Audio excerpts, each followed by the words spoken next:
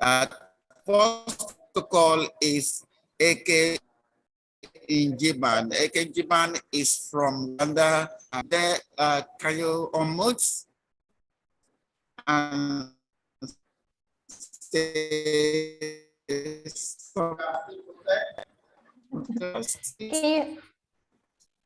Can AK, you hear please, me? you are still muted. Yes, we can hear you.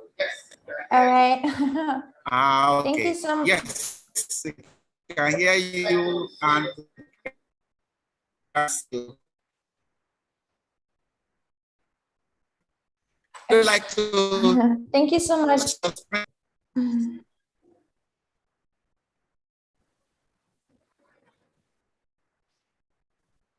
Can you repeat the last sentence? I didn't hear that. Yes, we can hear you now. Please, you can go ahead. Would you like to share your screen? Thank you. Yes, that would be great. Okay, you can do that now, please. Give me a second. Let's go here. It's coming up gradually, yes.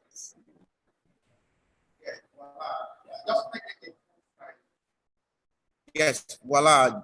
Just make it a full slideshow, please. Thank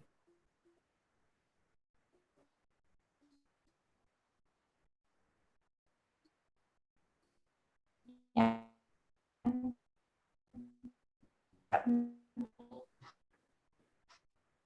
Let me start here.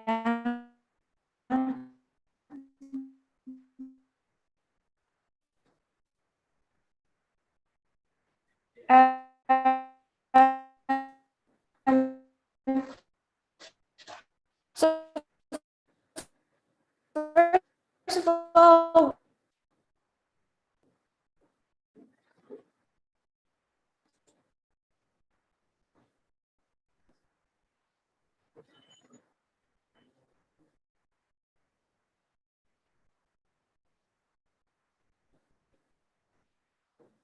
do you hear me?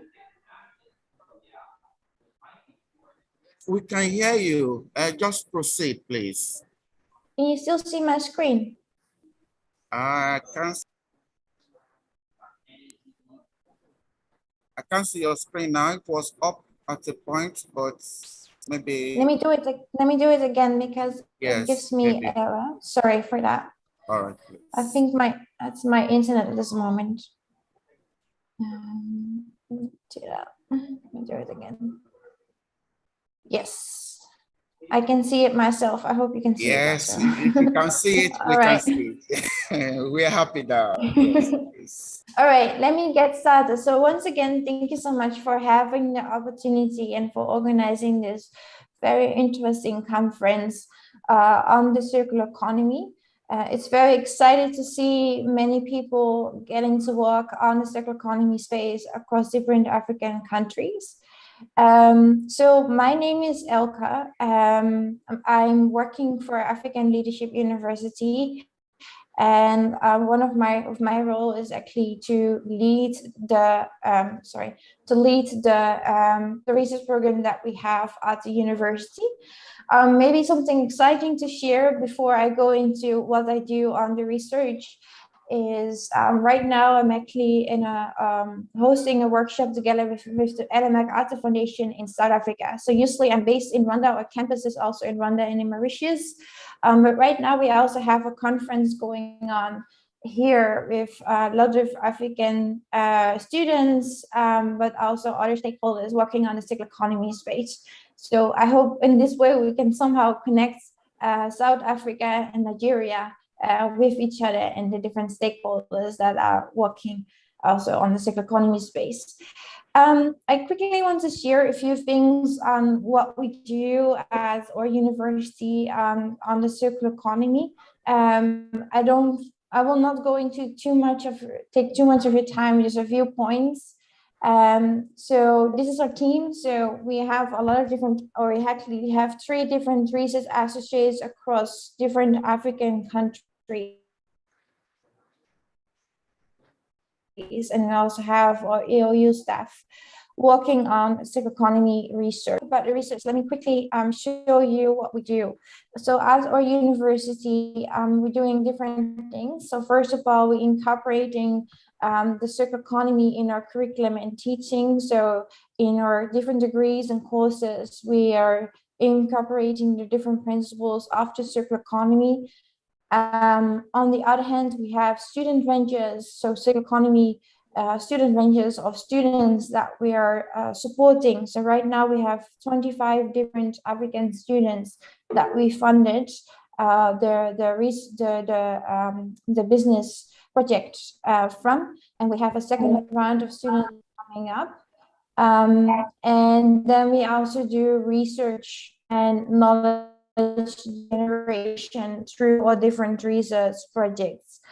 And lastly, not least, we do that together in collaboration with the partners in the different African countries that we're working with. So, for instance, we're also right now the first academic partner of the Africa Circular Economy Alliance. So we do different things on the circular economy.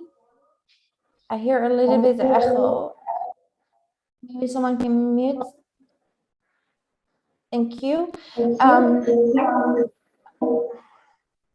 I still hear it echo. Well, let me just continue talking. So if it comes to the research, we have 12 different research projects at this moment in different African countries so in Rwanda, Kenya, Uganda, Mozambique, and Mauritius. What we're working on, we do that in different sectors. So we have also projects from waste management, also in how can we include how is the circular economy performance of the waste management sector, for instance, in Rwanda, but also how ready are companies for the single-use plastic bans that has been introduced recently in Rwanda. But also we have projects on foods. So for instance, how can circular economy principles be included in foods in Rwanda and in Kenya?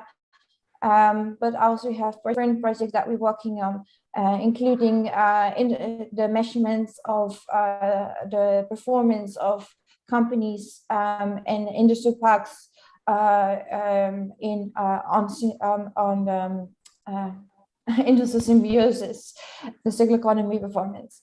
So that are some of the things in a nutshell. I don't want to take too much of your time because I know there's still a long day ahead.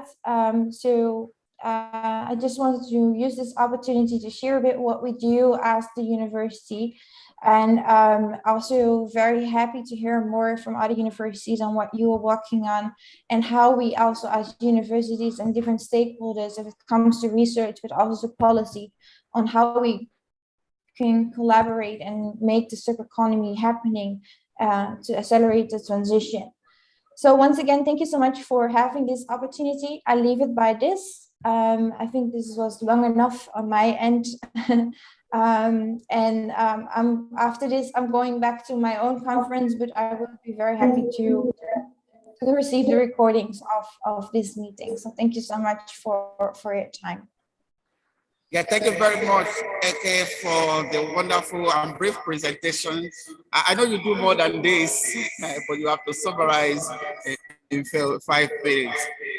Maybe we should just take one question before you leave, or you move to listen to the conversation following. What are the opportunities for researchers, master students, and PhD in ALU, for instance? Do you have opportunity for fieldwork, support in terms of projects, or maybe internship? For instance, somebody want to do internship with ALU Rwanda or other sites you have in East Africa, or perhaps you have some short courses for people who are not students or students alike can take. Thank you. Yeah. Thank you so much for asking this question. So if it comes to, I think the coolest one is easy to answer. Right now we have an online course actually available that we developed in collaboration with the LM MacArthur Foundation. So that is a course that I can find the link for you and share it in the chat box. That's something that anyone can attend. And after that, right now, as an example, we also do the same. So we first have the online course, and then afterwards, people that have been participating in this online course, they're getting invited to meet each other in a workshop.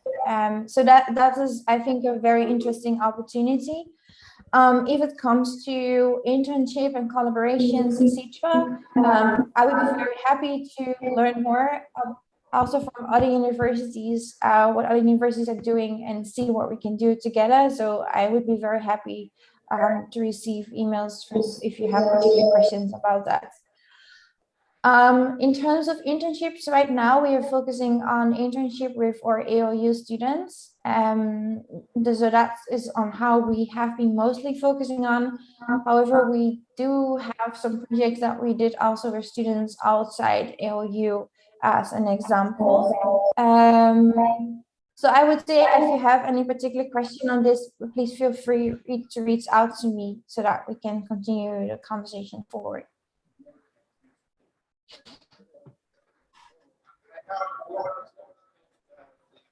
Dropped here now. Thank you. The person said,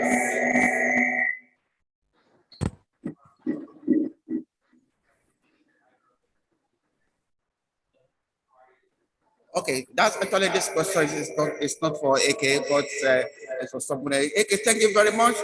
Could you please include your details in the presentation and therefore share with us? If there are also links to resources from your activities, also include your presentation so that we can share with the participants.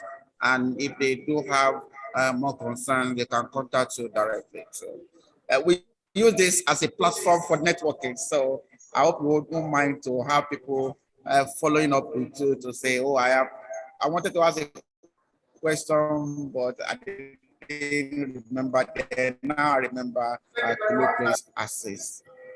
So thank you very much. I do extend our greetings and I esteem regards to the management of African Leadership University in Rwanda and especially in East Africa. Thank you. From Rwanda now we can move to China. Maybe in a flip. Yeah, I don't know if we have to travel by air. No, it's expensive to travel now. But we just a flip, we move to China. Zin, are you there? Would you like to come next, please? Zin Liu. Hi, can you Voila. hear me?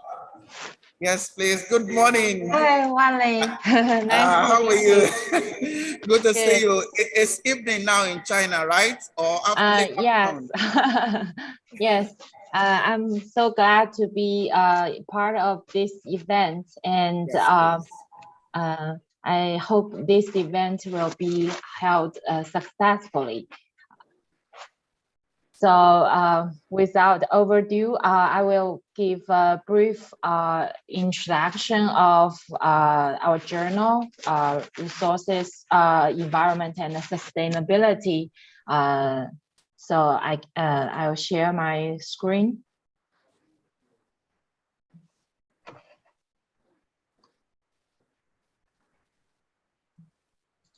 Okay. Can you see that? we can see the screen. Thank you. Okay. Thank you very much for the introduction. I am Xin Liu from Nanjing University in China. I'm currently a researcher there, and part of my job is the managing editor for a title. We collaborate with Elsevier. We established a new journal called Resources, Environment and Sustainability. So this journal is an open access journal which publish 4 volumes every year. Our mission of this journal is to create a family for sustainability scientists and to provide a platform for there to communicate the knowledge about sustainability.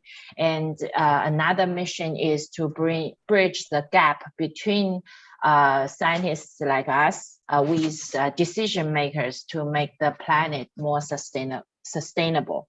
So with this mission, RES currently covers topics including the eco-design, food security, and the circular economy, which is the main topic of this week, this event, and also sustainable consumption and waste management. I would like to introduce our board to you. Currently, as you can see, we have board members from all over the world, but unfortunately, we didn't have a lot of editorial board members from Africa currently. So if anyone who are interested in any editorial positions with RES, then you can also contact me. We now have over 100 editorial board members, which includes 60 early career researchers. And as you can see here, the most used keywords of our editors is circular economy. So we are also an academic network of circular economy.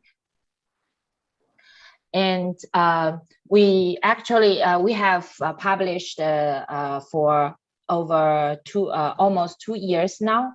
So as you can see, we have a lot of submissions and publications from Africa. Some are published by African authors. Some are published by authors from other regions of the world, but are interested in African sustainability issues. So we would like to have more contributions from African countries so we can work together on the topic of circular economy, as well as other more broad sustainability issues. Lastly, you can find RES Journal in LinkedIn, on YouTube, and on Twitter. And if you are in China, we use WeChat. So we have different social platforms to keep updated. This is my brief presentation today. Thanks very much. Yeah, thank you very much. Thank you very much, Elaine, for doing this for us. We really appreciate you for the time. I have one question. I want a follow-up on the request that you made, that you need more editors, editorial members from Africa. Okay, so we'll help you to share the information. Do you have a call? Something like a call for editors or something like that we can share with people, the participants, so that if there's a form to fill or something to register to be a member of the editorial board. If you share that with me, I will share with participants, please. Okay, thanks very much, Riley. Yeah. The second thing is like a request. Usually we like to have special issues with reputable journals like resources, environment, and sustainability. Would you like to have us present a special issue for next year conference? So we'll start planning from now. Yes, yes. Yes, thank you very much for it's emphatic, yes. Okay.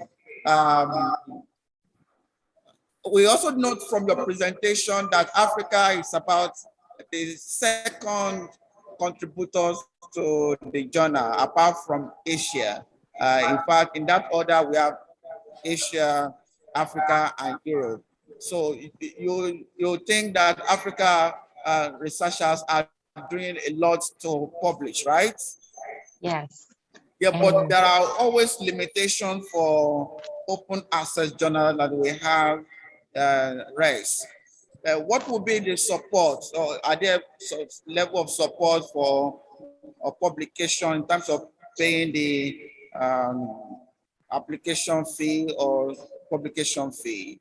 Do you have some discounts that members can enjoy apart from the special issue? I know the special issue will be free for us, but for those who want to publish in the regular series, what support do you have for Africans and Africans in diaspora? Okay, thanks very much for your questions. First of all, I would like to address your second question. Like for special issues, we would like to have, now currently we don't have regional special issues. So if anyone who are interested in raising a special issue about Africa's sustainability or circular economy topics, it is totally welcomed. And the third question about the article publishing fee, we actually have a lot of measures to help authors to get their work published. For our publisher Elsevier, they have an internal evaluation system about whether the authors are from which region and which projects funding sources they have to evaluate the waiver of their article publishing fee. As in addition to that, for the editorial office of RES, just like us, we also offer full waiver for some of the high quality papers. It does not it is not restricted to certain regions and certain people. All we care is the quality of the paper. So it is like a board decision. Once the editorial board evaluate it is a high quality paper and the author have problems to pay the fee, it can be covered by the editorial office of RES. Hope Thank you very much. I think that is quite encouraging. And so we will probably not have limitation of paying for publications. What is important from our end is to make sure that we have a good paper that can be supported, right? Yeah, because RES supports quality papers, not just any publication. And if it's good enough to be published, then it's good enough to be supported. So thank you very much for that. I'm not sure if we have any other questions on the chat button, and maybe maybe our online participant would like to ask any questions. I've not. Okay, I think there's a question that what are the conditions attached to the journal? Is the journal on Scopus? Yes. Maybe you want to do that. Then there's another question. It says, how many times do you publish in a year? Okay. For indexing, now RES has been indexed in Scopus and another 10 other databases. And we are not yet being included in the current Web of Science indexation, but we will apply it this year, later this year. So Scopus, yes. Web of Science, not yet. And the second question about the publishing speed. This year, IES will publish 4 volumes in 2022, which means every 3 months we will publish 1 volume. So it is a quarterly journal.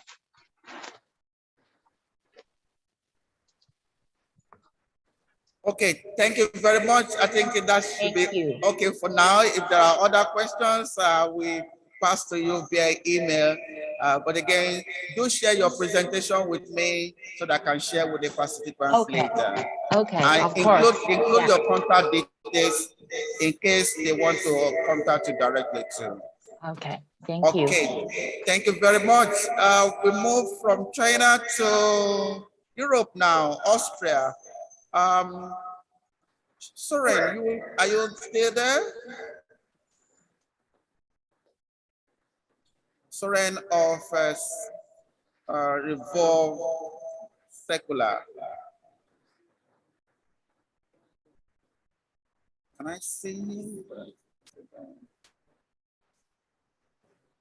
Okay, if Soren is not there, I can see Gbadebo from, let's go to the United States of America. It's quite early for him this morning, but we are happy to have him. Dr. Gbadebo Odularu, would you like to emote and share with us some goodwill messages? Thank you.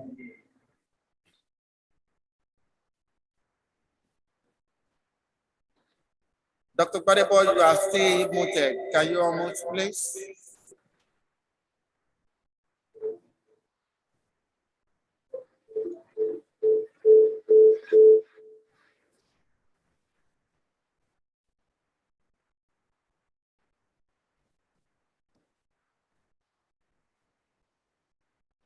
Okay, it's still not ready, perhaps. Do I have Dr. Simplis from Addis Ababa?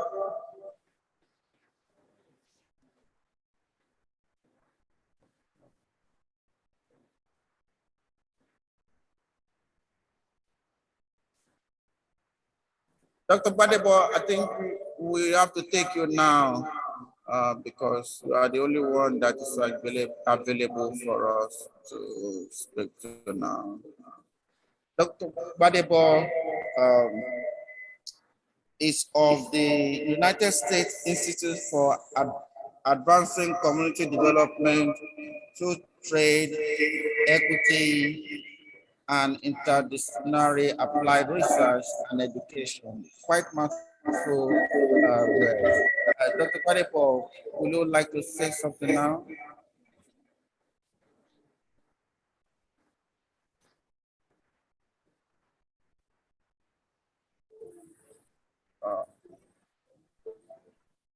Okay, if Dr. Gbadebo is not there, maybe I can just call on, I can cite somebody here, Professor Raphael Babatunde. Would you like to say a few things? You are an agricultural economist, you're also familiar with circular economy. Would you like to say a few things? Maybe give us some ideas of interesting research areas in the circular economy. And others, if you do have some questions, do not hesitate to drop your questions in the chat room. We'll read it, or if you raise your hand electronically, we ask you to have the floor to ask the question. Dr. Professor Babatunde, Raphael Babatunde, please. Can you unmute?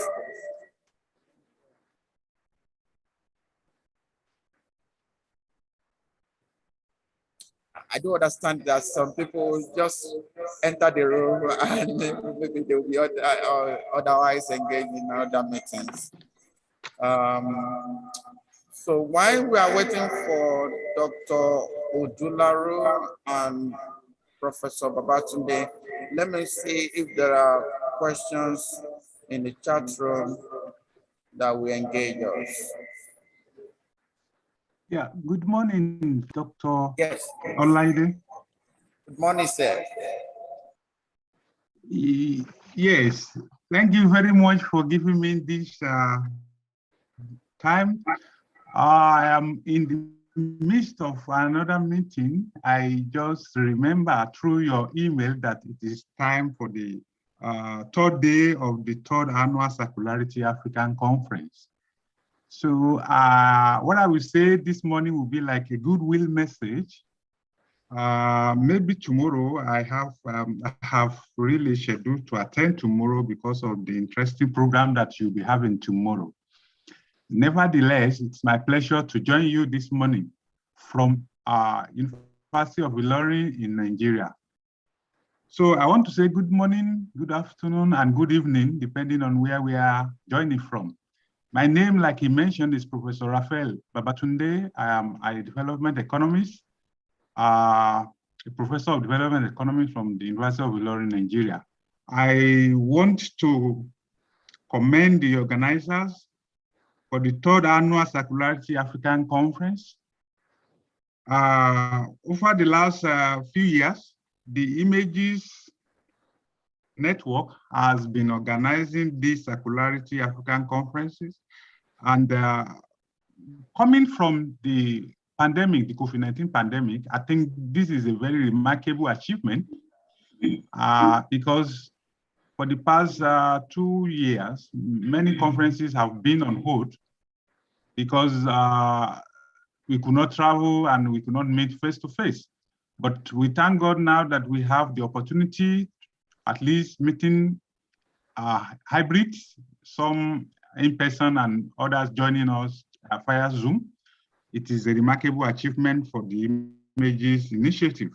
And in this, guys, I want to congratulate Dr. Lawale and his team for a job well done. Circularity, as we know, is very important to the survivor, to our real survivor, because we know in Africa, a lot, and about 33% has been quoted in several research that 33% of food are being wasted annually. And if we could harvest or we could minimize this waste, especially in a situation where we know that majority of the people are food insecure, are hungry. So this is very important to African economy as a whole, to minimize and to follow this circularity approach. And I think the organizers have been in the forefront of promoting and advocating for circularity economy, circular economy, as it were. And this is just one of their, outreach programs, conferences, and it's my pleasure to be part of this success. It's my pleasure to be part of the process. The first 2 conferences have been a very great success, and we hope that in the future, the Images Initiative will also expose and bring to limelight the issue of circularity and will open new areas of research, such that at the end, they will contribute immensely to food productions and nutrition in Africa, which is our major problem, of course. So I want to appreciate the participants for joining today. We are having about 21 participants online, and I think this is also remarkable, coming at the heel of a lot of programs that we are having at this time.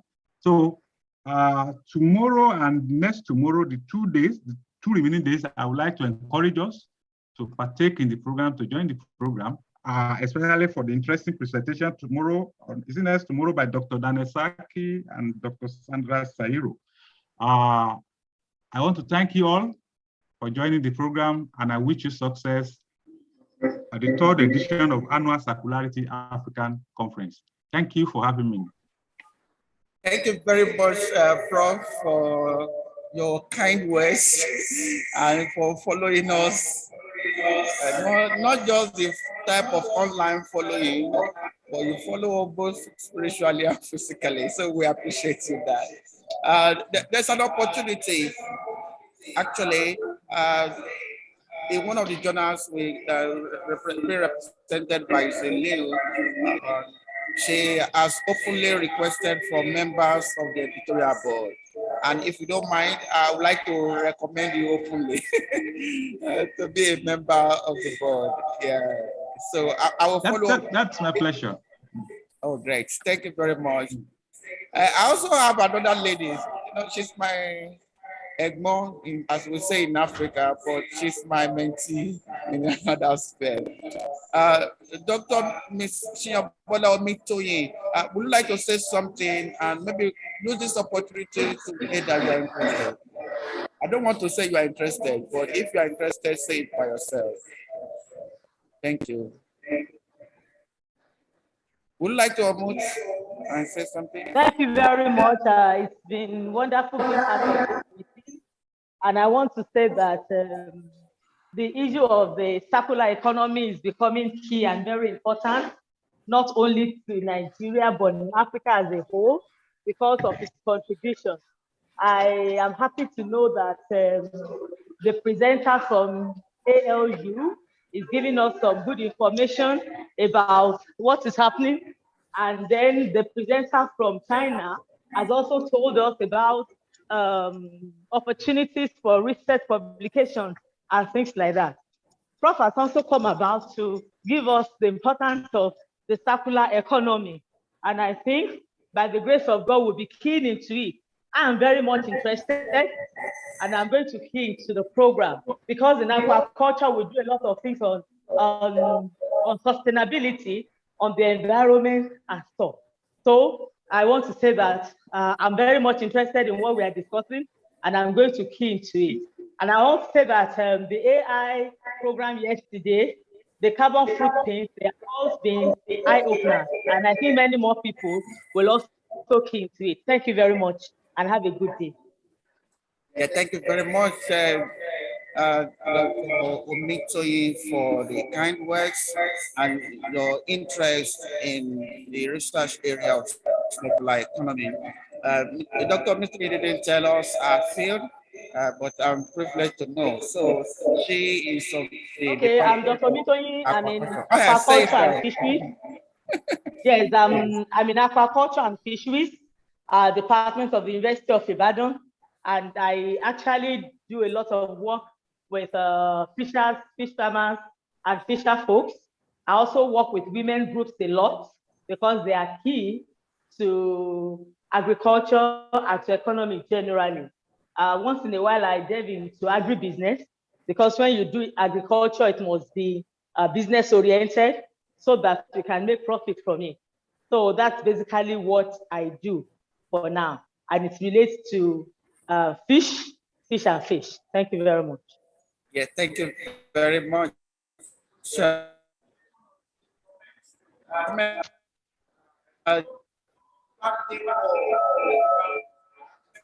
Dr. Baldebo Odula from the US. Would you like to unmute if you are ready now, please?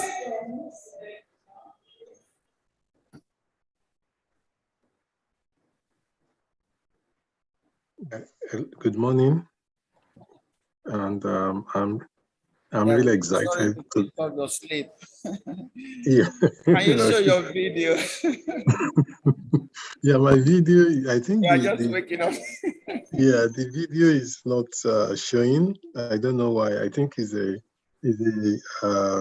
production defect, okay. And I think that's also relates to circular economy and what we're talking about on how to enhance sustainability across sectors and looking at it from a more interdisciplinary perspective. I want to congratulate the management of all the organizers and the co-organizers. My name is Badibo Dularu, and I'm affiliated with a number of organizations, universities, as well as non-profit organizations. One of the universities I'm affiliated with is based in Washington, D.C. area, Bay Atlantic University. I'm also on the board of Nexford University. And I'm also leading an initiative that is called USI Admire.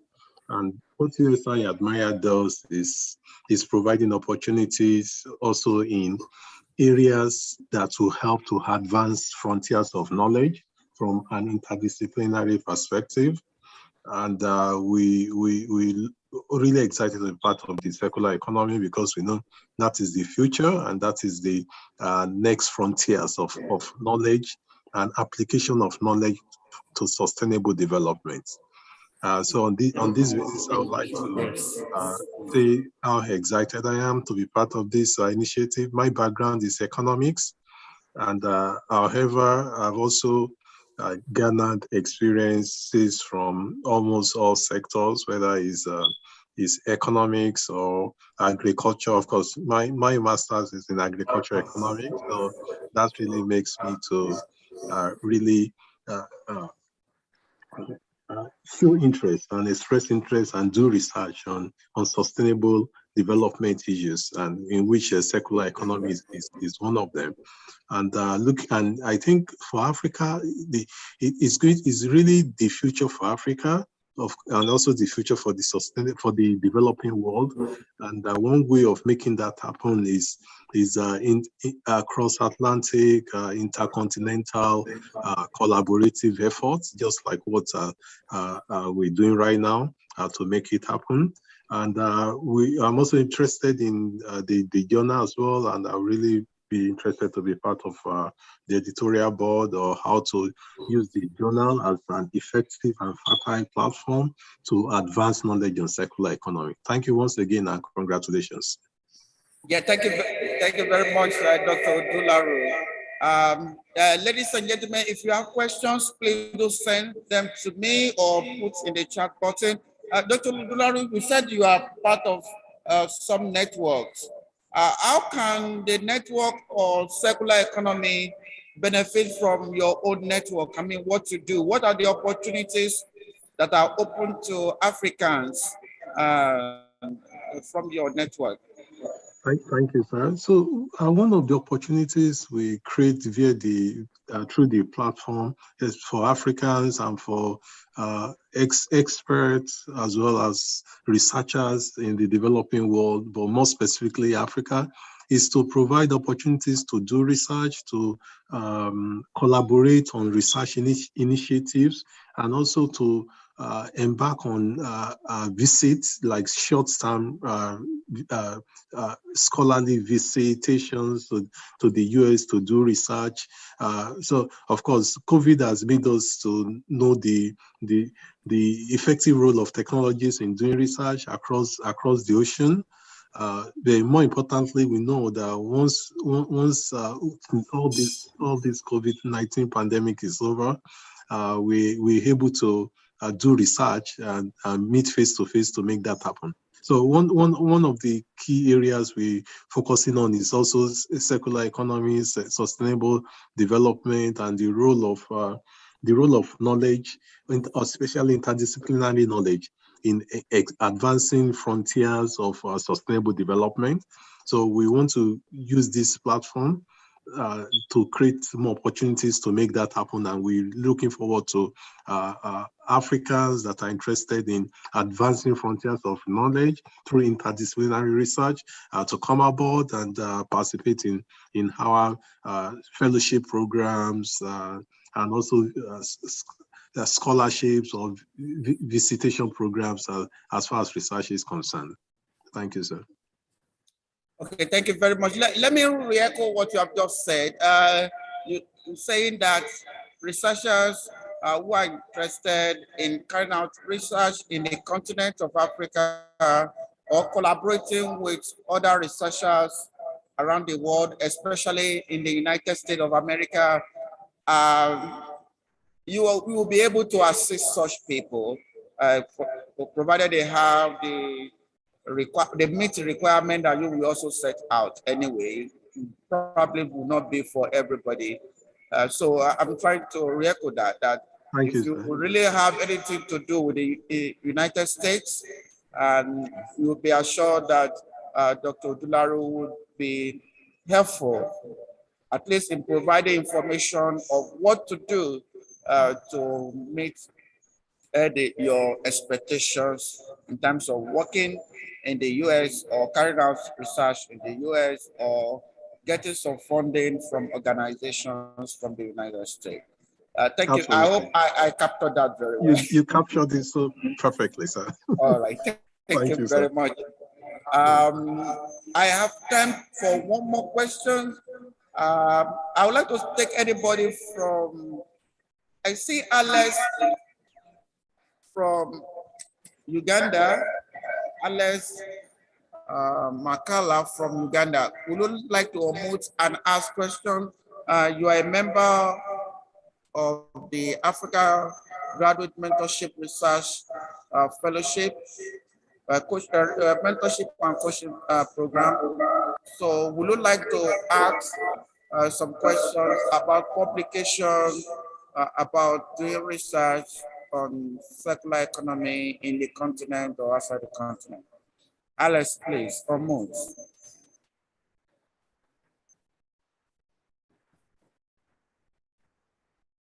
Alex, are you available? Okay, any other person who would like to say one or two things, you are free to raise your hand or put your question in the chat room. I'll be willing to read your questions. Thankfully, oh, it seems saying this has left the room. Okay, but Dr. Badebo is still here, so he can respond to your question. Or if there's anything I can turn to, I will attempt to respond to your question. There's a question from the room.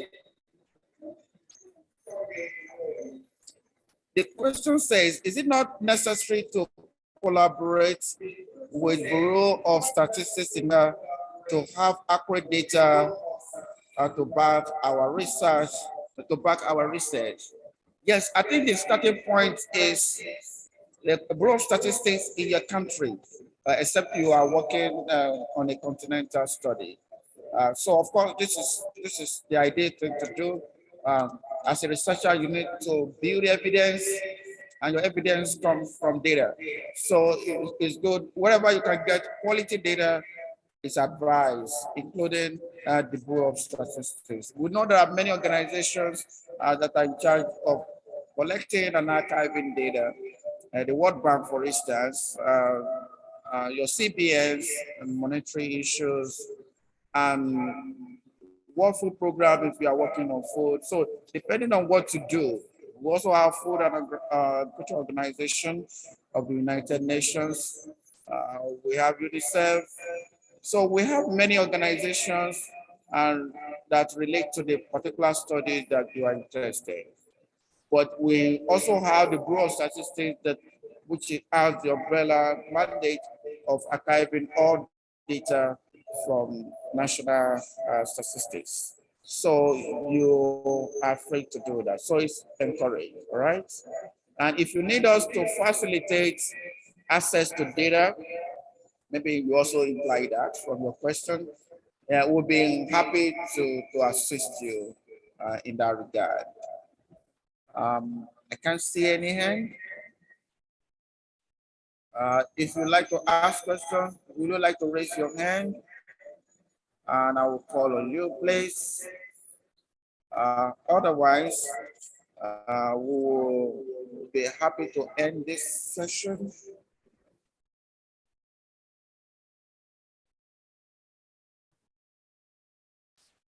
Okay.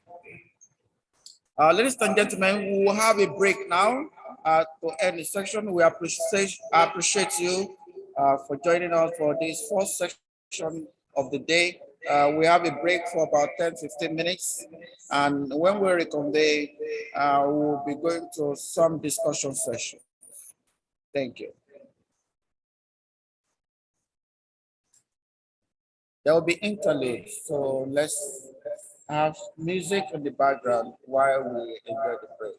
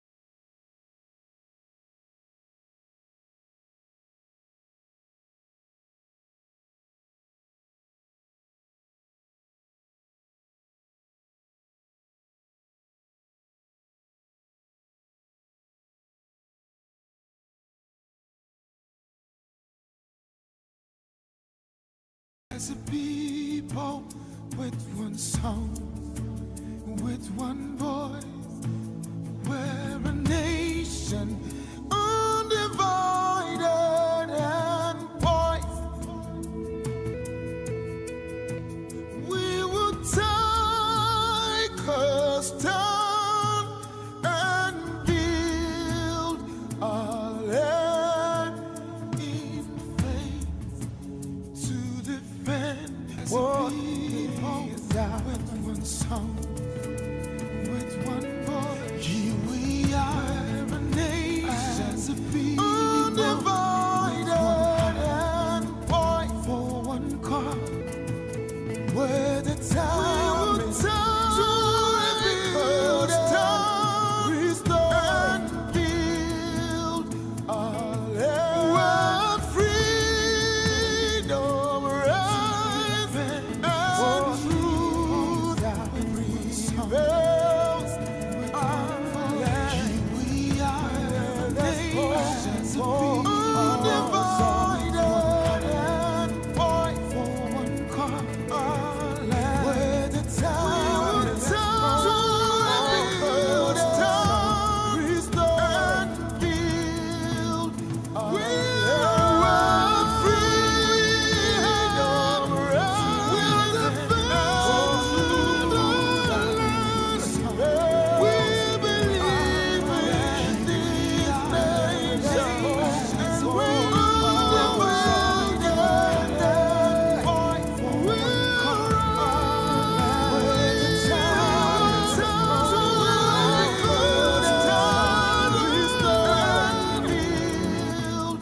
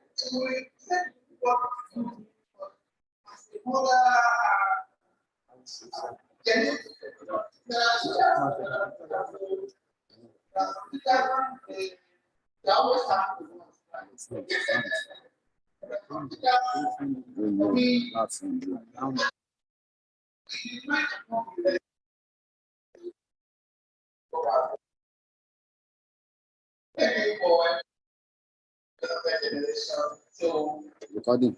Recording.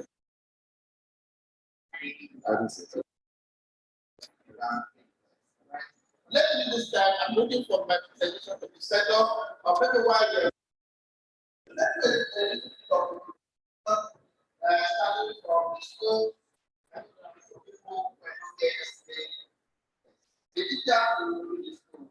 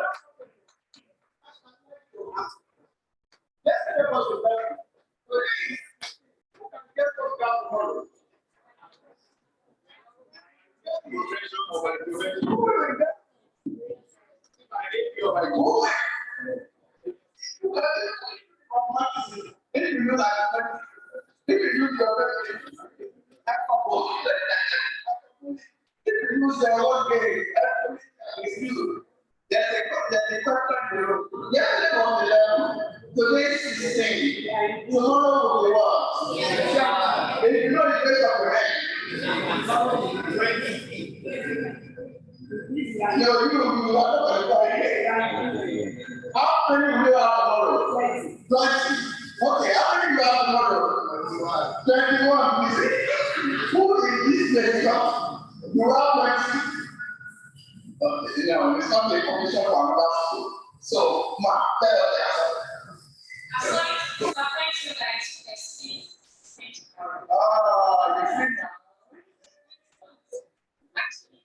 You know, that's the beauty of the teacher. You know, research question, and just after everybody to give that answer. You are the one the practice scheme. Thank you.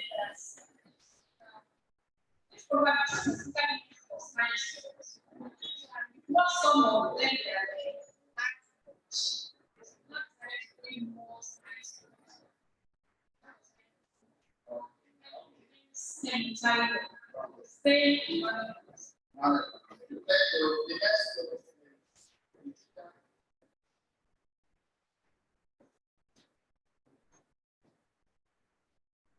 Good morning,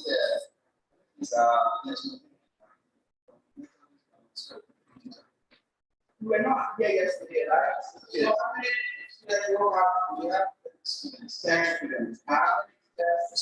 Okay, give me the other thing.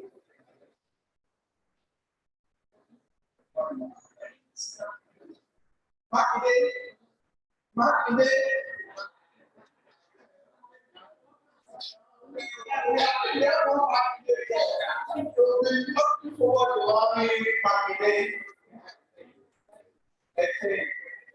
How many students 10, right? Which is right? Or do I have to go? Yeah.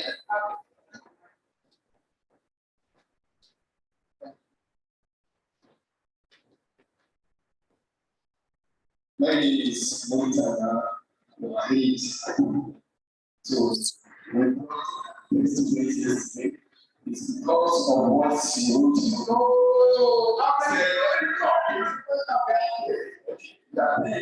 Oh, so we need to. Okay, thanks to that guy. Exactly. You are always very difficult. I mean, you just read it. I told you. That was the rules. Yeah, but some people see the opportunity.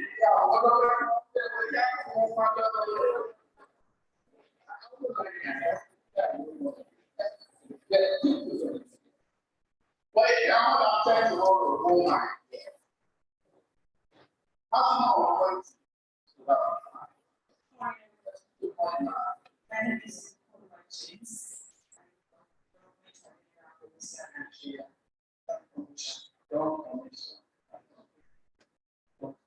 The commission is the type of a system in Western Nigeria or Southwest Nigeria.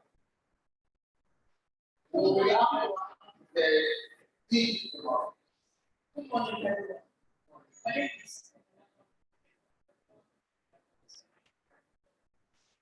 you very much. Good morning.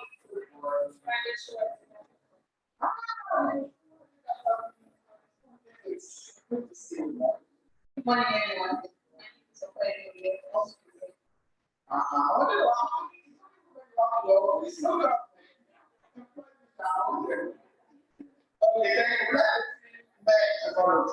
Yes. The one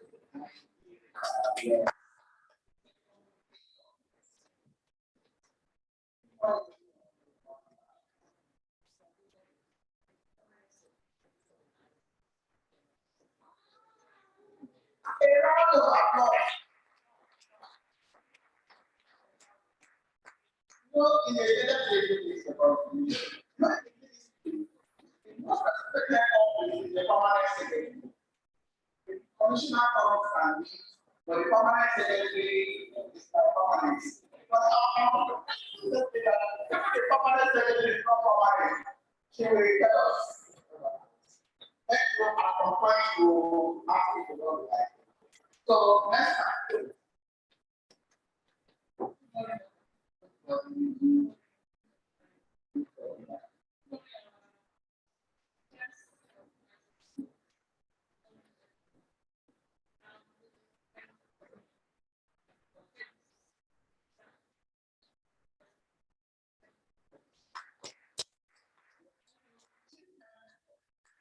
What are you? I told for president. The one who said by the side, we can't just do I'm sure. Yes, our message is just close to me. Go ahead. Well, tell us. Who are you? Good morning,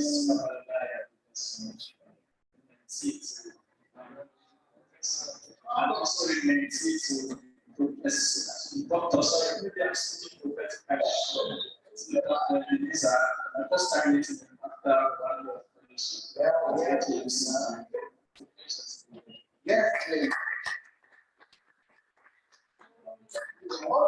don't have images initiative. We are going so they are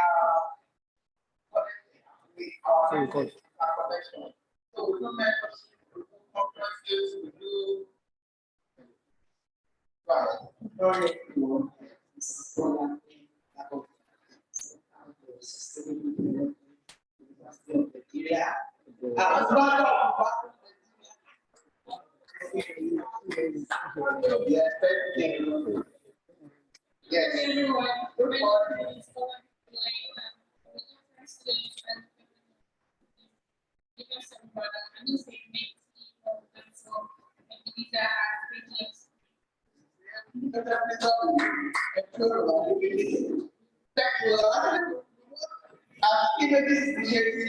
we organize this conference as part of exposure for our mentees.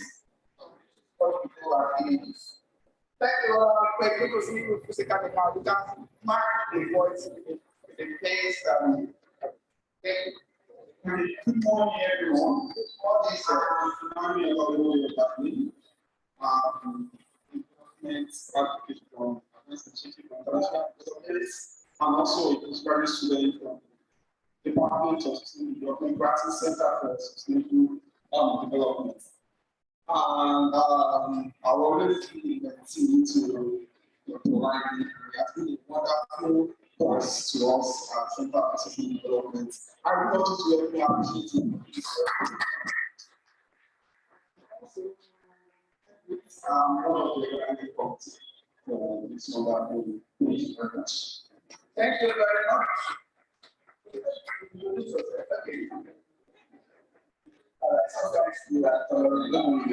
Yes, my name is Tony Watson.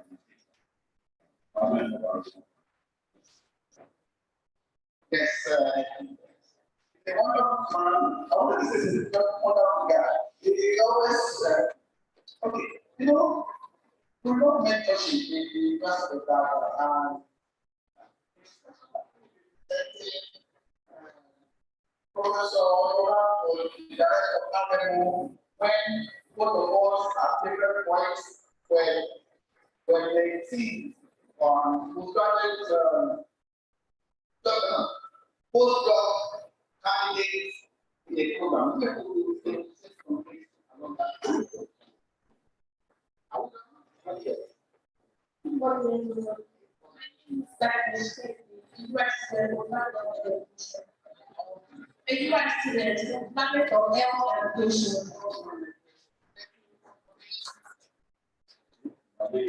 keep on listening. The doctor was yes, thank you.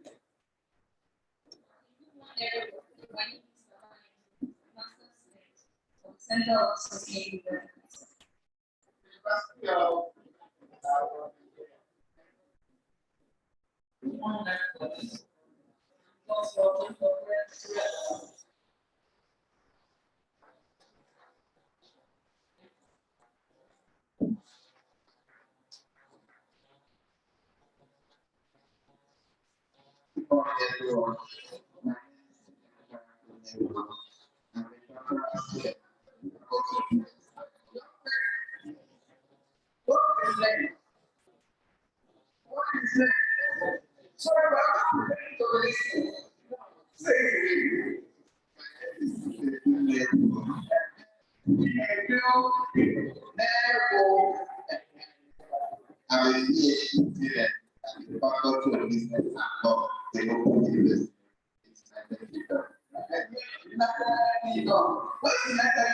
Africa, Asia, Europe.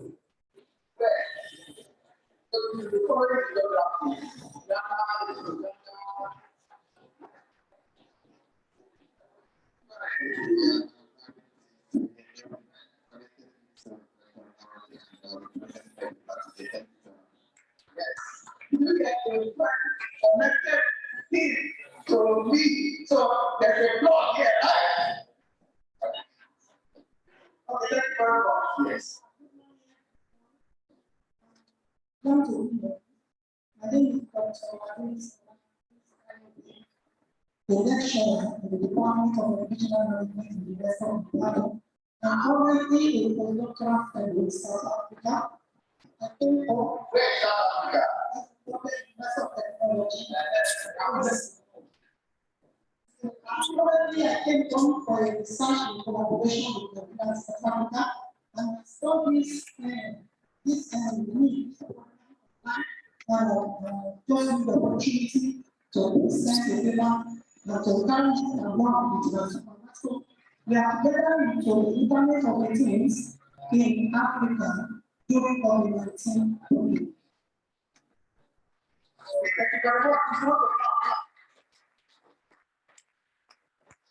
Thank you. Good morning.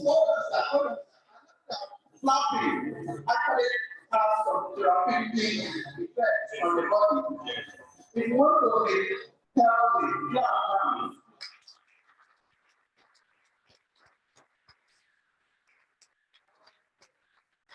Good morning.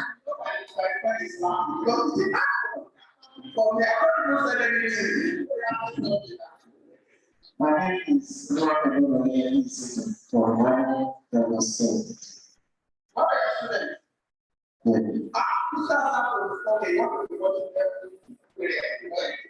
morning, everybody. Not to get this morning. I am down on our wheels and not on the streets. What happened? Last this Well, 16 schools. What do you get? You get what I'm getting? Okay. Now, yesterday, how many did you have? You had 11. So then that's the same. Now, what I'm getting tomorrow? As many. Okay, now how many schools tomorrow? At this level,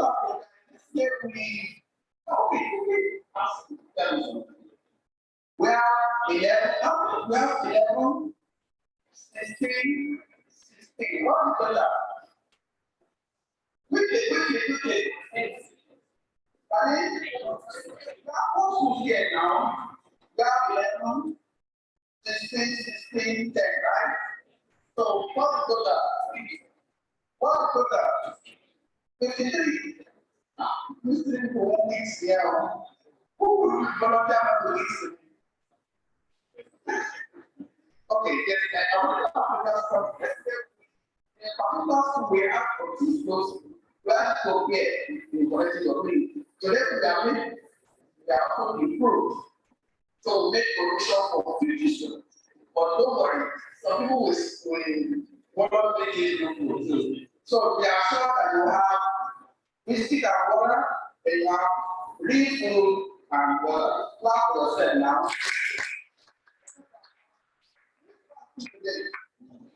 Okay, 3 people are already so that we have the key. Okay, I'm professor. Welcome to my without yourself. No one go to a place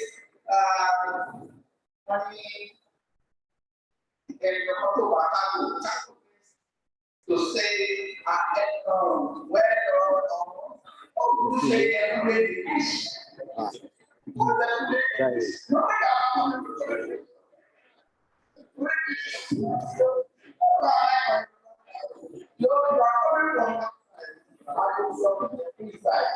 so you say okay, how do you say in English? Who did you? That's the way.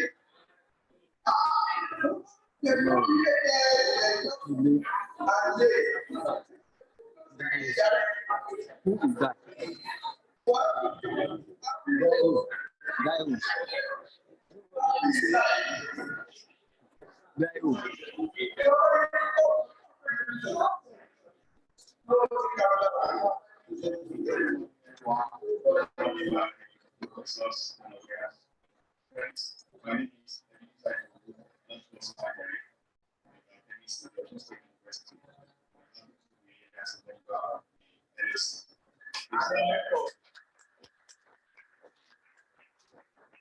Oh, yeah, two of the sectors, the immediate part and the comment one.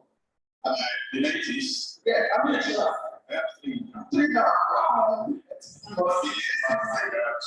Okay, already 2 and the one. Because I have mental issues. Yes. Our mental. They go on it. Thank you very much for all these.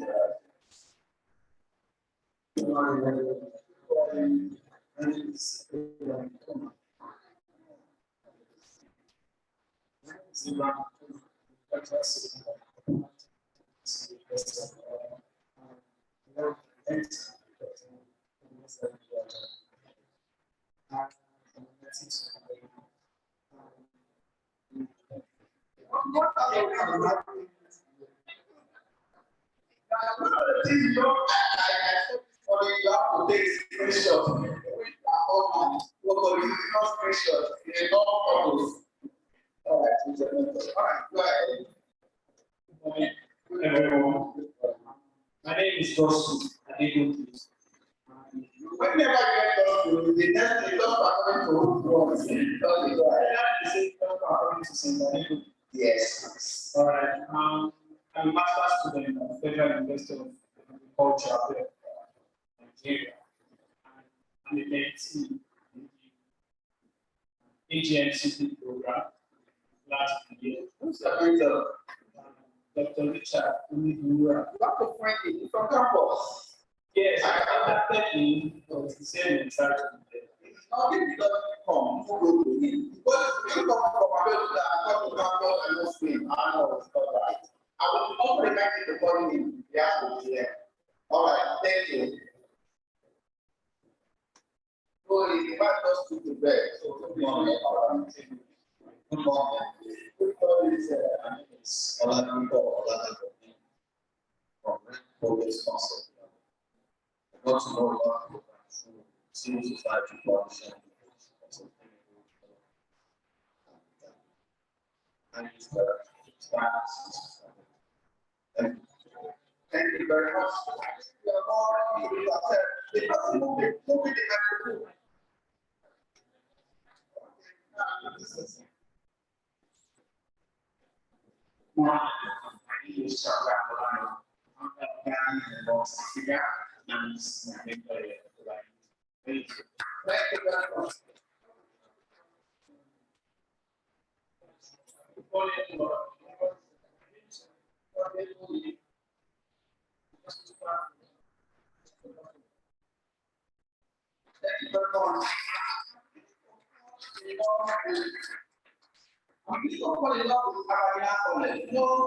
We have been doing some projects in our grammar school.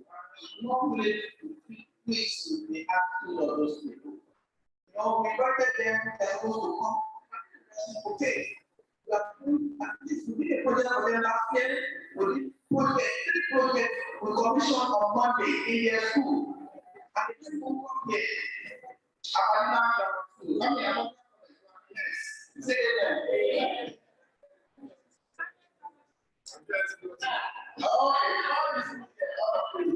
We'll talk just we have money. No, we are an NGO, but we are committed to next generation. That's what we are doing in the second program. The next generation. And I think this next generation is not the university students.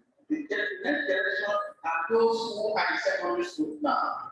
That is in the secondary school that you determine whatever you want to do. I remember I was in the village. My brother was in the university. I came to the village to see him one day and I was asking me, what is the university? Yeah, I don't know. The people go to the university, is it another place to go to where I live from here? So that's why I say that's very determined. Then he was studying at another institution. Then I didn't know what to do. You do active economics. You do economics. But for them, it's my brother. You can't be me. That's why I read first time, second time. So I believe secondary school is critical to what will become the future. That's why we are our secondary. So college. Those of who are here, we will have you in our agenda, both for the boot camp, for robotics, and for our trade projects, carbon consumption. So we have now all introduced ourselves, right? Yes. So I was saying, yes, that to say welcome the mass is to welcome you. So someone is coming to a place to say welcome. Asking, how do you say welcome? A couple. I mean,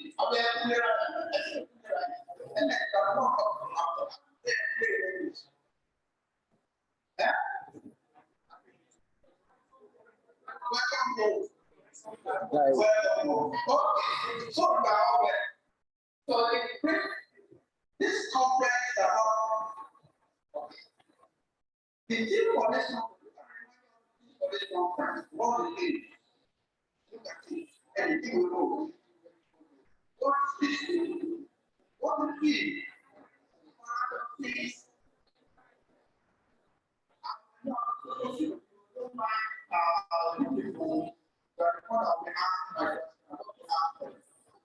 So what is it? Natural resources. It means that because the camera somebody said that natural resources, also what are natural resources to start with? Natural resources are resources that are free, right? They are government, right, to help protect. So God has created a rich man, wonder world. You believe there are many things in the world, everything we need for, right? So yes. So yes. The truth is correct. It's a yes, it's correct. And we are closest to God and one another. Are we close to God and one another? There's no return to God. And we are close to one another. Maybe sexually, my friend somewhere connected me to me. He has never met me. But he believes that when he meets me, I will be like that friend. So we are connected somehow. When we are sharing those resources, don't the way we that now, okay, let's have this is your seat. You are seated. This is your room. And you are sharing the resources that you have. This is your resources. Or your resource. And you are sharing with others. So we are close to one another where we share resources. But we are not close to one another when we share resources. So if you don't want to share your stuff, if this will be close to you, yes, so that's the important. So the one key word of that thing is an English word, right? It's a figure of speech. It's a figure of speech, right? How many figures of speech do we have? A, 5, B, 10, C, 20, D, 23. Who can guess? Ready? 23, clap for that. Yeah, what are the 3 figures of speech? And paradox is one of them. The middle paradox is something that is contradictory. Rich poor is rich, yet is poor. A rich man with poor. Alright? So another spoke to another philosophy that we call oxymoron. What did I say? Okay. Break the word into two. Who would like to break this word into two? Oxymoron. Oxymoron. Now, when I'm looking at the word, they say, wow, if you take oxy out of oxymoron, it becomes moron. It means that if you are not doing the right thing with the resources, you are contradicting the process and you are not wise. What is the opposite of a moron? Somebody that is not wise, that is stupid, that is foolish. So you can have a of resources. Yes, you are an oxymoron because you are not reflecting that goodness that you have. Think about that.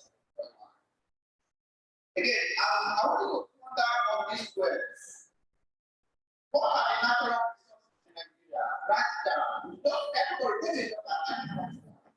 Just remember these 5 natural resources so that when I need to mention them, you can now ask yourself. I mean, we have that in the past. Right now, at least 5 natural resources that we know in Africa. Again, you don't know Africa in your community, in your country.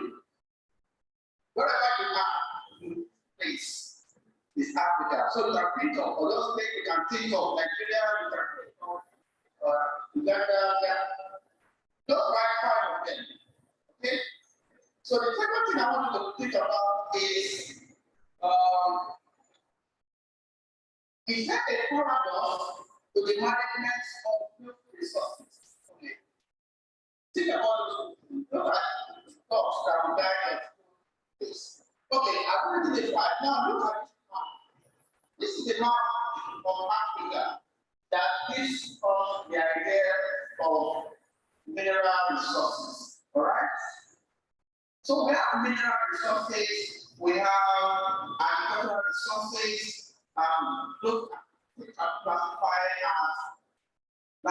resources. So now look at what you are putting. How many do you get? Anyone that don't have?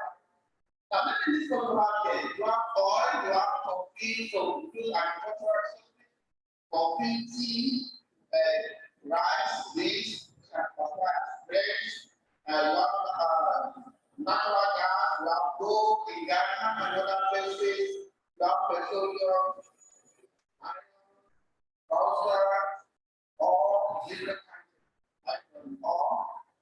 So how many did you get? Anyone that got 5? Okay. Now look at these resources. Ordinarily, you think that if you have this abundance of resources, then you should also be very rich, right? One of the richest countries in Africa, in terms of natural resources, is Nigeria. Another country is DRC Congo, the country Republic of Congo. Every other country in Africa, we have abundance of natural resources. Ghana have oil, have gold, have cocoa, have many like Nigeria. But when you talk about the best countries in Africa, those countries are not even there. For instance, the top richest African countries in terms of GDP, one way of measuring whether a country is rich or poor is look at what we call GDP. GDP means gross domestic product. So in terms of hierarchy, in terms of how much money they get from all these resources, it doesn't mean they are rich countries, so it does say that the money they get. Nigeria, South Africa, Nigeria, Morocco, Ethiopia, and all that. The first 10. There are 25 countries in Africa, so the best 10 terms of GDP. Now, move that side by side with the richest countries by GDP per capita. It's saying that if you now divide that GDP by the number of people in that country, that will give you GDP per capita. You will see that Egypt is now not the first country. Can you see that? Can you see that paradox? That even though this particular country has a lot of wealth in terms of GDP, but in terms of the well-being of the people in the country, because the report says, it's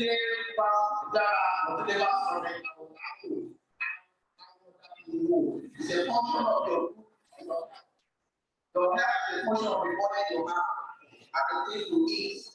Right? So you see the fourth paradox that is not necessarily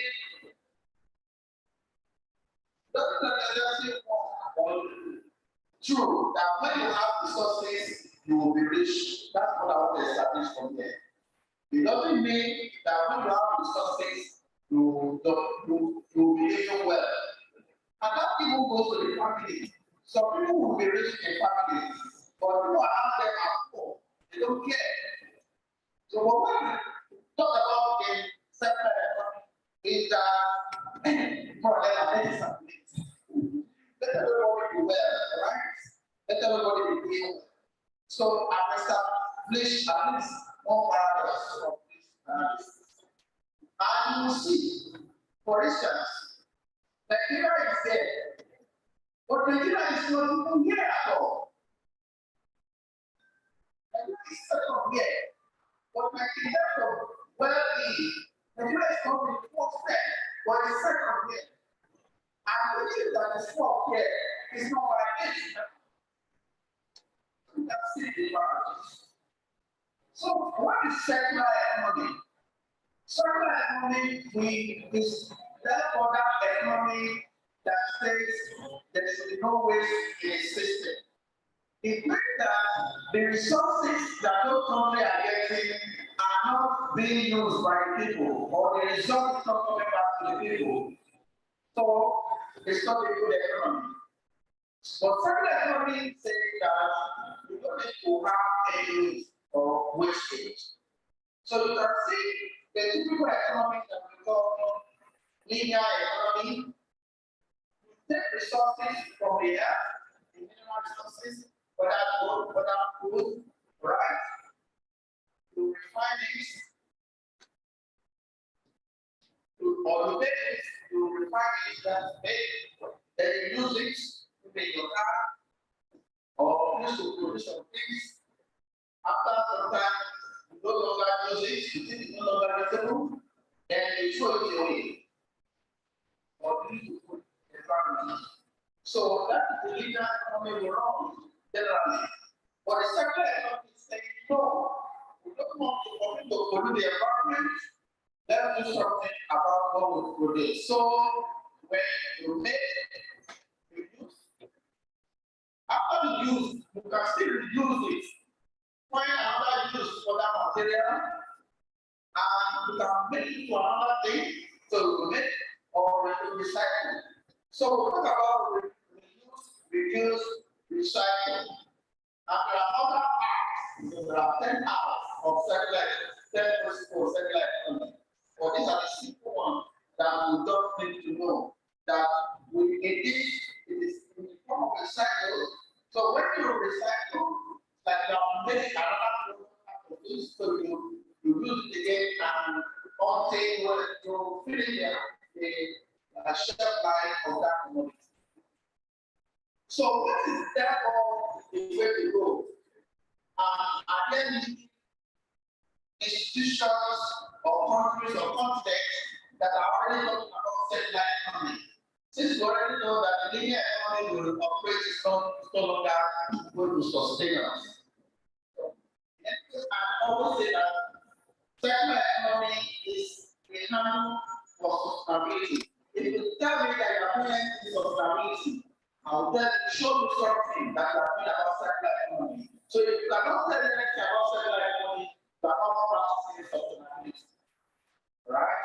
So in the context of Europe, European Commission is already thinking ahead of most other continents. And they came up with this policy that is called the Green Deal. What did I say? The Green Deal. The Green Deal is a circular economic policy for the European Commission and many countries in Europe, all right? So all the countries come together to have what they call the Green Deal. And this economy or this deal says they are going to ensure circular economy by the year 2050. Let me share. But between now and 2050, the European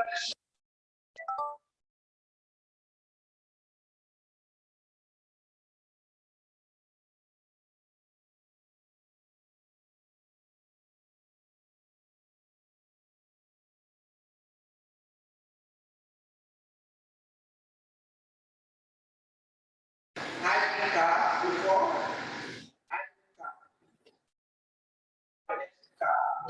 Okay. So I think that is a combination of some cars that are still using fossil but are combined with renewable energy. I think that we about renewable energy before. Okay. An example of renewable energy source is what? Solar, right? Okay. Solar, another word for solar is what? Sun. Okay. So the harvest energy from the sun, which is converts to electrical energy that is power. So there's a big deal for Europe. What is the deal for Africa? Is there a deal for Africa? Africa currently. So activities our goal is to ensure that we started the process. Is to ensure to have the continent to develop a blueprint like the European Commission that we call the Africa Green Deal. By 2025, we want to have that Green Deal. We will call it 6 Europe after 2050 at the terminal date. We will have 2060 at the terminal date. I want to work with the current documents of the African Union, that is, have you heard of this before? Agenda 2063. I've heard of this document, this idea before. Okay, this is a continental agenda that says where Africa wants to be. It is called the Africa we want. But I think to query this document because it has no focus on ensuring circular economy. So I'm calling it the Africa we don't want. Because we don't want the Africa that we take us back to centuries behind. No, it's like Nigeria. We take one step forward and maybe four steps backward. We should be going forward, right? So any economy that's not built on sustainable, for instance, renewable energy. If it's not built on renewable energy, then that cannot be Africa we want. Would that be Africa we want? Any vehicle that is being built in the continent or investment in the continent that is supporting fossil fuel, is that the Africa we want? No. So we are talking in the Africa we don't want. So we are beginning to raise awareness of the need to develop an agenda for the continent that we call our own the Africa we live, not just the Africa we want. Ladies and gentlemen, I want to thank you for listening.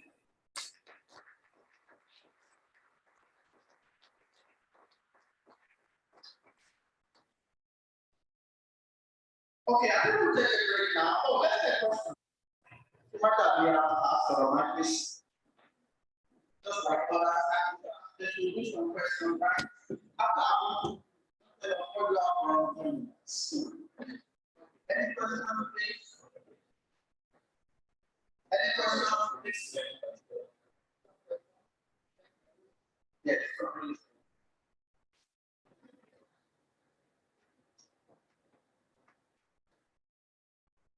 My name is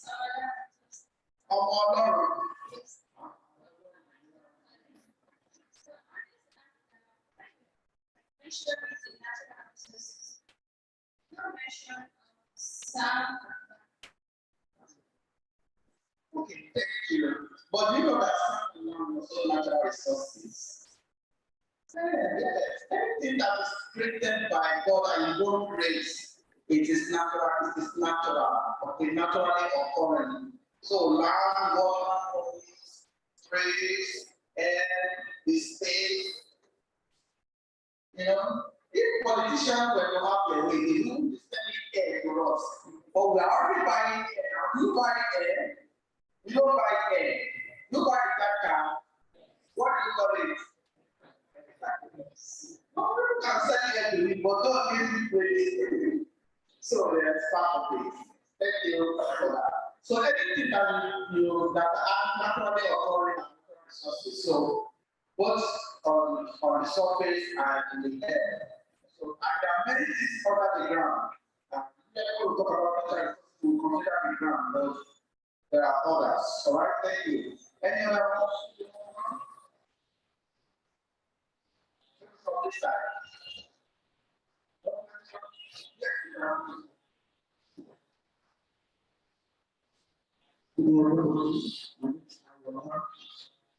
The question I want to ask is, for the Africans, what African 2000,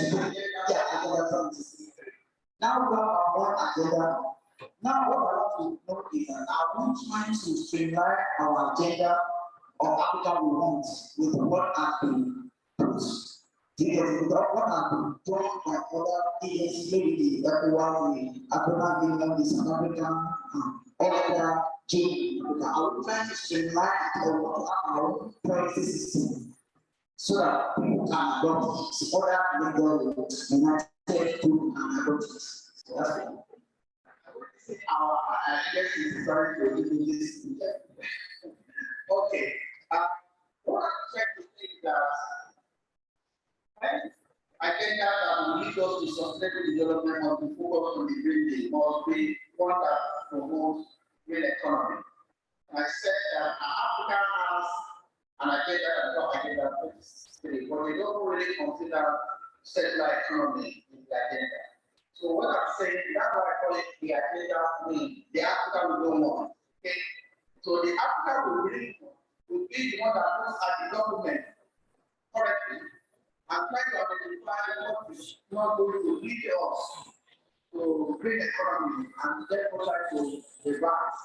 So it will be a parallel document because this parallel document, Agenda 2063, has already been approved by head of state.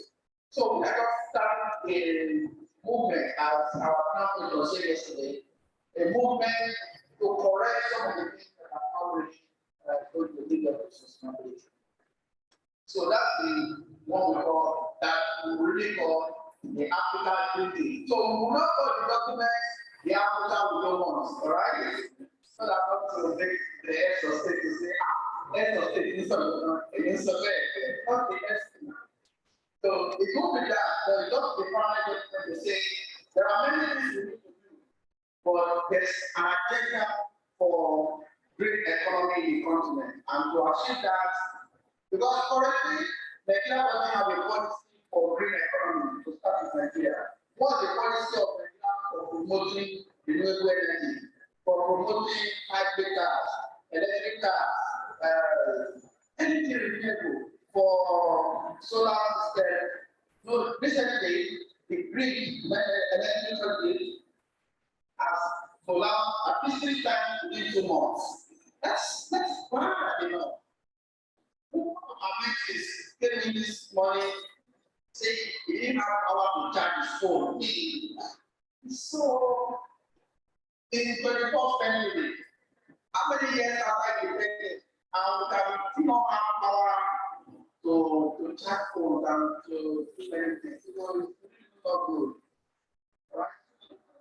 We have a lot of knowledge. We don't have to reinvent some of these things. Just simple body. That's my problem. Yes.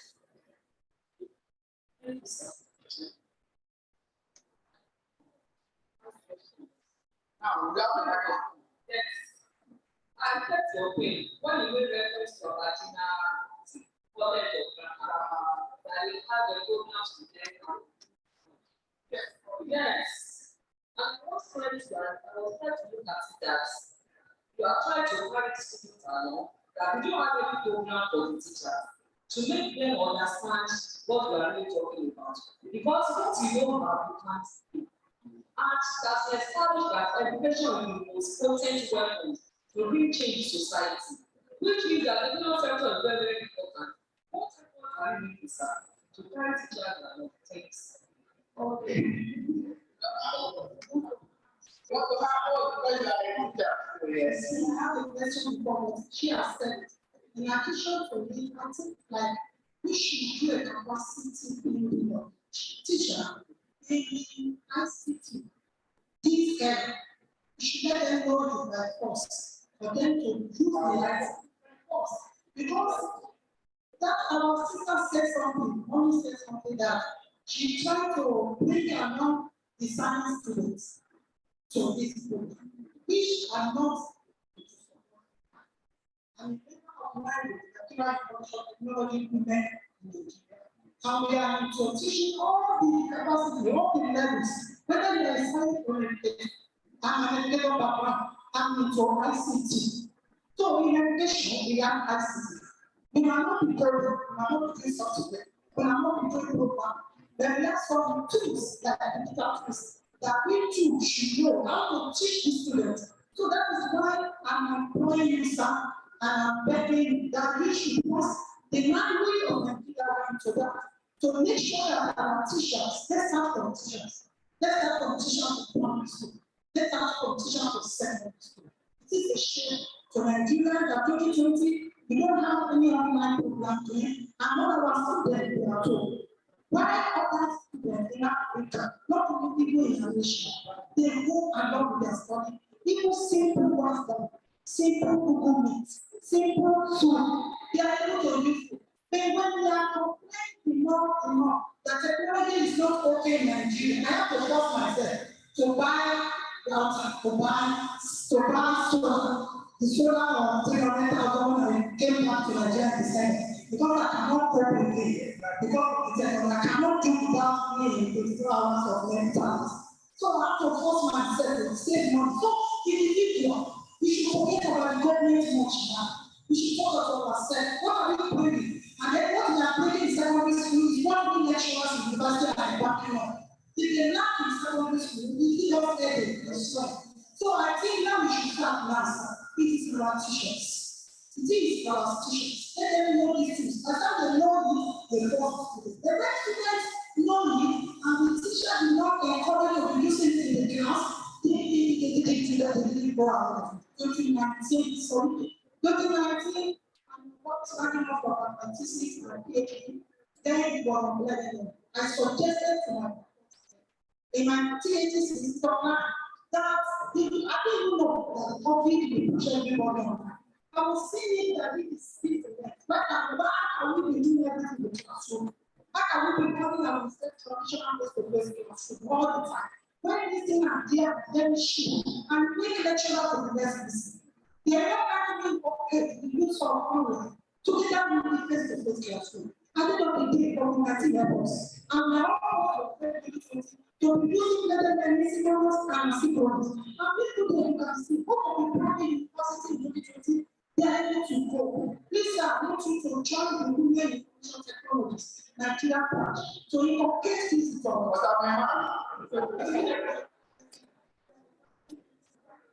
Thank you very much.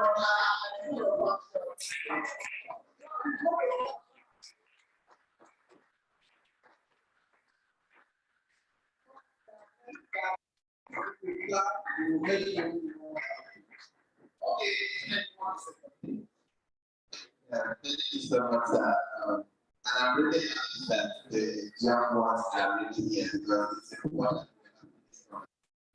while they are here. So they also now learn about students and people how these things will amount to something in their lives. And I think it's a good time to talk about holiday lessons.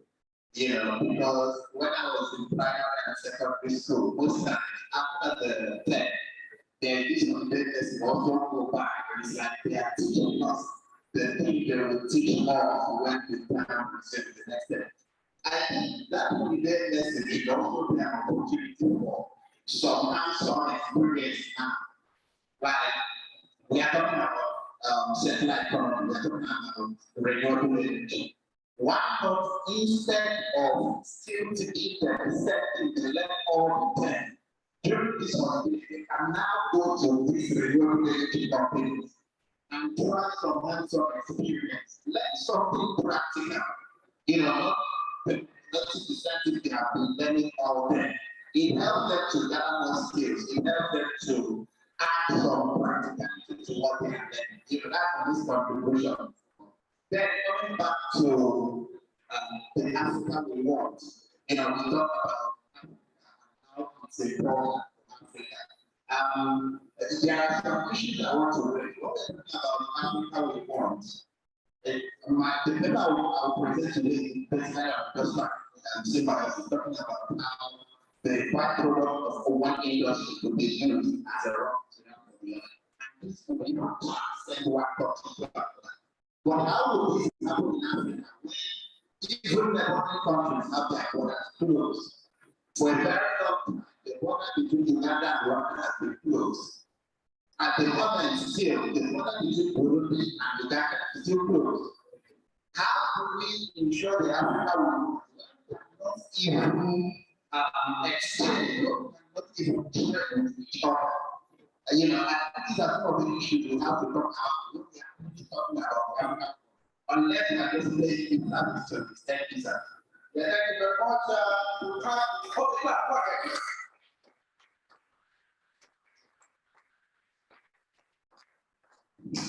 For the opportunity to see this one segment I want to have about border closure.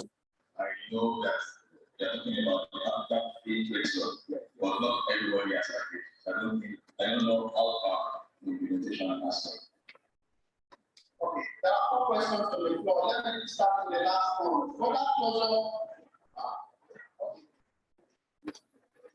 We we don't say, thank you very much. It's very question, and I will respond to the aspect which was mentioned by the two teachers present. Currently, there is a program called Global School Program organized by the United Nations Sustainable Development Solution Network, SDSN, and the program organized for secondary mostly teachers to incorporate education in sustainable development and giving them more knowledge on how to improve on teaching in the classroom, also imparting the secondary students.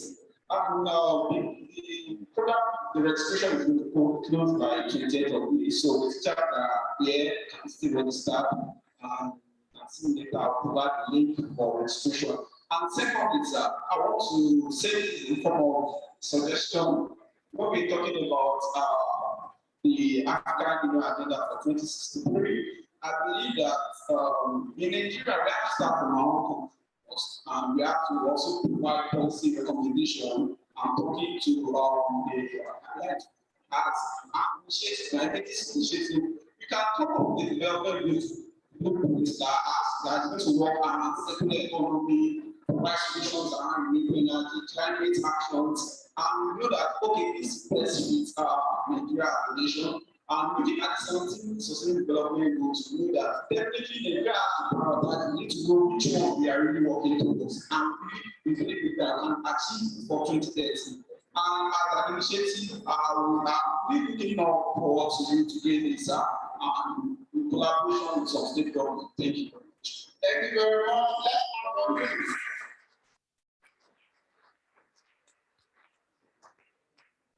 To start with, for what he said, I would expect that the teachers have a phone that is WhatsApp compliant. So get this number so that I can send the information to you there. I can just click on it and something like that. Thank you very much for that information. That's why we're here. Right? The other thing is about border closure. I have to go to Abuja, and I've just said that they don't accept export passport, even though they are in exports. So and Nigeria government to renew passport is big trouble. I think I all that. So I have to go through by road. One of my friends who is in the Republic, although he said whenever he's traveling, he prefers to hide his passports and just go on the border without giving anything. The moment they see your passport, they need to demand things from you, they take it from one to the other, you know. But again, the border color is probably due to COVID, but COVID complicated issues. But now the borders are very relaxed. Last year when we had the conference, you can look at the program, we all masked. But now we have our 1% mask compliance, so which means that we are beginning to using ourselves, people with our training, and the borders are beginning to open. But my worry is that with the corruption be there or they will have done alone, you can answer that if you travel next from one country to country, the rest. The other question is to ask that we should also educate the teachers, not just the students. Yes, I agree.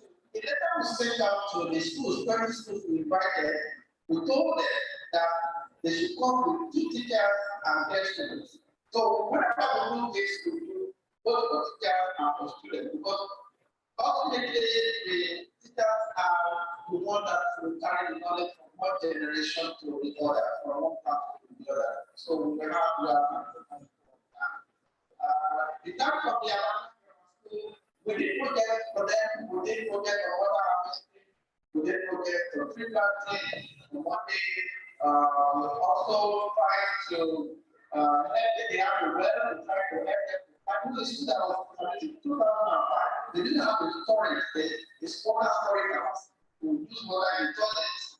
We did that there. What I did to the commission area to take on guiding the bus. Anybody who's interested in having the garden, but they don't have space.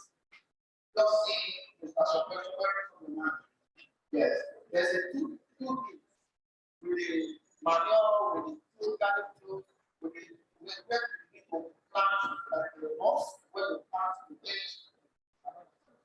Complain that you cannot grow your things in the house. So we are trying to supply. We are able to bring the secular economy whatever we do in practice and in but more into practice. So we don't necessarily want to do more of the practice because that's not transformation. Or somebody should be already. Okay, so that one will take your money for random school. That vice principal, we invited them for their money. I'm starting with them. If it's not one of them, tell them. Maybe that would be a place to invest because I don't like investment that we tap ourselves to do some of these things and when you come to this is also the premise of the university, not the digital model government. Right, that's short about the two things, so you can see it together. How about 10 years to answer the question? Some people are waiting online, so let's start by everybody. Great. Take the photograph. When we come back to get some questions, then we'll go to the next session. And the presenters are already here. So let's do that in 10 minutes. Thank you very much. And let's just sit down, let the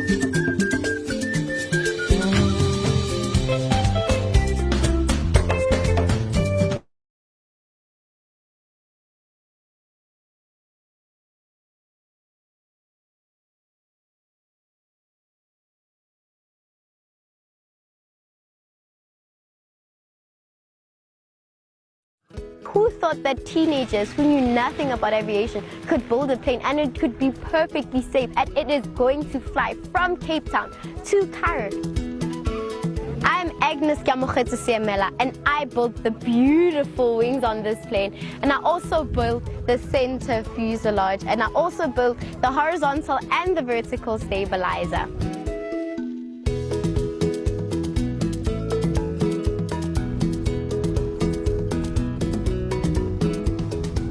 First, they thought that the plane won't fly. It's just a model. My name is Resego Moroka, and I'm 18 years old. And I built the central fuselage, which is known as the cockpit.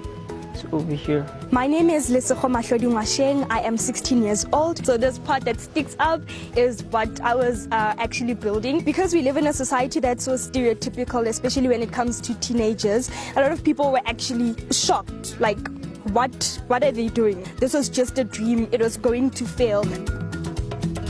It took us 10 days to build this plane. It was very difficult because you had to read from engineering manuals, and you need to have a 3D type of brain to be able to see what you're doing. Building this airplane was not an easy task at all. It came with a lot of challenges, mostly because it was the first time holding, some of the tools that we were using to build this airplane. The challenges that I faced was teamwork. But then I learned that if I can change my point of view, my own perspective, I can work in a team.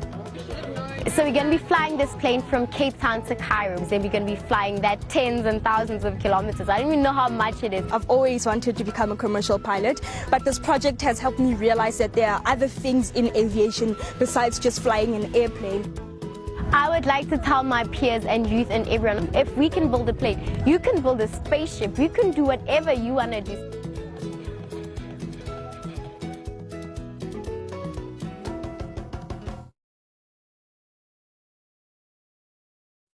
Who thought that teenagers who knew nothing about aviation could build a plane and it could be perfectly safe, and it is going to fly from Cape Town to Cairo?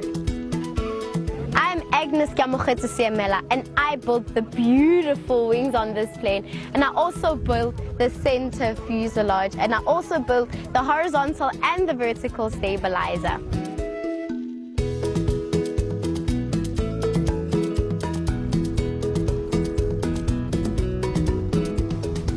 First, they thought that the plane won't fly.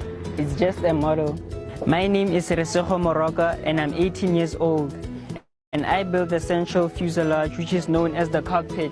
It's over here. My name is Lesego Mahlodi. I am 16 years old. So this part that sticks up is what I was actually building. Because we live in a society that's so stereotypical, especially when it comes to teenagers, a lot of people were actually shocked. Like, what are they doing? This was just a dream. It was going to fail. It took us 10 days to build this plane. It was very difficult because you had to read from engineering manuals, and you need to have a 3D type of brain to be able to see what you're doing. Building this airplane was not an easy task at all. It came with a lot of challenges, mostly because it was the first time holding, some of the tools that we were using to build this airplane. The challenges that I faced was teamwork. But then I learned that if I can change my point of view, my own perspective, I can work in a team.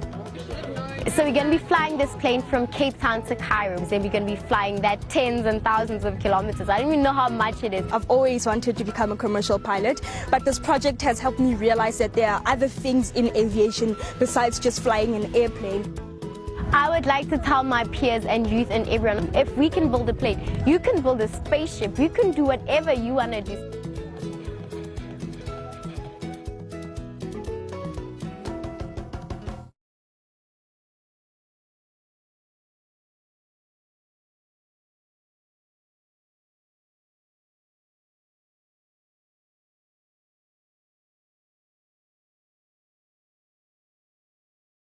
Have you ever seen plants grow like this?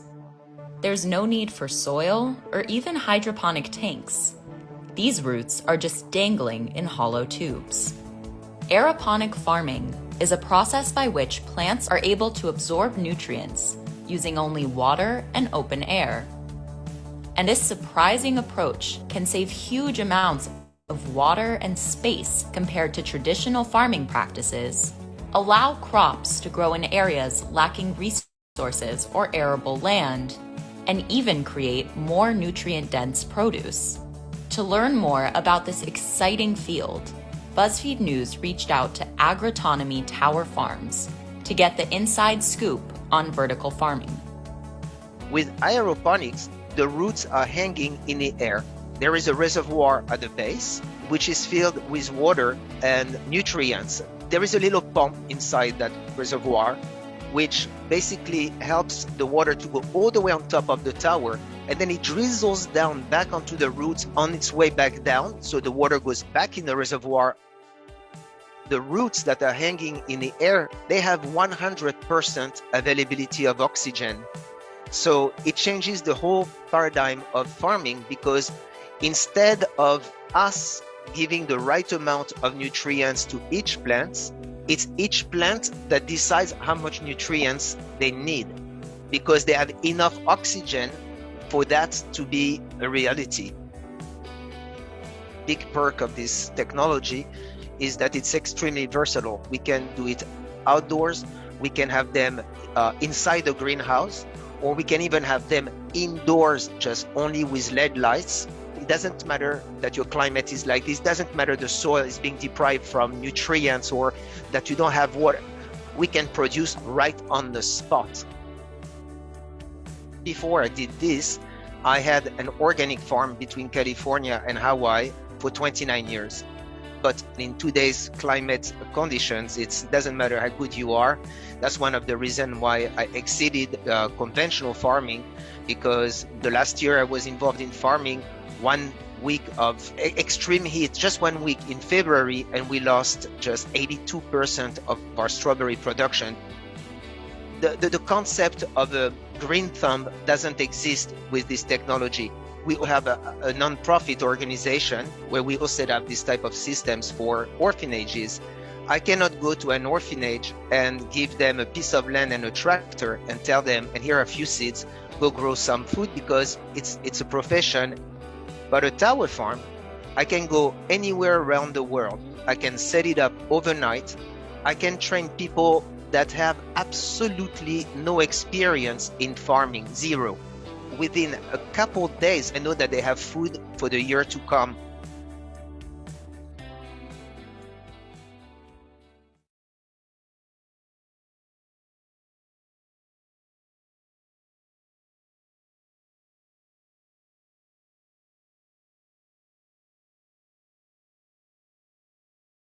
Banks give you loans, banks send you checkbooks you never use, banks even text you when your account is overdrawn.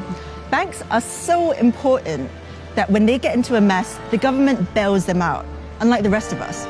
But did you know that the banks that exist today, maybe even the bank that you use, were built off the back of slavery? Empires of Dirt, a show about Europeans getting rich at the expense of everyone else. From 1619, 11 million African men, women, and children were stolen from their homes and put to work on the sugar, tobacco, and cotton plantations of America and the Caribbean.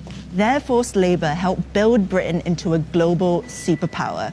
And even after slave owning was abolished in Britain, the British taxpayers still paid £20 million. That's 40% of the national budget, or 16.5 billion in today's money, as compensation for slavery. No, not to the slaves. The money went to the owners. Not a single penny was given to those who had been enslaved. The amount borrowed was so huge that the debt wasn't paid off until 2015, which means that if you paid tax at any point before that, your money went towards compensating slave owners. All four of the UK's largest high street banks have been linked to the slave trade by way of these compensation payments for their loss of human property. Barclays Bank was founded out of a merger with a colonial bank that helped fund the British Empire, and several senior Barclays bankers were involved in the slave trade.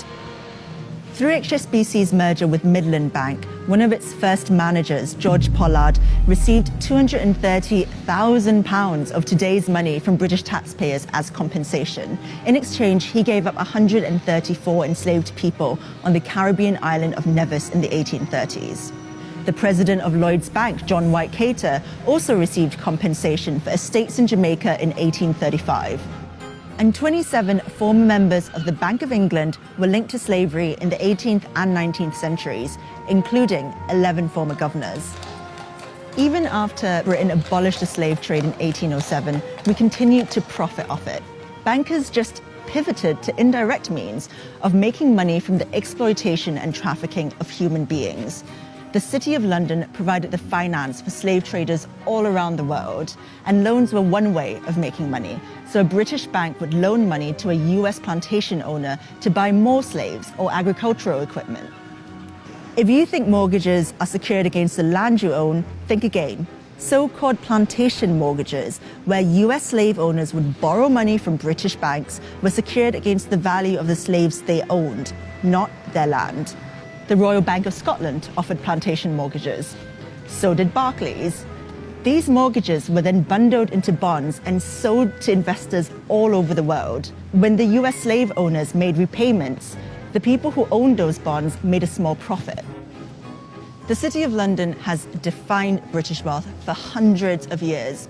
Money comes in and money goes out to countries all over the world, and our status as a global power rests on our financial institutions. But the labor that built many of these institutions was enslaved. Iconic buildings like the Guildhall in the heart of the City of London epitomise Britain's involvement with the slave trade. Between 1660 and 1690, 15 Lord Mayors of London were shareholders in the Royal Africa Company, which shipped more African slaves to the Americas than any other institution in the history of slavery. A statue of William Beckford Sr., twice Lord Mayor of London, still stands in the Guildhall to this day. Beckford grew rich off the toil of slaves he owned on 20,000 acres of land in Jamaica. The Royal Exchange was the heart of the City of London, where stocks were bought and traded from all over the world. It was funded by Sir William Garrard, who helped to develop the Moroccan slave trade in the 1500s.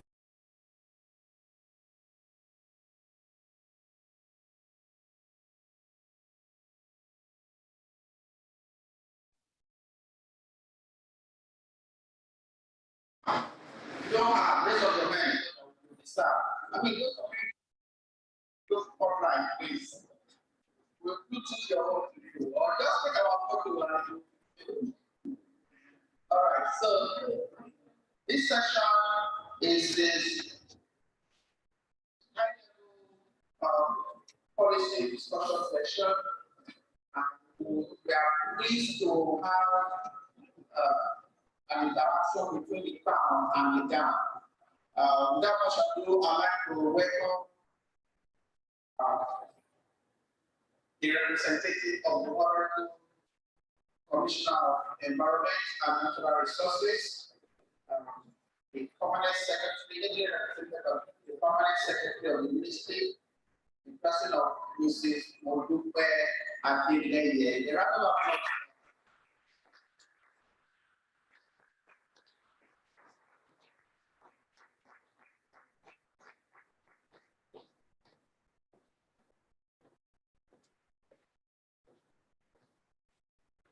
People are enough to see.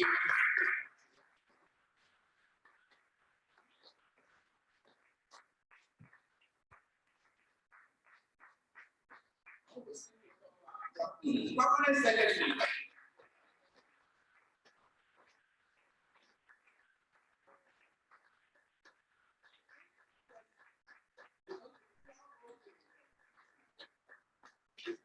Thank you. Please, I'm in a position that everybody who was in the district, pray to get to we are pleased to have the honor of the honorable minister. Next is Professor, this Professor is my lecturer, co-author, model. It is something to me that is something that is so special to me that no, not of my mentors have ever done that.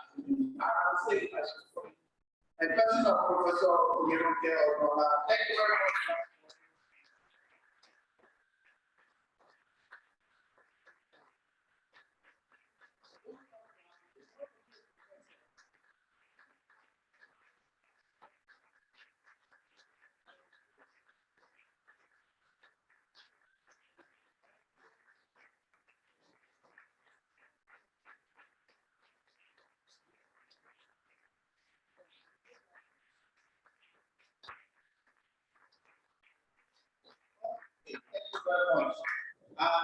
Next is Dr. Oluwashina Yomi Kasim.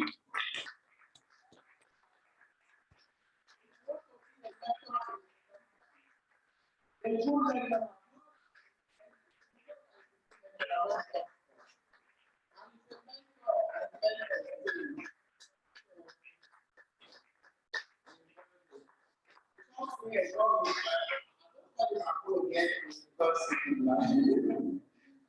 you very much, Dr. So we have the balance of the older generation and younger generation, and the gown here. And also have the balance of gender. Did you observe that? Can you observe that? Can you see that? Clap for the right hand.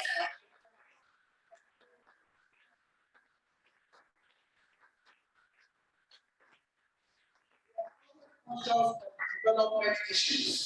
So when it comes to our development, you will notice the balance of many things, so including gender and diversity. We practice what we say. This afternoon, I want to say this and gentlemen, yes, including myself. We are just going to do some interaction.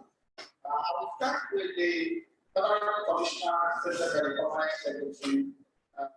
I would like you to tell us what the theme of this conference is paradoxes of natural resources in Africa. And we have identified environment and the issue that in charge of the environment. What are the things we do in the history that is helping us or that we think will help us to achieve sustainable development? Starting from Oyo State, whatever Oyo State increased states, we also work on other states. So what primarily what the mandates of the ministry want as regards the environment? Thank you very much.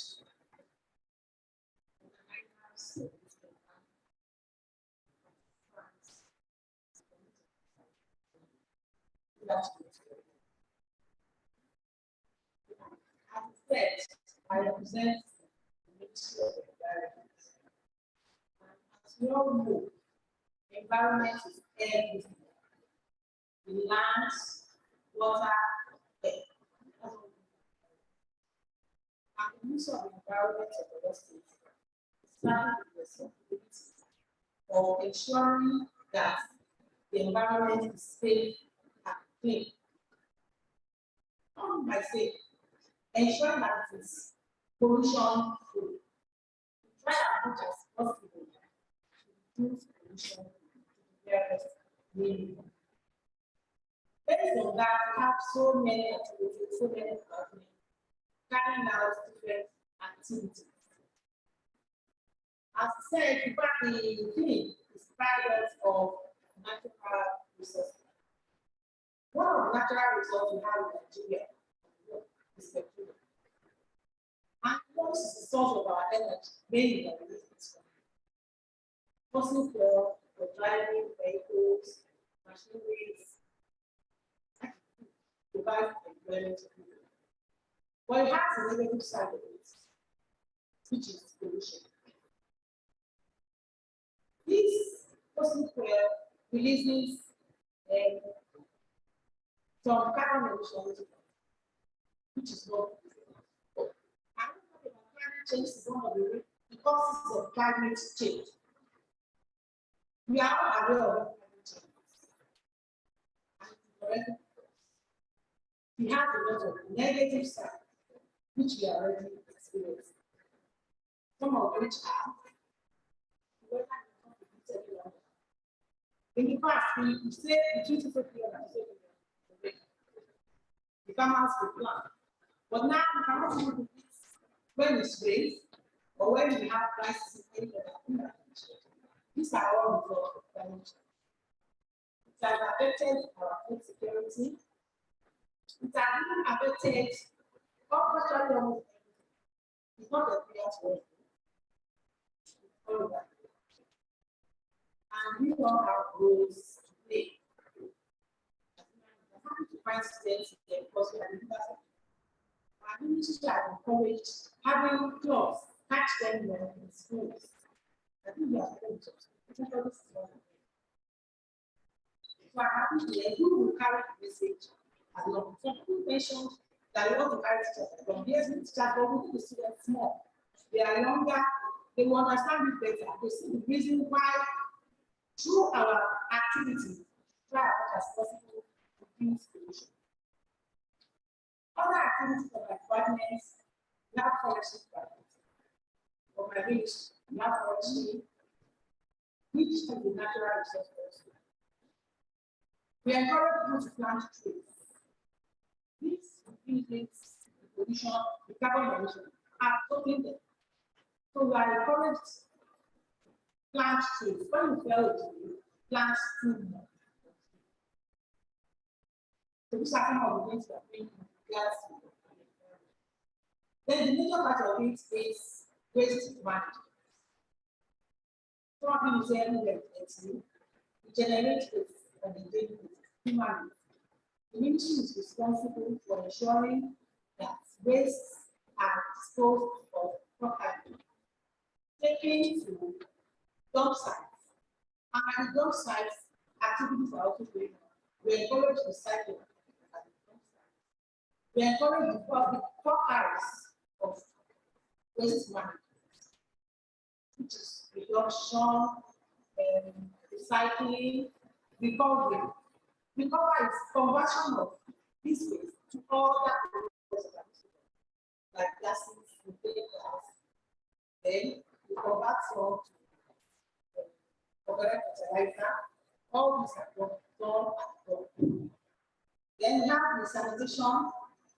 The whole round, officers go around the street, markets, business, homes, and then also take care of pollution, not only pollution, noise pollution also, water pollution. We have so many industries in the state. We ensure that these industries that water they generate during the production, notice associated pollution also. We ensure that they treat their water a permissible level of that, so that when they get to other water bodies, they do not affect other individuals. Let's start with the next great education. Just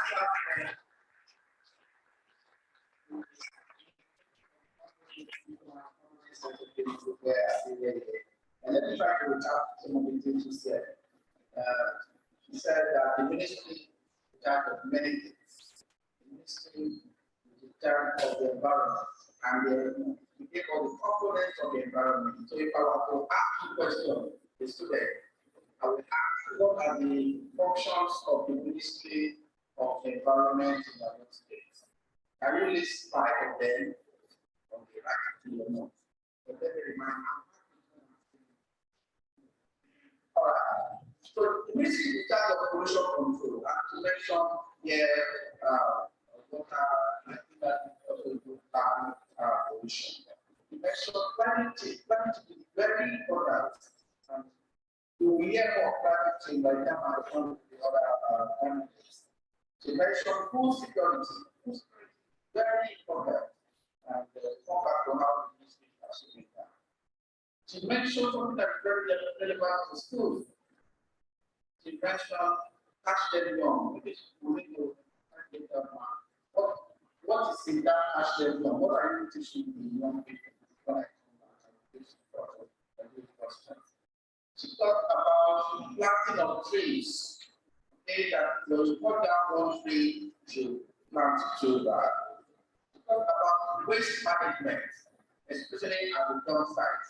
So there will be some markers affected from that too. And she also mentioned sanitation. Can you mark what you call me and tell me what is called there? Thank you very much. There's something to say that I like not looking at any government and is able to organize this. Let's start for her. Not very well. there was a conversation between two ministers, one minister of the environment and the minister of housing and works. But they are worried that the ministry is more superior than the whole ministry.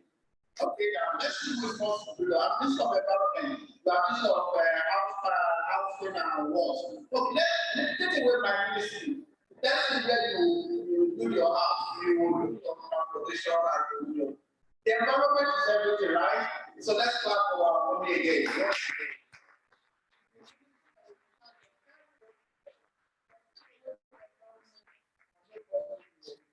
Thank you very much. Now I come to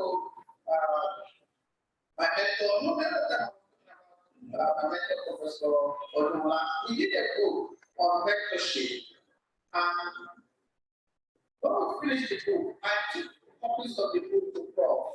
When Prof got a copy of the book, I got a complimentary copy for her, and then I stepped out from the office. Then somebody was running after me from the secretary, Prof asked something for you. And Prof sent somebody to give me a bottle of wine just to congratulate me and us that we have completed a project. That act of kindness touched me. Nobody has ever done that for me. Even though we work like slaves for some people, they still don't appreciate you. But for her, let's clap for her.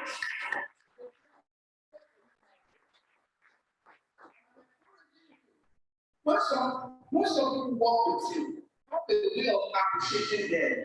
You know, that act of kindness, what they will do it to others.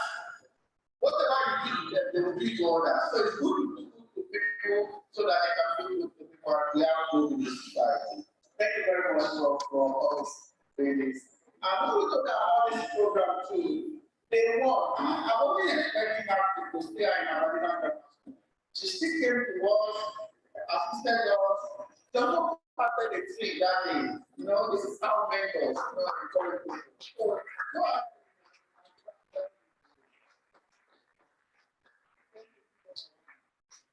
I'm back to the discussion. Prof, when I was in my postdoc, Prof was the director of research management office University of Ghana that is starting with that responsibility of protecting all researchers, postdoc fellows on that project. And she is also very vibrant in the area of climate change. Now, the Honorable Commissioner mentioned that climate change is the reporting of the environment. What do we see are the challenges, contributors to climate change, and what we need to be doing differently to mitigate climate change?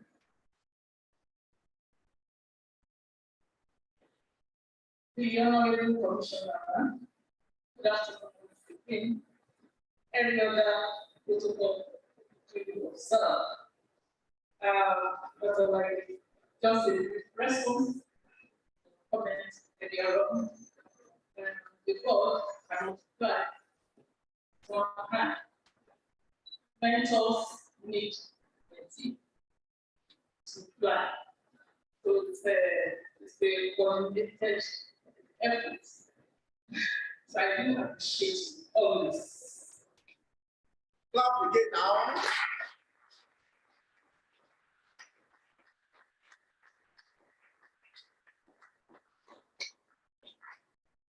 And we start by the quote from Agnes Kalama, the Secretary General Amnesty International. In our words, it's easy to take our planet for granted until we see the human cost of its degradation, namely hunger, displacement, unemployment, illness, and of course, death. So coming back home, we are all enjoying high standard living at any level. Strive to have this high standard of living, basically property or exploitation. Trying to make use of things that are not really in existence. I'm trying to use natural resources that are mostly non-renewable. So generally, we are all responsible actually for what we are seeing as results or outputs from climate change, whether we like it or not. And then I believe that the first thing we need to do as a society, Africa, especially Africa, I think the ways the last few years is to create this awareness that things are not as rosy as we have. We have food, but we really have food. Food seems to be plenty, and we need free foods, for instance, vegetables. Most of them are products of technology. There are plenty, but we don't really have them available. We all love to eat rice, but we rather eat the local rice that are more nutritious and this thing available. And if they are available, are they affordable? We need to eat corn. So many people for corn now. Go for sweet corn, go for those ones. We really local one that is still available, so on and so forth. So we enjoy all these events. So I would like to profile the Western. So we need to be more conscious. We need to be more conscious. We need to remember whom we have from grassroots. Unfortunately, the environment is really not friendly. We have a lot of stuff from coaches. We have tractors, so on. And then we have this insurgents coming home in Nigeria, driving farmers away from the farmlands, so making cropping very without eating fish, from in between 2 households, still a lot of fish farmers. So we have fish. In addition to overflowing, I would really be able to see the fish that are eating and it's natural. How we bring the fish out of the farm. So we need to the sulfurs to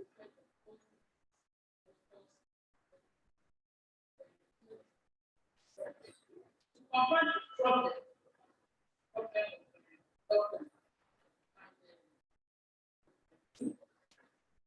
We are not covered from that problem. The problem is so I think the research has a lot of work to do by actually analyzing when we do our research, focus on community-based problems, targeting outputs that put the community for opting. And we need to work for proper policy, regulation, and goals that represent the national level and the first. That would be my question.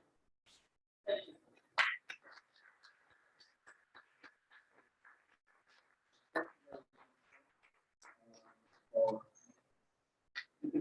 Contribution on this level, attempt to summarize what you said, to define that we all desire a high standard of living. I think that is important. We all desire good life. Good life is premised on natural resources. She said that for these natural resources, we're facing a lot of challenges, including resource depletion, resource conflicts, resource overexploitation, also the resources overexploitation and other abuses have implications for our well-being, so including all of diseases and deaths. She also said that part of our good practice that we should, our research should be focused on developing community-based solutions to some of this. So we want to thank you again for this initial work, and we appreciate what you do. I go to my friend Dr. Uluwashina. It's from the urban and rural plan, and I know co-authored the chapter of the book on capability. I want to ask, just to plug there, I want to ask,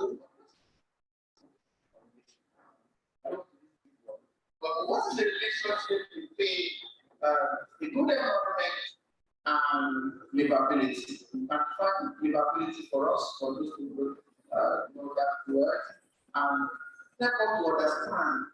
Maybe if you look at it in that context, then we need to take good care of the environment. So, what is the relationship between environment and the well-being that Prof mentioned, and where can you better conceptualize the part of livability? Thank you. Thank you for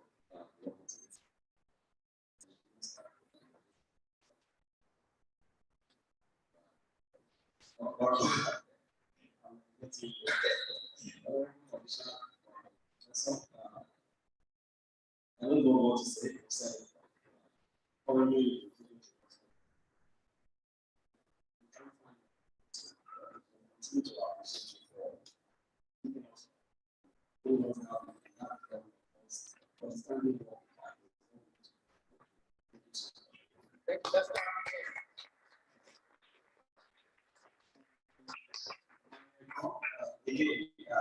maybe the discussion is one where we met, it's not for us to discuss it. But what we have here to talk about is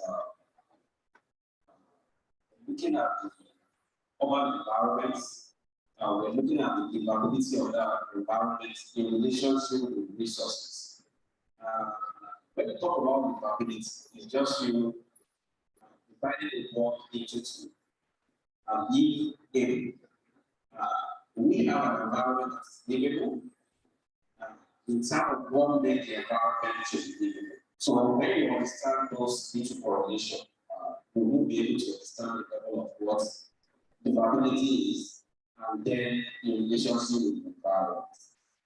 Can we say any environment that is livable? Can we say that? Maybe for those of you who are living under this environment, can we say the environment is livable? But for some people in outside environment, let's have the University of God, we can say the environment is livable. If you live in the University of God from the day you born, and that is the environment you go out. If anyone is telling you that there is no, you will believe that. I'm just asking you a content question. If you are here in the University of Ghana 2 hours, you don't have opportunity to interact. You are born here, you go to Academia College, the University of Ghana, doing the professor like that. And then everything is done around it, and you die in the system. If anyone can tell you, you guys know that.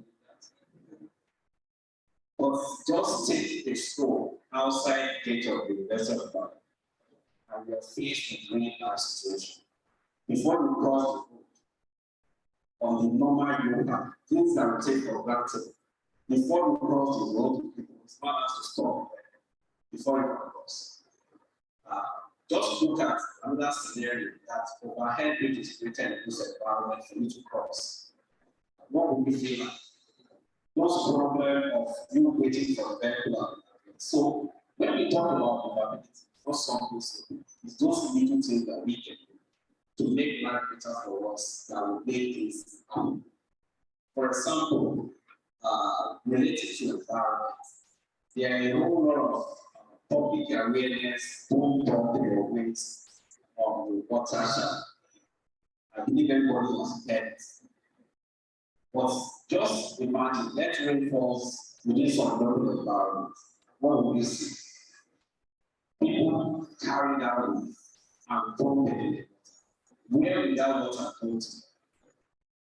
It will clog the bridge and then we'll have flood.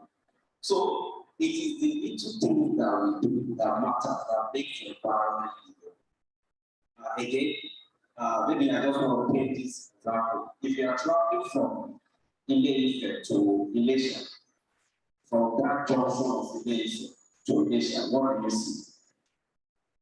What do you see on the roadside? I'm asking for us that travel from Ilesha junction to from Ife junction to Ilesha, what do you see? You see what? Vegetation. Is it only vegetation? Because I want you to be environmental conscious. After eating the akara, everything, what do you see? You don't the waste of the vehicle. You are in a vehicle. You don't the waste. I make it a point of duty in my house that if we eat anything in the vehicle, whatever how minute the waste is, stay in the vehicle. And you see some people when riding the vehicle after eating the pump coming above. The next thing is wind down or dump it. That means the woman that is sweeping the street is more important than the person. That's the implication. So we need to take this element of you making your environment sustainable by yourself. We tend to shift this agenda to government. But if we can do our own way of saying we are living on our own to make that environment livable, we will get to a level where Nigeria is safe. But if we're not conscious about it and we're waiting for government to do more of it for us, to a larger extent, we will be making it, we will be meeting it. So, in summary, for what we need to do, when you talk about the environment, you need to look at the environment. How well is those environment planned? Another scenario that I want to point to you is Ibadan as it is now has two phases. Technically, you have Ibadan core, you have Ibadan plan, you have Ibadan plan. Ibadan core, which is the parent element of it, has a role organically when products look like. But thereafter, after parent, really around all those estates are really around the. But outside there, if you travel outside those, you go to what do you see? What you see is not different from what is in there. So again, we are conscious about the environment, but I'm doing expectation for us to have this environment take care of us. It is a protect question that we need to ask ourselves. It is going beyond you saying government should do this, government should do that. In your own little space, how well are we managing? So, if you're not taking anything away from this discussion, what I'm looking for you to take away is the environment depends as much as you need the environment. So, if you know the environment depends, and we are not doing the right thing to make the environment give you the requirement of the environment.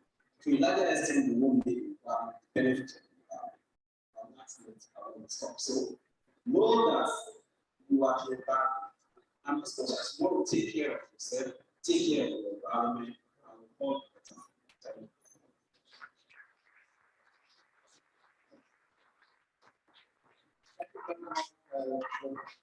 For helping us to understand the relationship between the environment and the way we treat the environment. That's what we give to the environment, it gives back to us. The environment depends on us, and we depend on the environment. If you maltreat another environment, it will pay you back in some ways, and more dangerous when it's paid back.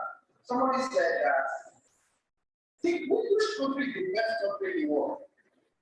That we know. Can somebody tell us?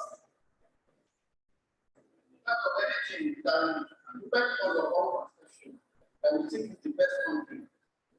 Better than be there, we are not be there. Oh, I can ask them, I can be there. Okay, sir. Which country is that? Which of them are you with you? You are right. Okay, thank you. Okay, thank you. Yes. Which country? Yes, you. Right? China. We'll talk this. Okay, what we see on TV, right? Okay, Denmark, Sweden, China, yes, which other country? Have you Spain? United Kingdom. Have you been there? Which year? 2014. Okay. Oh, but you didn't mention Nigeria. You mentioned Nigeria. Okay, sir.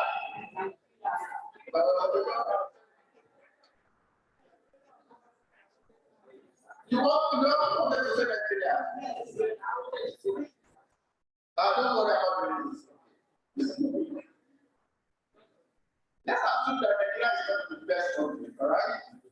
So what I want to flag is that someone said, if you that best country, let's say it's UK for instance.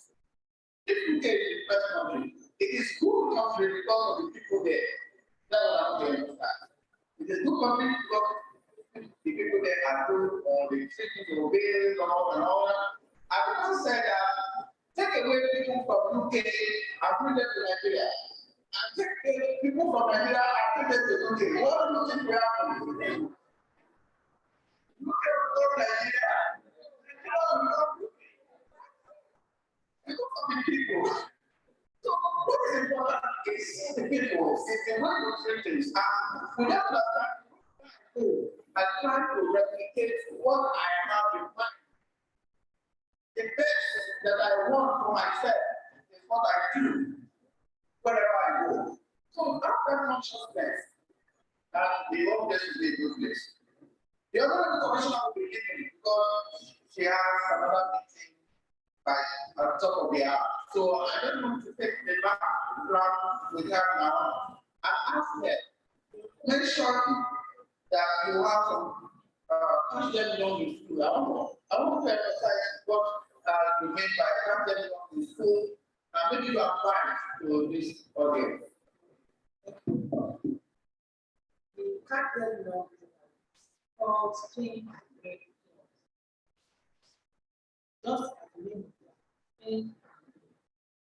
We encourage this in schools. We need to teach our academics of private schools. Methodist, can you confirm that? Are you aware of the law catch them young on clean and green? Well, Methodist, okay. Thank you. We want to appreciate the ministry for that. A round of applause. Tell us what does it have, what is not on the ground, but now we know this one. Encourage cleanliness and planting of trees. Very important. For partners of education, move this kind of action, the trees absorb from the trees pollution.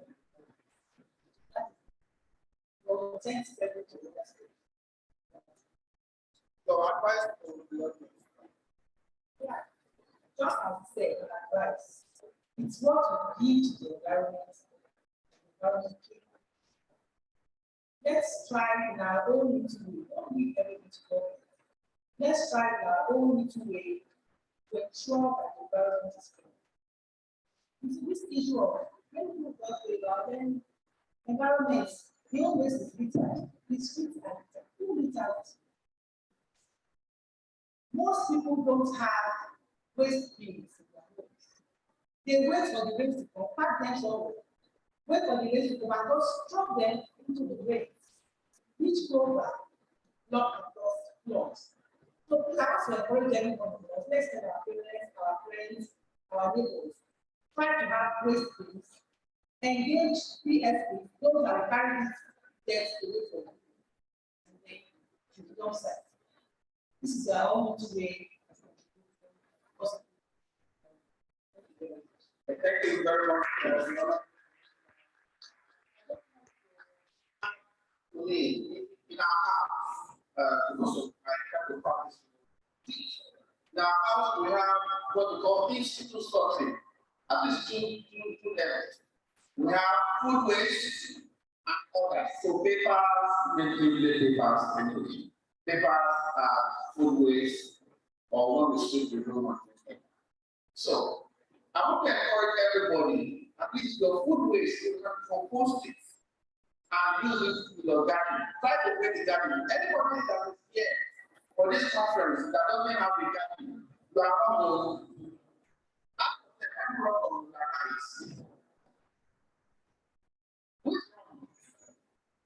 if you are here at the end of this week, you don't have a garden, don't come to this conference next day. But we are encouraging you to at least have a garden. And we have made it very easy for you to do that by giving you a garden kit where you have the different seeds, you have options. Tell us the type of seed you want to supply for you. We give you the tool, the manual to use, but in addition to that, you can actually have your food waste, you can have a compost that you need to feed the crops. And you can sit up the ground garden. Say, what's your name? So happy garden. So happy.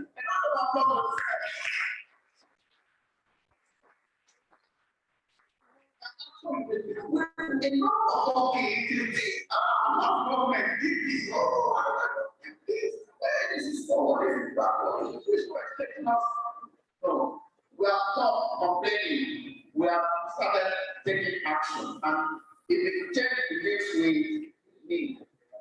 But I want to thank you very much for your time, and you can leave now. Let's take our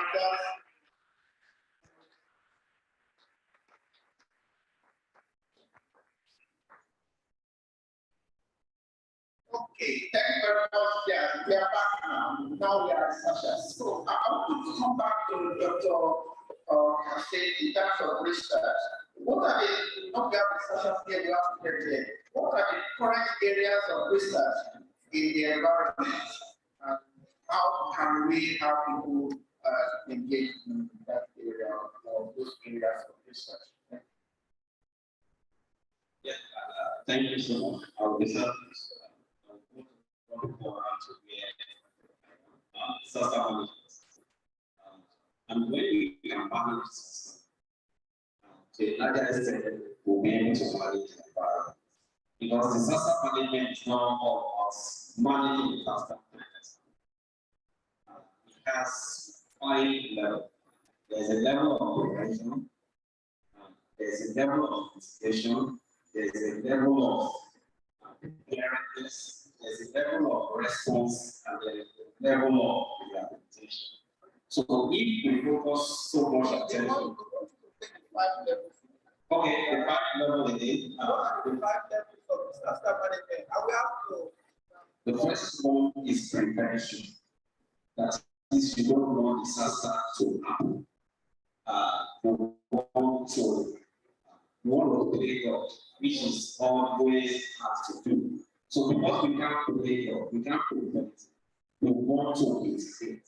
And at the level of mitigation, we are using two at the level of mitigation, which is the second, you want, if it happens, you want to put structural that will not be impacted. The third level is you prepare readiness. You are preparing for disaster. You are waiting for it to happen. You want it to happen, so to say. But when it happens, we've already put structure in place to move to the next level, which is response. That is, disaster has happened. Your roof has become the way. You want to deploy material to rebuild that. That is the level of response. And the fifth level, which is rehabilitation and recovery, is you want to make that society back to the way it was. Your roof has been blown away. You have already pulled that back to move from the building. That means you sorted back to where you were before. That is the fifth level of disaster. So I believe I go back to it. Prevention, mitigation, preparedness, response, rehabilitation, and recovery. So for me, said if you can manage disaster to a larger extent, manage because the way we not managing the environment that is leading to the exploration of resources, that is leading to us not managing our waste, that is leading to us taking some lifestyle that is not sustainable. So if we can manage our environment using the element of disaster management as a precursor for all to save the environment, even against climate change, to a larger extent, our research will be transformed into something that can make the environment.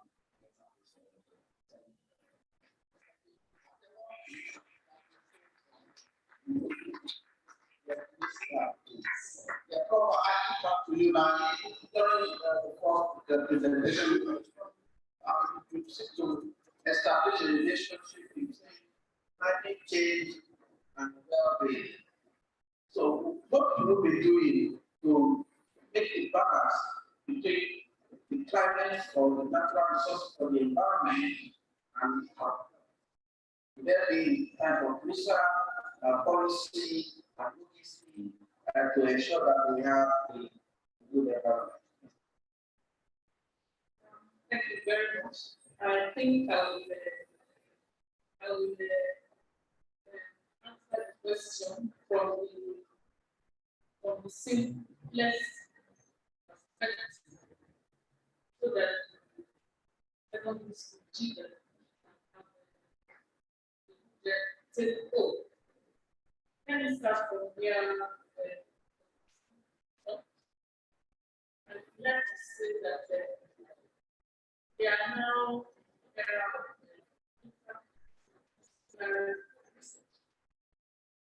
and there's no area of research that cannot keep into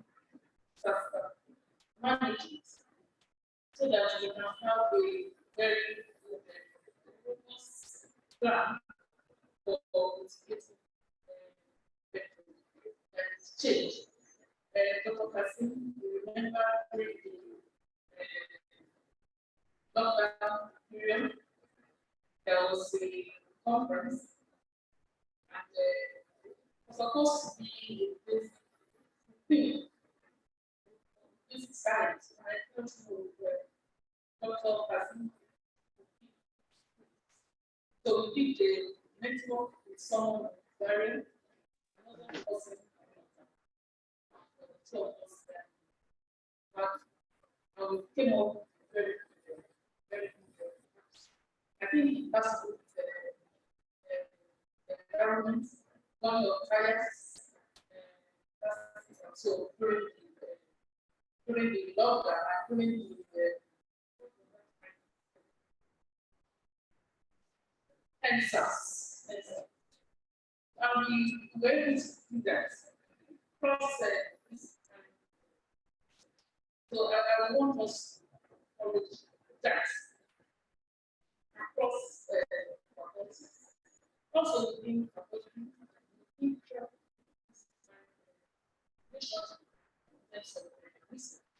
And for us, chemistry, I have 4 areas of research. 4 areas of research.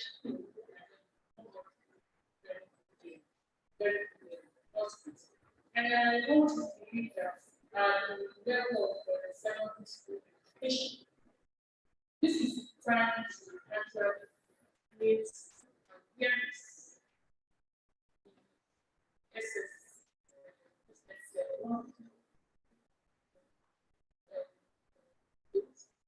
So that they know the problems in society, maybe geography, social studies.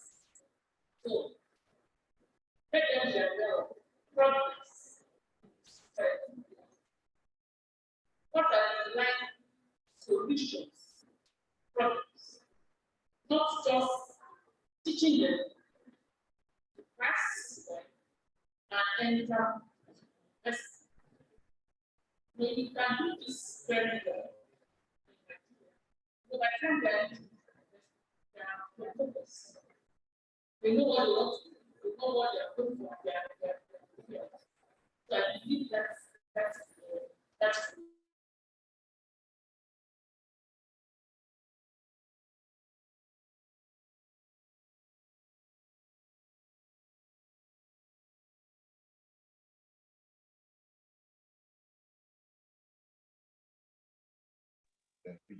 But there must have been a reason why you woke up from your sleep one day and said, I want to. You understand? And one of the challenges is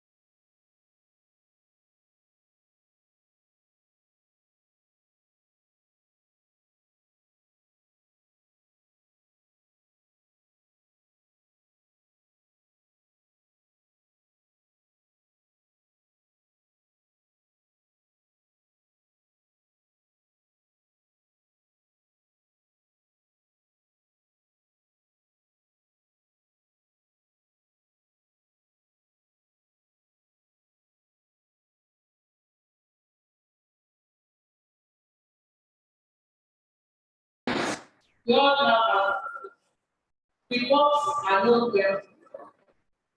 You cannot see them in other forms.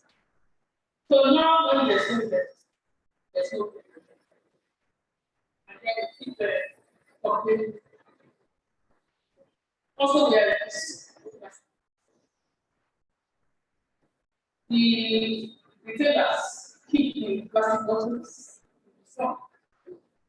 And then we have kerosene, we have consumption, we have diseases like cancer. So,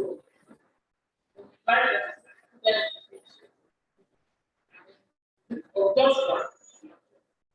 So we have some technologies that are very robust, that we enjoy, but at the same time, they are only not for and therefore increasing mortality.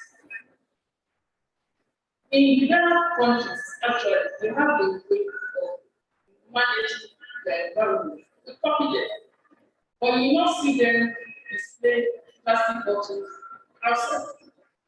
You not see them display plastic bottles in the sun.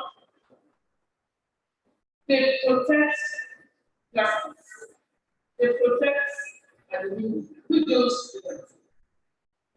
So we need to replace the technologies that are robust, that we enjoy, but we don't have full understanding of how they come to be and the progress in technology. So at the level of and just like the Honorable Commissioner said yesterday, we need to plant trees. We need to gardens around us. When we're going to school, parents, trek to school. Any morning we trek or run so that you won't get to school. You enjoy progress from peace. And when you are coming in the afternoon, you trek on that shade. The trees are nowhere to be. They're not there. So we need to replace trees. We need to eat better. And because of I don't want to use the word poverty now. Like you have gardens around you and make what you need, your immediate needs are available when you do. Even when the cash is not really there. So you have vegetables in the garden, and make vegetable soup, plum potatoes, plum things like that. Without really spending much for families that are quite that. Also, we need to plan our families. A lot of overcrowding. Dr. Kasim talked about that. But within the homes, like we visit some homes around here, we just wonder how to survive such homes. How many people sleeping, and then the corridors also have corridors. And then in the morning, you have to queue, get water from the well, queue the restroom, that's if the restrooms are available. And you have to wake up around 5 to have the class. So we need to do better planning for our homes. We don't need to depend on time.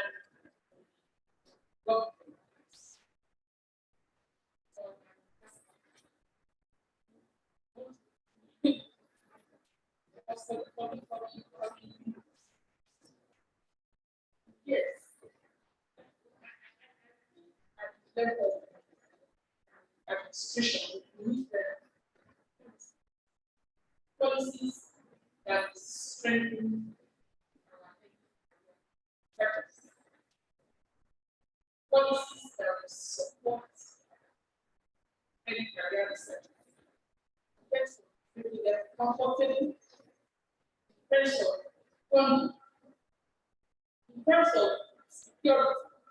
They need to be secure. And that's why most of our careers, unless they go to they are not really,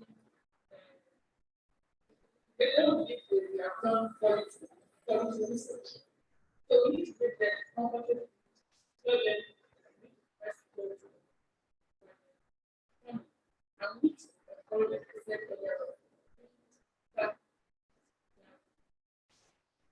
And there has to be a combination to ensure that research proposals that are accepted and research proposals that are feed into community needs. So that at the end of the day, we ensure that the outcomes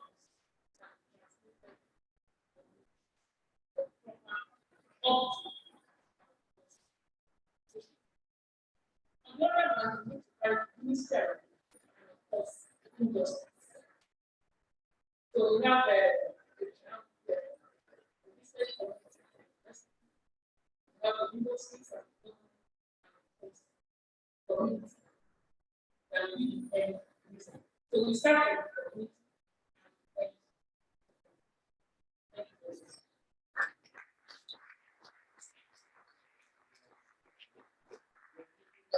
That God is something that is very close to the grassroots. You hear all this in the community, people, not just doing research for the purpose of doing research, but it's your research being valued by the community. I remember some years ago, everyone would go to the farmers to ask them questions. Well, we love the other person because of the work. I decided that anytime I put the community to do research, after finding out things about the community itself, I should go back and tell them these are the things I found out about you. Not that I just publish and somebody in the US and other people at the moment in the community where they start to know the capital. So I think we need orientation in that. There are people in the room and online, so we are talking with the discussion. We have some questions for us, for the parents, especially in this regard about the environment. We have said a lot of things about the environment, about how we need to prepare for disaster, how we need to regulate this, the ecosystem to be livable for us. So now we have about 5 minutes to take questions because at the top of that we have an online so we are online in the time and space. So can we have maybe one question from the students, from teachers, and another question from others? If we have questions online, we would like to take them to please. If you want to ask questions for our online participants, please do raise your hand and we invite you to speak. Okay. Good afternoon, ladies and gentlemen. My name is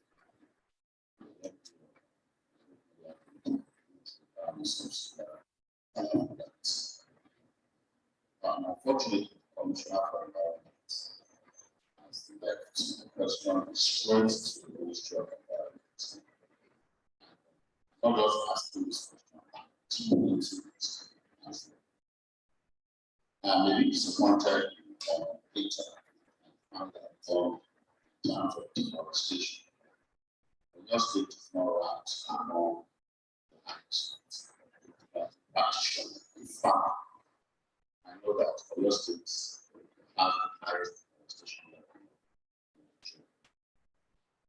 There are government policies and projects that support reforestation and preservation of forest. When you go into the so-called forest, but within the time, the forest bed reserve, they've been largely deforested. What is the government doing? It is deep because the previous administration tried to solve the problem by creating another one. Then they failed. All these deforested forests, can we convert them to innovation, which is the agribusiness? And the stakeholders call the investors and developers, which my company is one of such investors. And we were shocked to get to those things and say, this is uncertain. It's been a pain because it is deep in the climate change we're facing in our states. If you go to it, so I can mention the 7 forests that are investments. Only one. Okay, we have Gambari. That is functional. We have it's a 7,000 hectares size, and maybe about 5,000 of 1,000 is forested. Others are forest. You have Osho, you have Idom, you have Mandate, the rural forest. Then you have, I want to remember, and the servants speak to my mind. The Opara is so unique. That is one of the largest forest reserves in Nigeria, it's a 200,000 hectare forest reserves, largely deforested. But I don't want to take us deep into those other issues. My issue there is, okay, the 70s being going on. How come that is where location is, the forest reserves. And you will now be shocked that these reserves, how I want to point question to that is that the department saddled with that responsibility, the forestry department, and I don't miss my word, they are not doing good for the state. Because you're supposed to have foresters. In fact, there are foresters in those locations. And they commute with the local community to deforesting those forests. And when they are deforested, they put in foreigners as inhabitants. So you have hamlets, small hamlets. But work well the prices, the excellent prices. Because lots of them are dealing with those forests. So the question here is, at what point will the real issue get to the government? Because the forestry department keep painting this picture as the forests are there. Those forests are deforested. And part of the thing for me is that when we first got the government as the person, I realized that kids when you go back on the forest, what do you expect to see in forest? An ecosystem. Snakes, rats, rabbits. You don't see as small as rats. You don't see what an atom. The ecosystem is so destroyed. You don't see trees. When you're approaching those trees, what you see at the borderline, you see those nice trees and but once you move like 100 meters, as small as 100 meters, on a 39,000 hectares of land, every other thing is the forest. So at what point do we start forest? On the policy issue, they wrote and said, oh, investors should ensure that we do 20% reforestation. Some of what I know ready to do is reforestation. They are still frustrating your efforts. And the main issue here is the foresters are supposed to protect that forest. They are part of people. I can be quoted. What they earn from those local people are 10,000 naira projects, or putting them as villagers, setting up your hands in the forest. This is supposed to be a natural resource. Strong, so please, how can we get this forest back in a realistic manner? I know the word sustainability, I put it, I live it. If we destroy the environment, we're destroying ourselves. How do we get the forest back? Okay, thank you very much. A lot of questions, and definitely the commissioner is not one idea. We have been able to provide insights into what the ministries and are doing. But since we have contact with the commissioner and the permanent secretary, I think we can take this call. I think we can organize another meeting that focus on the constitution and the issues can be but again, we understand the concern ecosystem regulation. So without the last word, environment day, ecosystem restoration. You have that will be the last one because we have to break and come back. Okay, we don't want from there.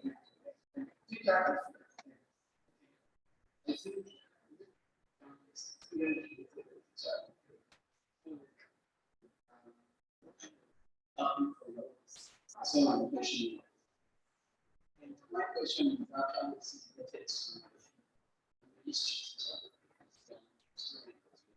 we have to understand the history of all this environmental information that started as far back as when Europeans colonizers.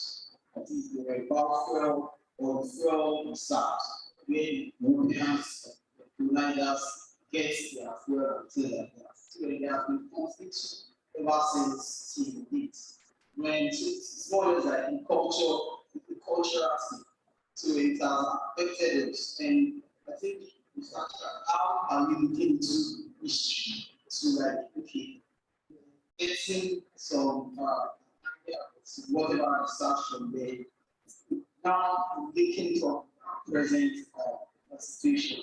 So there are lots of about deforestation and things like that, and environment in general is our cultural heritage, which is also part of our as well. So what's our user aspects of maybe research or what we're doing that has to do with how culturality is also being preserved? This is also part of our natural resources, our cultural resources, something like that.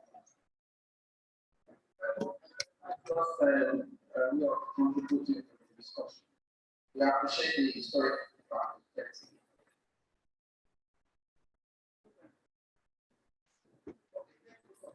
Provided is not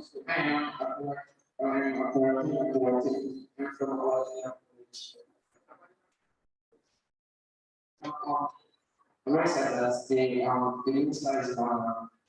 My question is about, I need something that there is no program that for the students that are doing the student, advising the students to bring up the school. I want to make the thing about the student that we should make this program rapidly right school for Wednesday. Because there should be one education in school and teaching us how to improve our some things in that school. Some of my mates, one definitions in just job was in school that environment because the extra mission just I swear that this is not enough. Something just this when you this program is going to change some of your student much.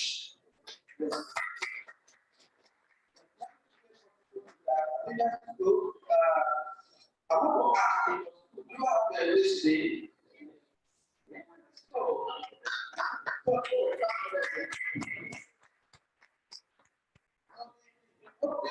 One of the things that drove us to Aberdeen Grammar School, you know, when you get to that school, you see people, they just defecate in the whole school, they can't the school. You let defecate there and all that, just because of the whole place. So, kind of, we should provide water for them.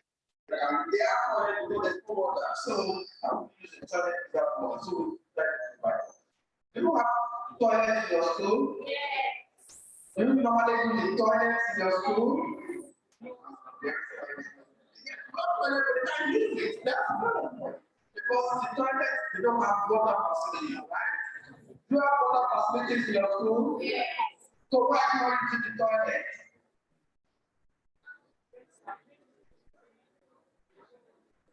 Okay, we'll come back to your school. We'll go and do a project in your school that will help you to use the toilet in your school. Would you like that? Yeah. That's enough. My question is on food security, sustainability. It is said that no human right has been so regularly violated as the right of food. And the issue of hunger is something worthwhile to always discuss. And according to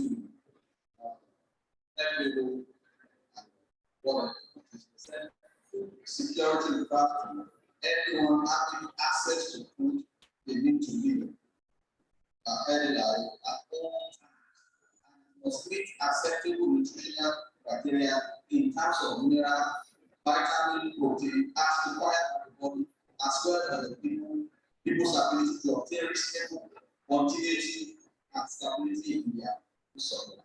My question is now, we are talking about sustainability. Is the food available? how do we sustain what is not available? And if it is available, how do we make it a standard in such a way that our younger ones have? I remember when I was going to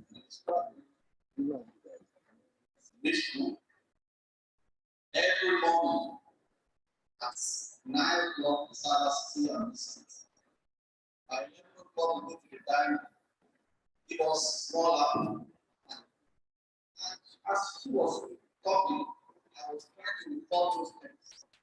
Is it because we are growing like that I will not continue this? Do we have plan for food banks? Whereas adults can find a way for themselves. What are these younger ones? Most times when you are driving across the BBC, some of them are trying to find one amount to eat. The food they are eating is an appropriate one according to the world standard of education. My question is now, how do we sustain it and make it more? We are talking about our environment. And I want to look at what is an eye-opener and our future prospect so that the young ones coming up, they can always have something to go back. Thank you. Yeah, thank you very much for your questions and contributions. Now leaving the panelists to respond and maybe give the closing remarks. Let me start with Dr. Asim. You can respond to any of those comments. Yeah, most of the issues you raise are more policy issues.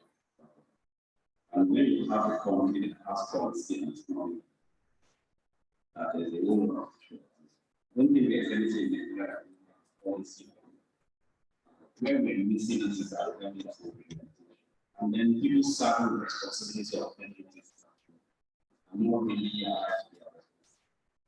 So maybe the issue of physical is more of what is the need for me today can satisfy what is needed for it tomorrow. Is when we look at all these issues holistically at the level of Nigeria, we'll be able to dissect that, understand the way we should understand it. At the level of issue, I think it's something that we need to go back to. We can't run the from the issue. It is when you know where you're coming from, and you know the direction of you should go. And when there's a missing link between your history and what you're going to do, you won't be able to recall what's happened. So we need to look at issue as a progress, and then key into what is really important for us to move forward. So on the level of food security, maybe Nigeria, where you have been able to advance this country quite far, maybe from Nigeria, one to only 2 states. Not that I pass through a state there. So maybe for those states that so when you travel through Nigeria and you see the numbers, you'll be amazed about how well are we these numbers. For example, if you're talking about rice participation, just Niger State, not even the whole of Niger, the big assets, if you manage it well, we won't be talking about food security. So again, we have the resources at our doorstep. We're not using it. And then we keep into what is happening in Europe now. Yes, we are running around because Ukraine and Russia, the food basket of the world has bombed themselves. And it's affecting all our global level. Why can't we use this opportunity? We've seen it, looking at it, we've seen our shortcomings and not being right. And then the opportunity now is for us to look back and what can we do to make food available to everyone. It is within us, and I think we have the capacity. Only that we are not being driven along the right process for us to achieve what we need to achieve. Thank you.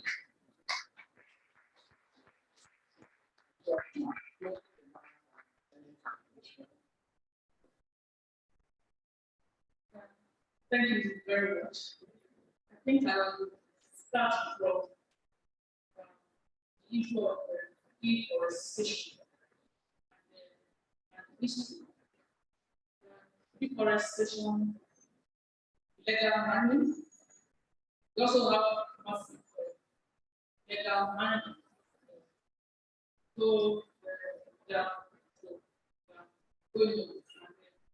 this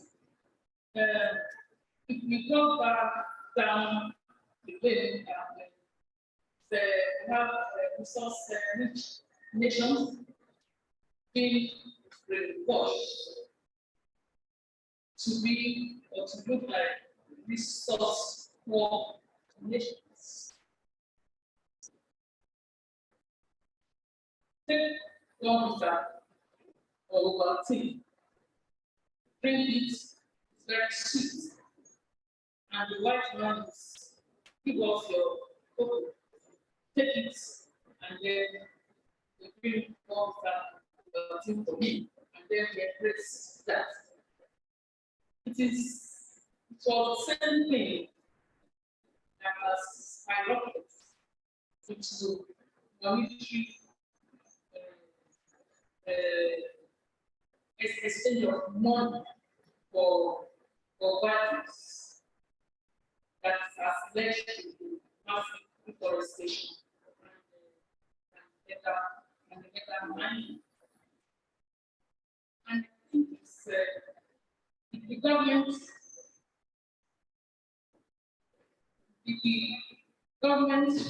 politics, the role the government is playing is massive. While at the level of individuals and level of community, we need to discover ourselves. There's nothing that says we cannot restrict deforestation within our community. There's nothing that says we cannot restrict legal mining within the community, but because of selfishness of some leaders or some people at the position of authority, have been, so I guess we still need to continue to create awareness. We still need to continue to talk to ourselves at the level of the community, and we still need to send initiatives to government, the local government, the state government, and the national level, hoping that one day we'll be able to overcome these problems. The schools are inside there at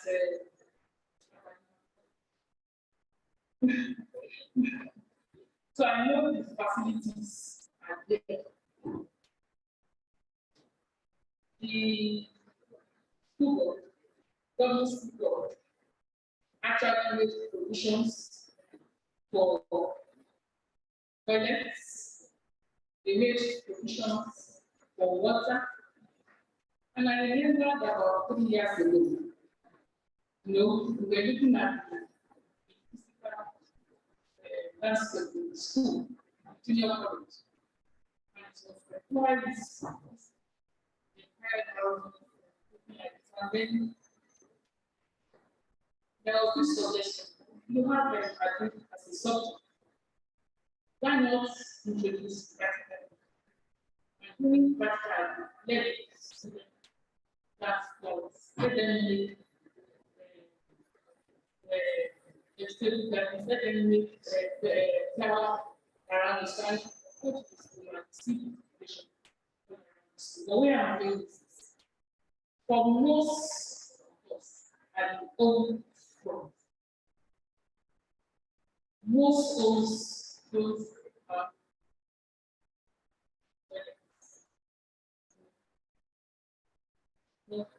a child that's not used to toilet, so we find it difficult to use same in school. And if he or she introduced to proper using of toilet in school, it's going to be. So we still need to address a lot of problems at home. Now, there's nothing that says when you're in school and see good practice, there's nothing that stops you from embracing good practice from outside and taking it back home. So what we are saying is, you can help your family. When you see good practices outside, embrace it, take it back home. Help your family, help your extended family, help your immediate community. Then you have your plan, and then everything has been there. And then at the end of the day, Nigeria will be a beautiful country. I hope I've contributed some messages to people. Now, in terms of food security, no hunger and hunger, they are always together. And closely related to that is governance. And I'm sure most of what we are witnessing in society now are as a result of hunger. I think where the government missed was when schools were taught during this civilian regime. I think when that was when we had office in the ministry. I think some schools still managed to keep the break time, the short break time, that will include both day students and boarding students. All of them inclusive. And then we have the long break for boarders alone. So then we have the order as a control just so I think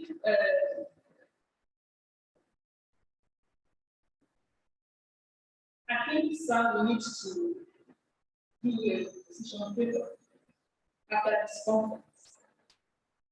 We need to put our thoughts together, and then we need to seek audience with the ministry and the Ministry of Environment, Ministry of Education, and at least let us present our position paper.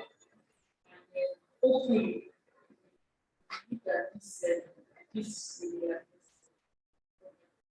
thank you.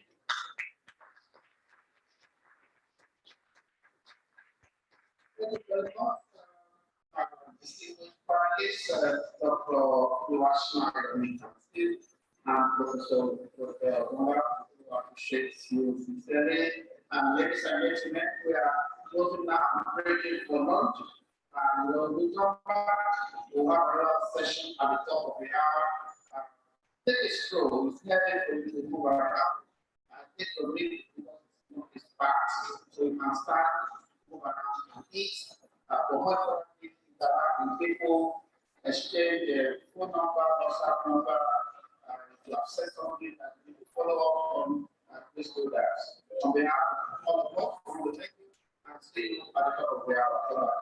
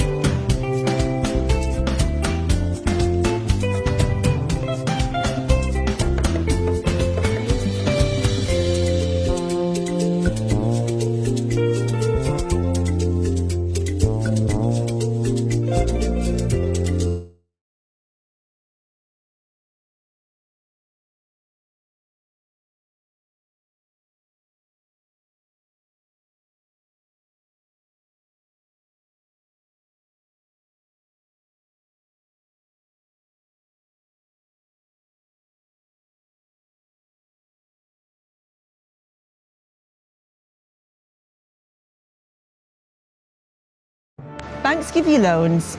Banks send you checkbooks you never use. Banks even text you when your account is overdrawn. Banks are so important that when they get into a mess, the government bails them out, unlike the rest of us. But did you know that the banks that exist today, maybe even the bank that you use, were built off the back of slavery? Empires of Dirt, a show about Europeans getting rich at the expense of everyone else.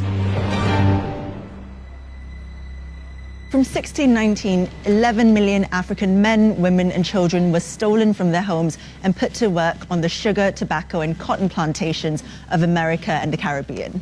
Their forced labor helped build Britain into a global superpower. And even after slave owning was abolished in Britain, the British taxpayers still paid £20 million. That's 40% of the national budget, or 16.5 billion in today's money, as compensation for slavery. No, not to the slaves. The money went to the owners. Not a single penny was given to those who had been enslaved. The amount borrowed was so huge that the debt wasn't paid off until 2015, which means that if you paid tax at any point before that, your money went towards compensating slave owners. All four of the UK's largest high street banks have been linked to the slave trade by way of these compensation payments for their loss of human property. Barclays Bank was founded out of a merger with a colonial bank that helped fund the British Empire, and several senior Barclays bankers were involved in the slave trade. Through HSBC's merger with Midland Bank, one of its first managers, George Pollard, received £230,000 of today's money from British taxpayers as compensation. In exchange, he gave up 134 enslaved people on the Caribbean island of Nevis in the 1830s. The president of Lloyds Bank, John White Cater, also received compensation for estates in Jamaica in 1835. And 27 former members of the Bank of England were linked to slavery in the 18th and 19th centuries, including 11 former governors. Even after Britain abolished the slave trade in 1807, we continued to profit off it. Bankers just pivoted to indirect means of making money from the exploitation and trafficking of human beings. The City of London provided the finance for slave traders all around the world, and loans were one way of making money. So a British bank would loan money to a US plantation owner to buy more slaves or agricultural equipment. If you think mortgages are secured against the land you own, think again. So-called plantation mortgages, where US slave owners would borrow money from British banks, were secured against the value of the slaves they owned, not their land. The Royal Bank of Scotland offered plantation mortgages. So did Barclays. These mortgages were then bundled into bonds and sold to investors all over the world. When the US slave owners made repayments, the people who owned those bonds made a small profit. The City of London has defined British wealth for hundreds of years. Money comes in and money goes out to countries all over the world, and our status as a global power rests on our financial institutions. But the labor that built many of these institutions was enslaved. Iconic buildings like the Guildhall in the heart of the City of London epitomise Britain's involvement with the slave trade. Between 1660 and 1690, 15 Lord Mayors of London were shareholders in the Royal Africa Company, which shipped more African slaves to the Americas than any other institution in the history of slavery. A statue of William Beckford Sr., twice Lord Mayor of London, still stands in the Guildhall to this day. Beckford grew rich off the toil of slaves he owned on 20,000 acres of land in Jamaica. The Royal Exchange was the heart of the City of London, where stocks were bought and traded from all over the world. It was funded by Sir William Garrett, who helped to develop the Moroccan slave trade in the 1500s. So the blood and toil of African slaves literally helped build the bricks of the City of London. Following the Black Lives Matter protests, the insurance company Lloyds of London agreed to pay reparations to black community groups for its involvement in the slave trade. Campaigners are calling on the banks to follow suit. So when you go to withdraw cash from an ATM, remember that it was your bank that was complicit all those years ago. Slavery built the financial institutions we use today.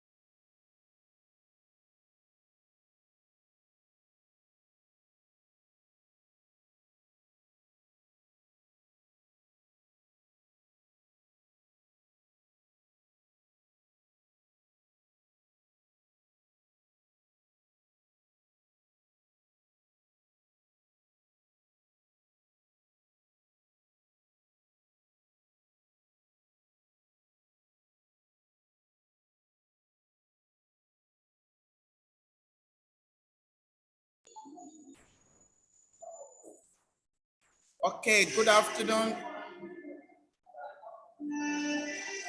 Good afternoon, ladies and gentlemen. You are welcome to the afternoon session after the lunch break. We're privileged to have some distinguished personalities, both in the room and online, joining us this afternoon. We have a research team, so we're making presentations okay. But let me quickly introduce somebody. She was supposed to join us in the morning for Google Messages, and I think she's online now. That is Soy Belad from Tunisia. Bonjour, mademoiselle. Soy. Can you unmute, please? Soy from Tunisia. You are still muted. Can you unmute and say something to us, please?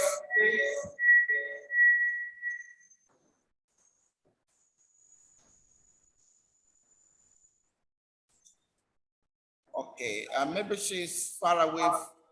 Okay, no, she's not unmuted yet. Maybe she's far away from a computer or a mobile phone. Okay, ladies and gentlemen, you are welcome to this session. It promises to be as exciting as the last session we had. We have a team of researchers that have been working on e-waste in Nigeria. We designed a lot of issues around how to solve the challenge of e-waste in Africa. And this afternoon, we'll be making a presentation on that. The leader of that project is here, is Castor Tapa he will introduce himself, so let me just say that. And Tapa is not alone, we have a research team. Also here on this call this afternoon is Walter Vermeulen from Utrecht University, that's in the Netherlands. And we also have Pauline. I'm not sure Pauline Duet has joined us. So that is the research team. Tapa, over to you. I don't know how you organize this. Maybe you introduce others. Maybe you also give time to Walter to say something, and maybe others. Yeah, let's do that. Thank you for your kind words, Professor Wale. I'm hearing a lot of feedback.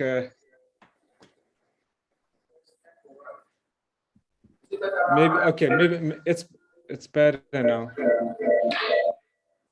Still, well, I'll try to work it like this. Let's see. I'm still hearing a lot of echo.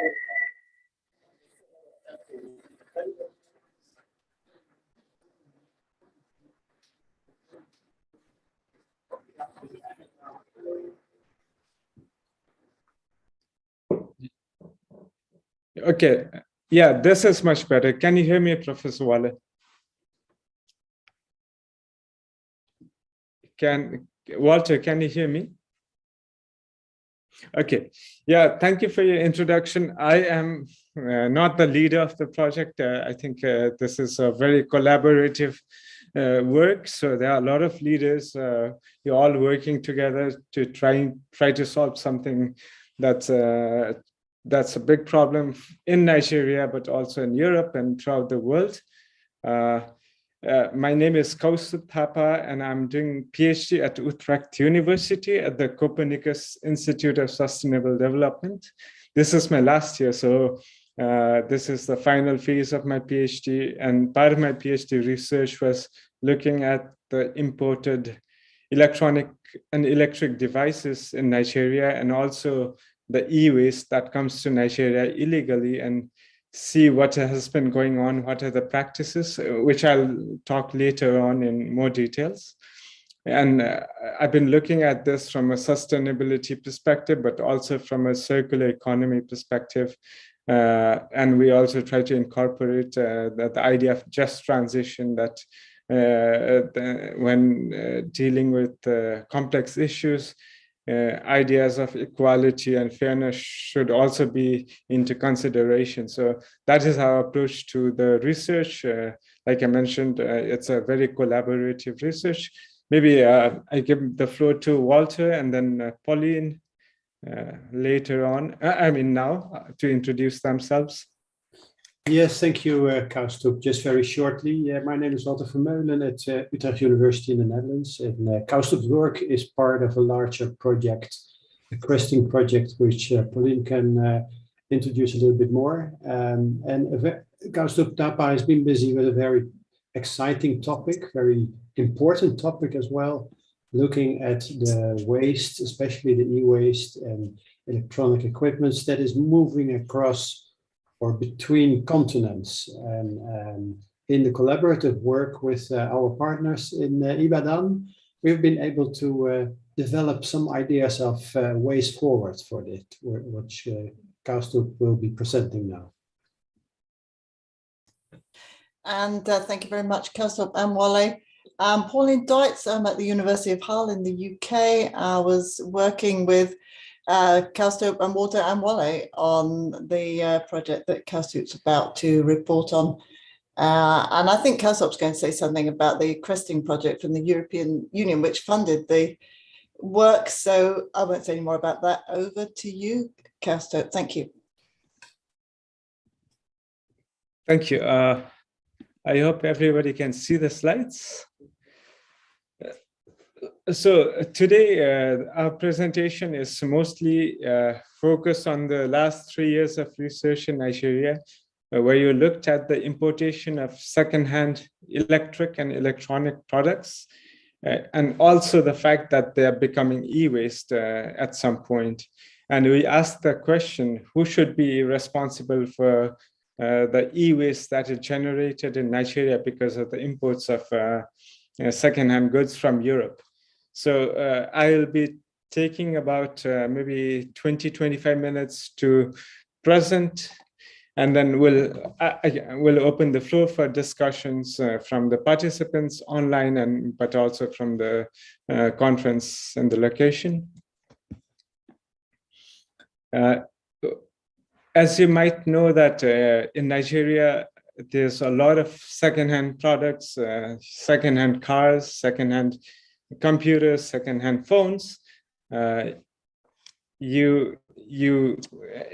recent study, from 2018 from United Nations University, found out that a lot of electronic waste, which is not legal to ship to other countries, especially from the OECD, the more rich countries to poorer countries, but it's still ongoing anyways because of various factors, various actors engaged in the process.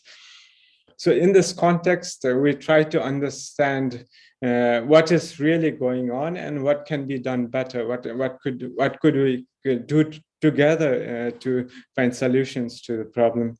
So the content of my presentation is roughly divided into 5 parts. I'll briefly discuss the cresting project, which generously funded our project and enabled this work. Then I zoom into the Nigerian research work, where I present the method of co-creation when we're working with a lot of people in Nigeria and elsewhere, and then briefly introduce the finding, which might be kind of familiar for those who attended the conference last year, but I'm not taking too much time to discuss the findings. And then we present the idea of ultimate producer responsibility, which is the solution-oriented product of our research. And then after that, I will introduce a petition that we're running as part of our research, and then I'll open the floor to discussions after that. Briefly about the cresting project, which is the Circular Economy, Sustainability, Implication, and Guiding Progress, where 15 PhDs from 8 different universities and 2 partner universities, one of which is Ibadan, look at the various implications of transition to circular economy in Europe, but also outside of Europe, just like in my case. Not only universities, but there are also 13 public and private organizations, and there are 15 PhDs, but also their supervisors. So it's quite a big team from almost all over the world. And briefly to discuss, we look at the various dimensions of circular economy. My team focuses, work package 1 focuses on practices and discourse. Other people look at corporate engagement, public sector engagement. Some people look at the benefits of circular economy. Others look at how to measure the impact of circular economy. To dive into my project led by Walter Vermeulen, there are 3 of us. Martin looks at the various discourses to make sense of the discourse. My work is quite similar with my other colleague, Kirian, who is looking at extended producer responsibility, mostly in European countries. And his research work focuses on how to make the extended producer responsibility more circular. And I'll discuss a bit more about extended producer responsibility later on. And I look at the circular economy in a more globalized context where resources and waste flow from one country to another, and they have multiple cycles. So bringing a bit more international perspective in the European transition to circular economy, which again is tied to global transition. For instance, there's a lot of ongoing collaboration with our work. Early on, we looked at the case of Dutch rubber tires, which are collected from the car after it's being used. Almost 100% collection and recovery, but we really looked deeper. Is it circular yet? And what needs to be done to make it more circular? And we published a paper based on that.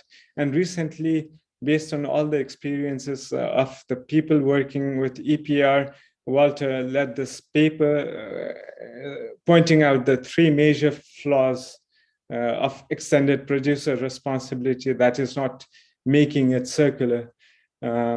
Maybe I can talk about extended producer responsibility now. It's the idea that the producers should be responsible for the products after it is used by consumers and it reaches the waste or end of life phase. So producers should fund some things, organize some ways in which the waste can be collected and recycled or managed properly. That is the original idea of extended producer responsibility, already adapted in Europe around the 90s. It is quite efficient in many ways, but now with the focus of circular economy and closing the loop, we want to try to see if this can be made more circular and also more international, which I'll talk more briefly. About my PhD, I look, like I said, how can circular transition in one place, that is Europe, how does it relate to circularity elsewhere? And I do this by looking at the transboundary shipment of waste. And in the case of Nigeria, secondhand electronic and electric device. I ask what is going on with the circular economy discourse? What are the trends of waste that is being shipped? I try to find out who are the key drivers who enable the shipment. And then I look at various policy structures that exist that influence such a transboundary shipment of waste, and also analyze the new upcoming circular economy policy. And based on all this, and with a lot of interaction with actors in the field, we try to come up with solution if that we can do something to make things better, more circular, more transparent, more fair. Now, coming on to the second part of the presentation, it's almost 3 years long project that is done in collaboration with the University of Hull and University of Ibadan. We are looking, like I said, at the second-hand electric and electronic equipments that's used in Nigeria that becomes e-waste, and how it ties to international dimension of circular economy. The questions we set out to answer are quite simple. What is going on? What are the practices? What are the challenges when you look at the e-waste, secondhand products? And what are the implications to circular economy transition in Nigeria, in Europe, and maybe globally? And if we can find some things that can make this transition better for everybody. For this, we adapted a transdisciplinary approach, which means that the academia scientists work closely with people outside academia, various actors, to create knowledge that is more coming not from just from universities, but also from all aspects of life. And following the guidelines of doing transdisciplinary research, we can divide this project into 4 different phases. The first is vision and strategy, which is already happened before I started my PhD. Walter, Pauline, and other scholars, they got together, wrote a grant, and got funding to conduct this research. I stepped in, I got hired as a PhD, and then the first thing I did for the Nigerian project was come to Nigeria in August of 2019, where I spent a month in Ibadan, a bit in Lagos, and also Abuja, trying to meet various stakeholders, because we wanted to understand the problem together with everybody and not just from an academic perspective. I also did a brief internship with the Basel Center, which is situated in University of Ibadan. We went to a lot of fieldworks. Walter joined me for a week, where we went to few recycling companies, plastic recycling, and also e-waste in Lagos. And in the month period, we could have a lot of observation, especially coming from the Netherlands, also situated ourselves in the context of Nigeria, made relationship with people here. And the plan was to come back next year for extended period, at least 4 months, to conduct field work in person. But as we all know, pandemic happened, and it created a lot of challenges for people everywhere, including the research. So we adapted the research online, and we used Delphi, which has been used by scientists as a tool of building consensus in subsequent rounds. So we thought this could be nice, and we approached 24 different e-waste experts and stakeholders in Nigeria, and a few outside of Nigeria who were quite familiar with the Nigerian context.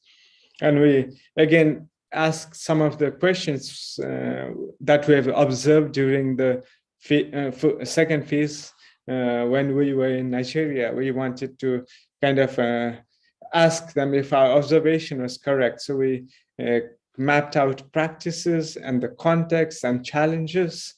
We also asked experts to estimate some of the data, which is quite not available in Nigeria or elsewhere, about e-waste or secondhand products.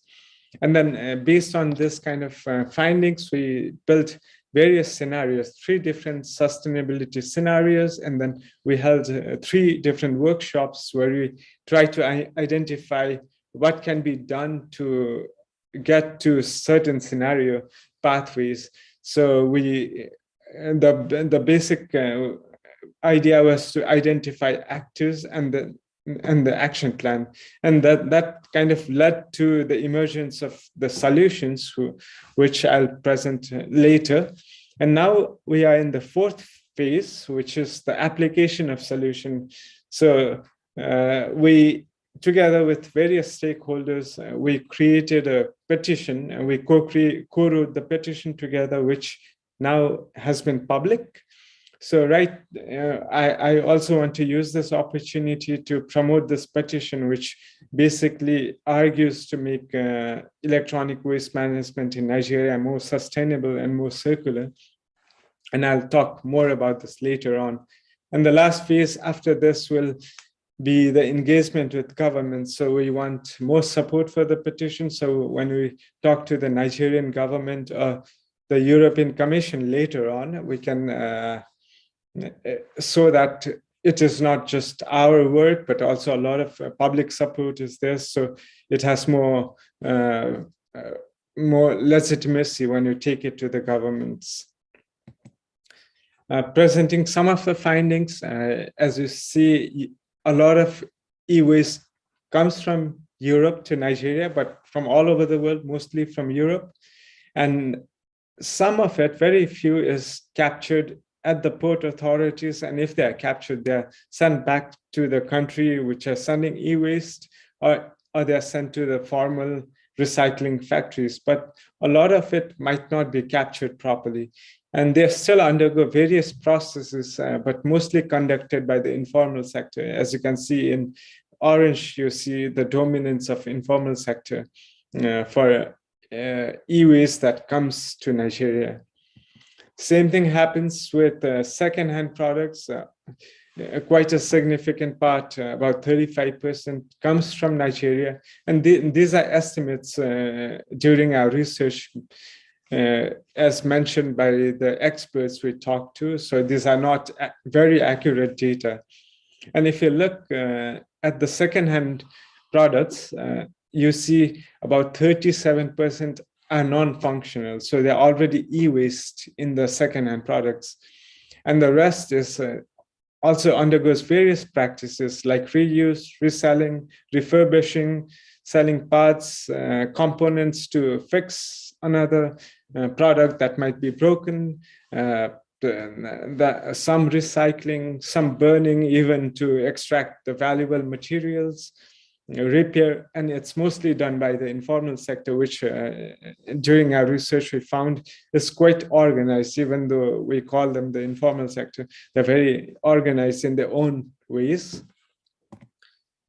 We also find out that there's a huge demand of secondhand items in Nigeria. As you can see, between 50 to 70% of electronic and electric devices used in Nigeria are secondhand. For instance, about 50%, half of mobile phones used in Nigeria seem to be secondhand.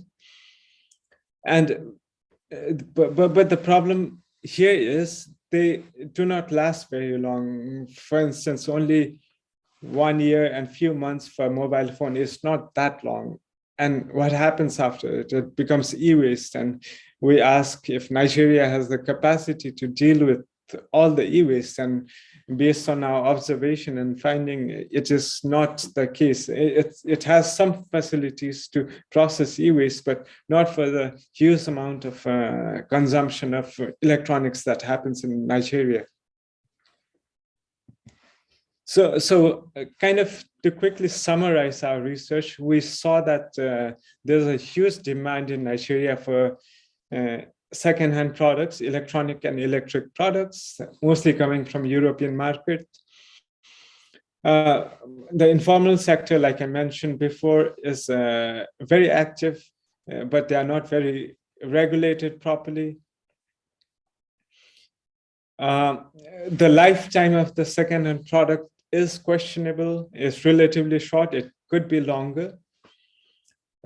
There's not so much happening in terms of once the product becomes electronic waste. It is the collection and treatment is not really organized properly, and it leads to several health and environmental problems. As you might know, that electronic waste is also contains a lot of toxic elements. So if they are not handled properly, it is a direct threat to people who are handling electronic waste, but also to the environment. And a lot of the second-hand products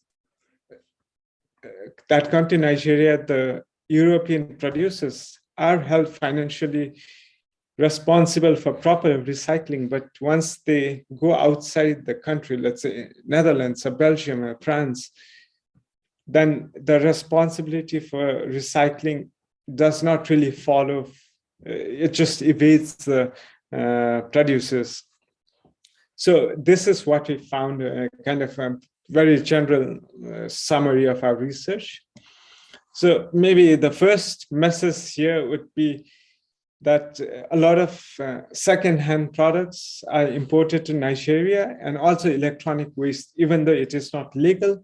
And mostly we found that both of these importation is creating social and environmental harm in Nigeria.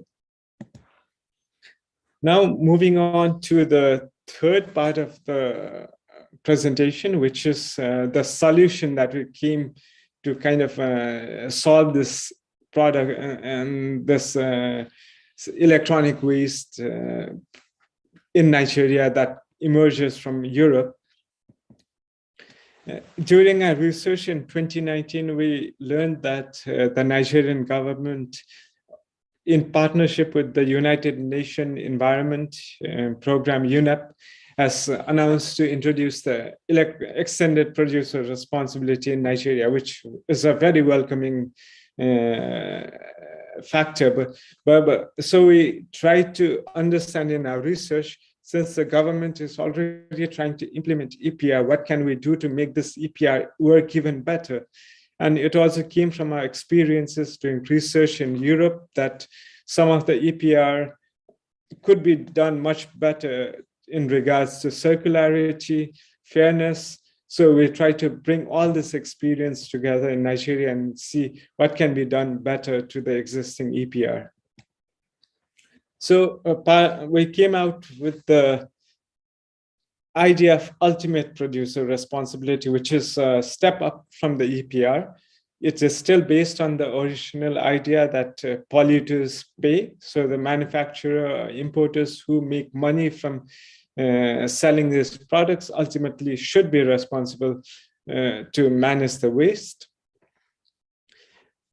UPR as an idea takes into account that products are shipped from Europe to other countries within Europe and to other places like Nigeria. So while the EPR, the original extended producer responsibility, did not really factor in all this multiple use of waste, multiple uses of electronic products within a country, but also internationally, UPR actually takes account that this is happening. This is our new reality in a globalized world.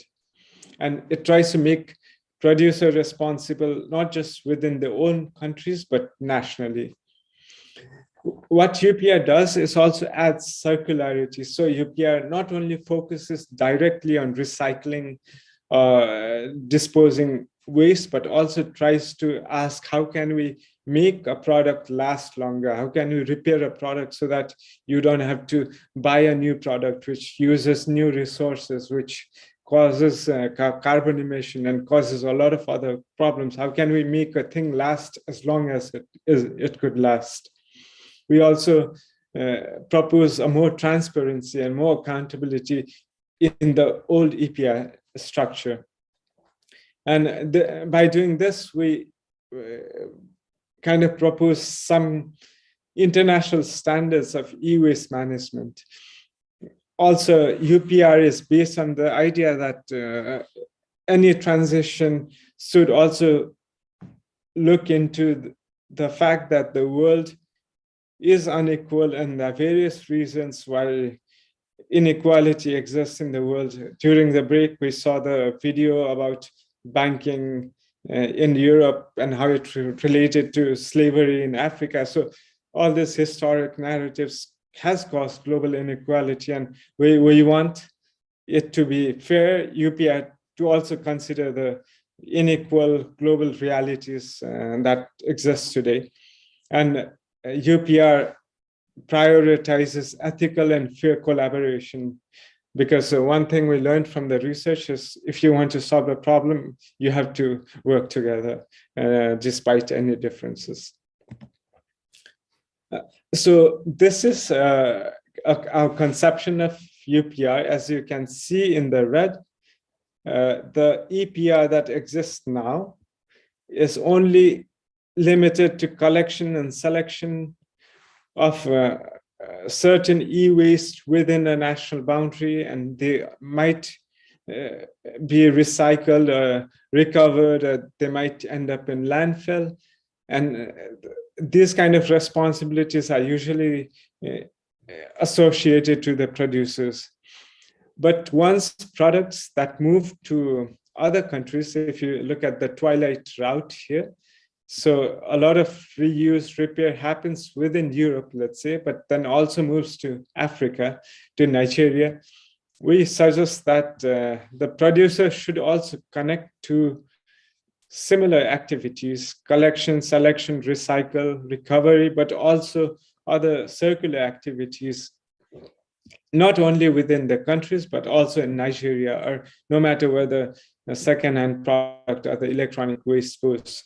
So we propose that the original producer either contribute a fair share to manage the electronic waste caused by the products, or they invest in the countries of the exports in infrastructures or capacity building, so that in Nigeria, Nigerians can process it, something similar. You want them to be responsible for the safe management of e-waste. So this is our idea of UPR, and we are trying to take this idea to European Commission and also to the Nigerian government, because we want them also to connect the EPR they're building to the international dimension, so that if second-hand products comes to Nigeria and becomes e-waste, then they can also take a fair share of the responsibility to the original producers far away in other countries. So message number 2 would be that the producers, especially the European producer, based on our research, they evade the responsibility for managing the electronic waste by exporting it to some other countries, maybe as second-hand product or as electronic waste in the present scenario. And like I said, UPR wants to change that. And based on our findings and solution, we thought, why not we gain more support for this? So what happened was we drafted a petition and shared with all the participants of the research, and we came up with a co-created petition, and it's now open to public. And we also wrote policy brief for government, so that government can read about our research. We also recently had a press release so that we can share our findings to people all over the world, to Nigerians and also to Europeans, to look at the petition, to support the petition if they agree with our message.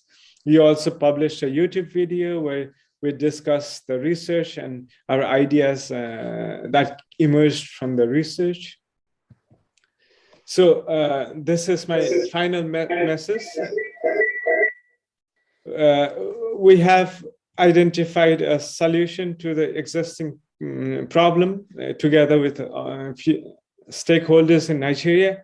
And now we need your support, people participating in the conference, but also your friends and families. If you agree with our message that producers should be held responsible for generating e-waste, not only in their own countries, but elsewhere, then you can read more and sign the petition and share it with your friends and families. You can scan this or follow the link, type the link to get to the petition, which I'll show in the end as well. So before ending my presentation and opening the floor, the 3 key messages from the takeaway message is that Nigeria is dependent on second-hand imports, and it causes a lot of e-waste, which creates harm in Nigeria. Right now, the producers who should be responsible for managing e-waste are not responsible, especially when the second-hand products are e-waste are shipped far away, out of sight from the producers, and it's out of their mind. And UPR as a intervention tool wants to change this and make producers responsible for generating e-waste, but also add circularity and an element of fairness and justice to the whole process. Now, I open the floor for discussion.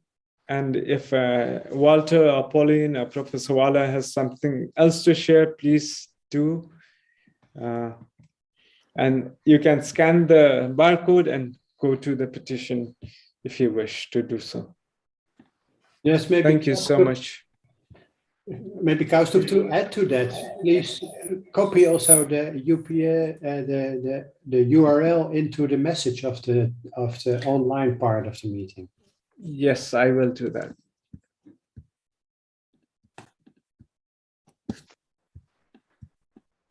Okay. Kaustup, I just want to suggest that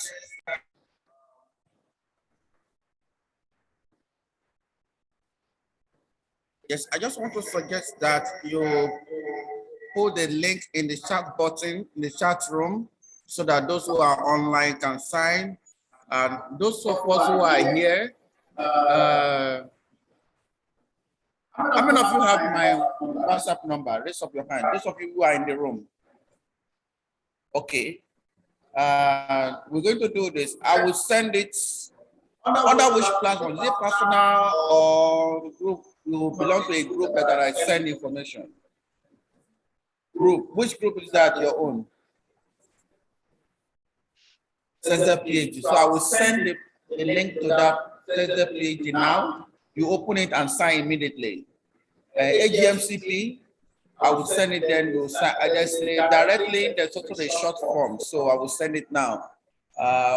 Who else doesn't receive things from me? Don't commission. Do you have my WhatsApp number? You should have it. It's the number here, the one that ends with 449. Save it now and say hi to me, then I will send it to you. Everybody, if you don't have my WhatsApp number already, save my number on your phone now. Then I will forward the link to you and you will sign immediately. The moment you sign it, we will see it on our platform that you have signed. So you cannot, I want to say that you don't leave this room until you have signed it. So somebody will be at the door to tell you, but that's not correct. But we're just saying that it's important that you do that for us now. But I hope you also understand what you are signing anyway. What you're signing is to say that we want to encourage governments to put some taxes or make importers or exporters, as the case may be, of electronic waste to Nigeria to be responsible for the waste they are generating in the country. For instance, when you when you import fairly used computers, when you no longer use it, you take it to a repairer, if the person cannot fix it, it is dumped somewhere. And when it is dumped, it creates some environmental pollution and health hazards.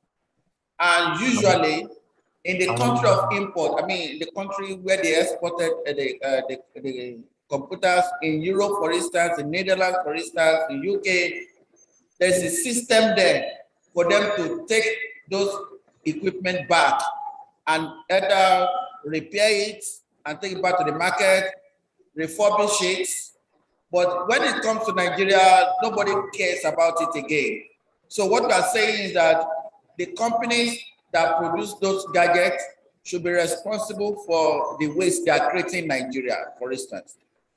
So they can create a system, a similar system that is in Europe should be created in Nigeria, whereby if your computer is bad, for instance, I'm using HP computer. If HP has a company in Ibadan or Lagos, I can take it back to HP company and they give me another one, for instance. So that is something like that, or they pay me back or give me some money that I can use to buy another one. Maybe they give me 50% of the cost, then I can pick another one from there. I just pay the balance to them, something like that. So that is the awareness, but we need the petition to be able to convince as evidence that this is what people are saying. Those who are using your product, they are tired of you. They may change to another company. But it will be of good interest to them if HP, Acer, Dell will be the first to jump into this. So it's also good for them, for their own market, to say, oh, we are the first to do this in Nigeria, the first to do it in the continent. So it's also good business for them. So it is not to punish, it's not to say they are not doing well. We are saying that in the spirit of circular economy, which is about fairness, it is the only fair that what they do in Europe, they also do it in Nigeria, because we are paying the same amount that they charge for this gadget. All right. So we are in the era of sustainable development, which has to do with global goal, circular economy. We need to close the loop. So we need what is happening elsewhere should happen across the borders. So if that is convincing enough to you, go sign the petition. But if you have questions, you can ask now for clarification. Did I echo your mind? Is that what you wanted to say? Is that what you will have said? You are muted, please.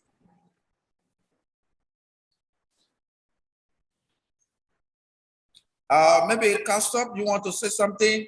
Is that what you mean by that? I'm saying that we need to sign the petition because it is mutually beneficial, right? Yes, your message is quite clear. This is okay. So we are signing the petition now in the room. I want to forward those things you sent to me earlier to everybody.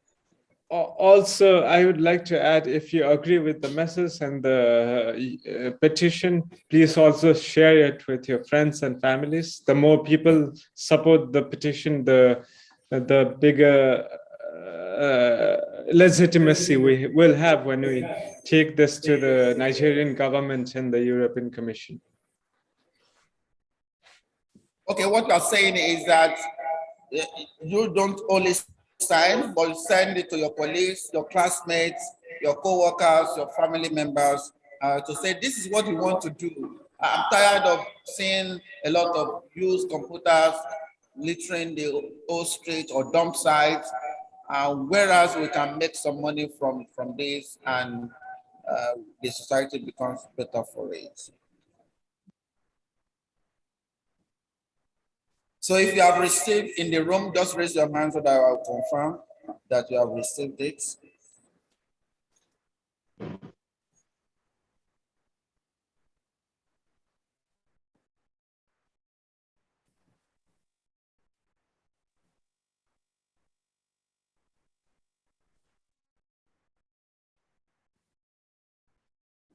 So I've sent to the PhD platform. Now you should receive it now. Check, please. I want to send to AGMCP platform now.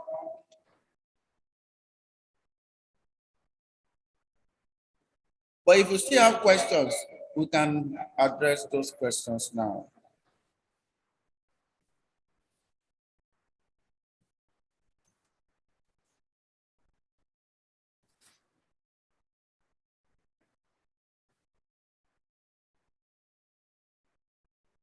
I've also sent it to AGMCP, so you can see it now, please.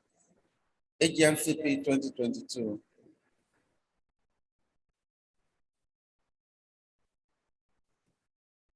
There are 3 versions.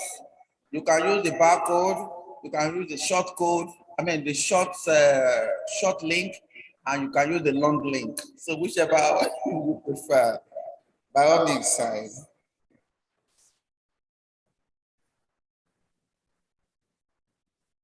There are a couple raised hands. Maybe there are some questions from the audience. Yes, can we have some questions from the audience, please? You can stand to take the microphone to ask questions, please. Yes, somebody's already raising his hand. Hello. Hello. Hello. Yes, we hear you. Okay, my name is Olatunde Obashola. Oh, sorry, please. We have somebody online. Yes, Olatunde Obashola. Go ahead, please. Okay, mine is just a suggestion to push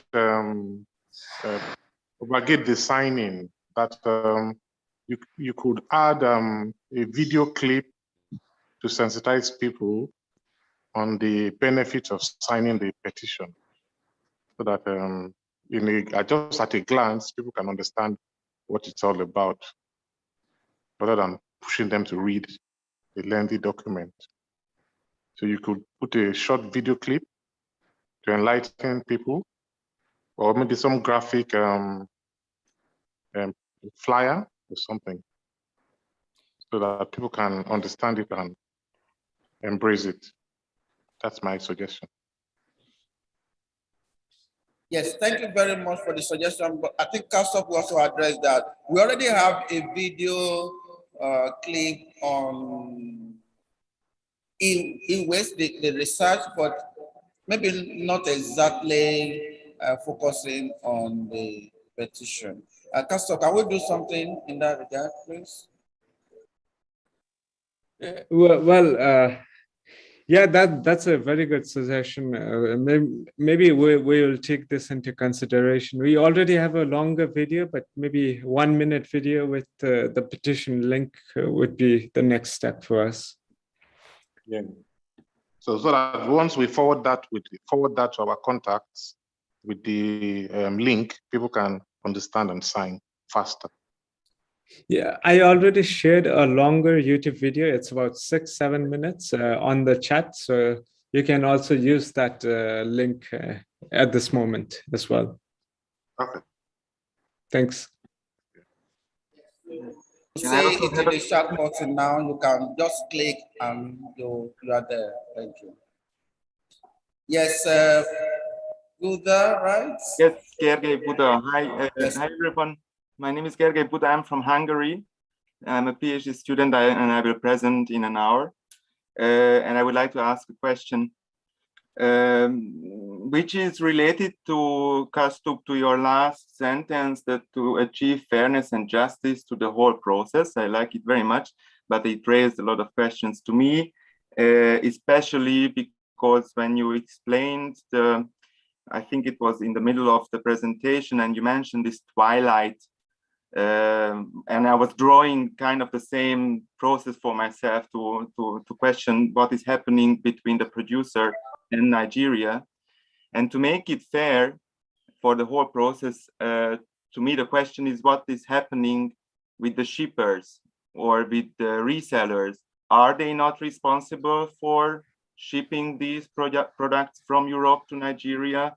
Are the resellers not responsible for making these e-waste to Nigeria? So if fairness, then they should be also paying some additional money.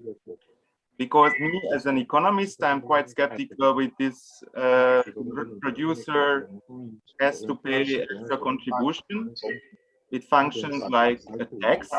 So they just increase the price. They will burden the increased price on the end consumer at the end. And in the same time, the shippers or resellers, they will have proportionally the same amount of money. They will not pay more for the public. So this is my question. If you could elaborate on it. Yes, that's a good question. Of course, there are a lot of complexities implementing the UPR. It has to be adapted to local context. But if you look at the European Union, most countries have an EPR mechanism where producers are responsible. No matter what happens, even if I sell my phone to somebody else in Netherlands and make money from it as a reseller, as an example, still producers and responsible are ultimately responsible for the phone. I made a profit reselling it. But that does not really apply once the product leaves the country, for instance, Netherlands in this example. So there are various actors, of course, trying to profit. And we want to actually encourage multiple actors, especially the repair people, the people who can maintain the value of the product as long as possible, to engage and make money and contribute to the society. But at the same time, we think producers who maximizes the profit of the product should be responsible, and they are responsible in Europe, in their countries, but we think this should extend globally, not just in one country. Hopefully that answers your question. There's another hand, Shigoke Abuta. Would you like to unmute to ask the question? Yeah, good afternoon, everyone.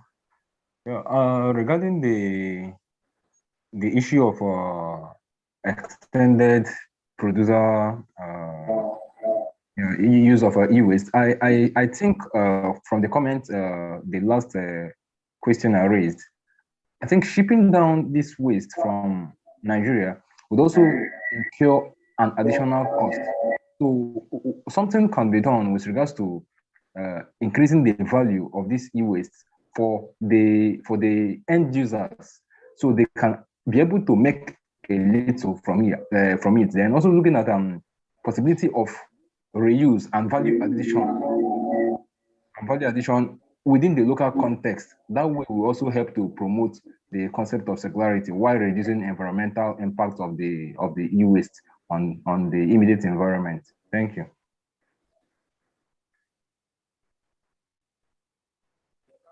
So in essence, what I'm trying to say is that if we can look at, or is there any provision for local collection, like local aggregated collection of this e-waste, and also increased value for the local context, different from the producers which are overseas?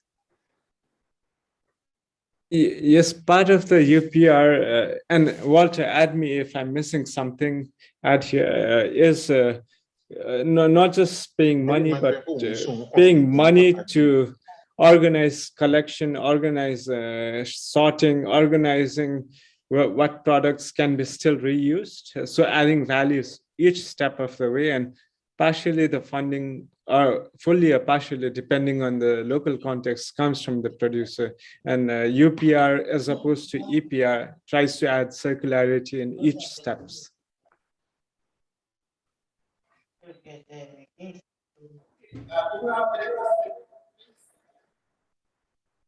Yes, we have some questions for you in the room. Go ahead, sir. Introduce yourself.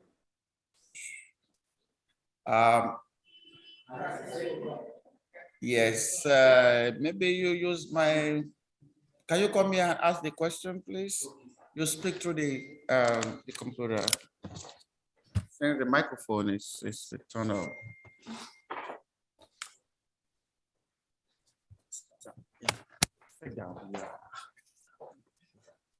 Good afternoon. My name is Godson.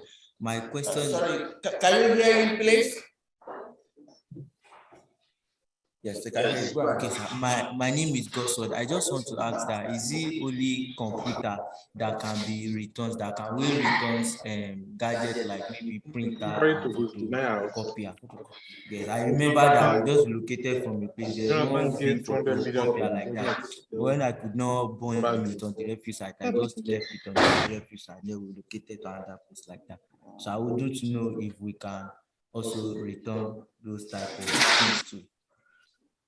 So yeah, that's awesome. Thank you very much. It's asking, is it only computers? What about printers and other gadgets, maybe television, maybe televisions, and maybe yes, any electronics or yeah, electronic devices. it includes all electric and electronic devices such as computers, phones, tablets, PCs, microwaves, mixers, Can't hear you. washing machine, refrigerators. So everything you can imagine, it's included in the UPR or the EPS system.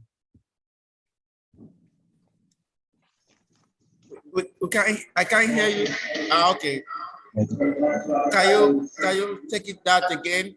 We didn't get your response to that question. I was telling that all electric and electronic equipments are included in the UPR system, including mobile phone, PCs, refrigerators, washing machines, microwaves. So all this are included. But now the question also is what about electric vehicles, the batteries and the components? That's still debatable, but right now we have most of the electronic and electronic equipments like printers, like he asked, is included, not just computers. Okay, I think what it's trying to say that we talk about electrical devices. So anything that uses electronic or electrical devices is covered. Counselor, do you want to check the chat room? If there are questions you would like to take from there, please. I don't see any questions here. Does it also include electric components of automobiles? Not really. In the e-waste category, it does not really include automobile waste because automobile waste consists of rubber, plastic, a lot of things. So it's a bit more complicated than e-waste, and e-waste is still quite complicated.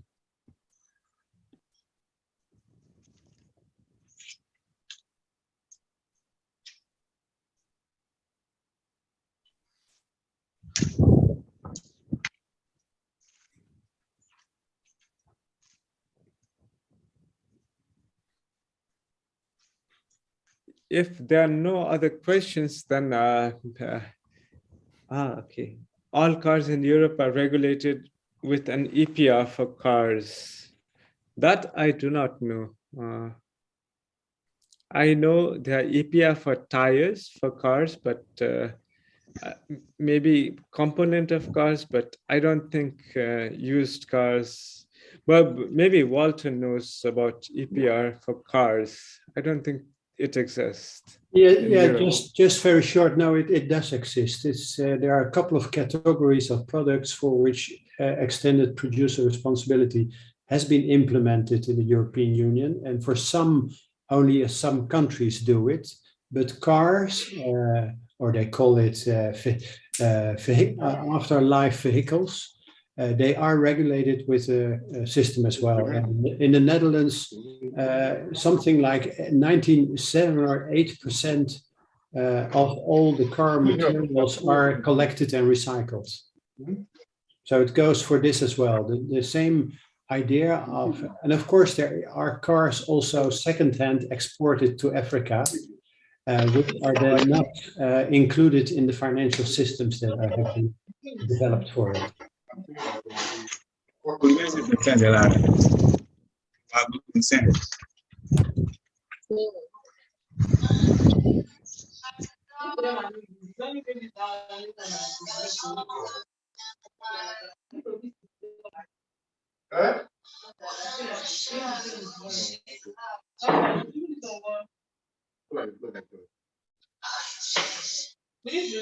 taking so long? You are taking so long.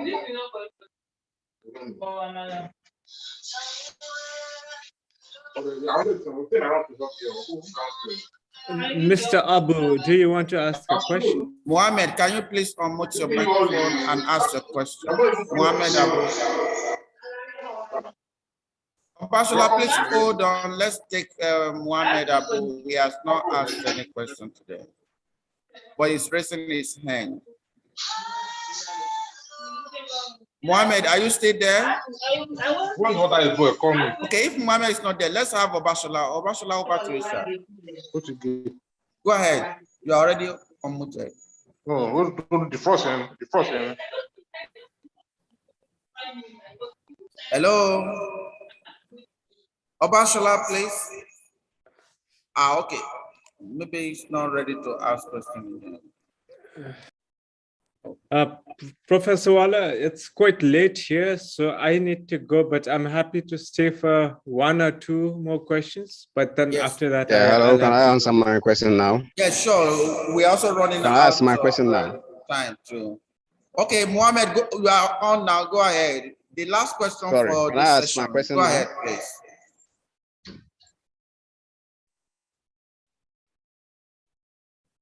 Please ask your question. Hello, I think there's a technical problem. Go ahead, we can hear you.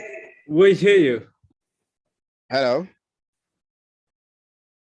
Hello, go ahead, we can hear you.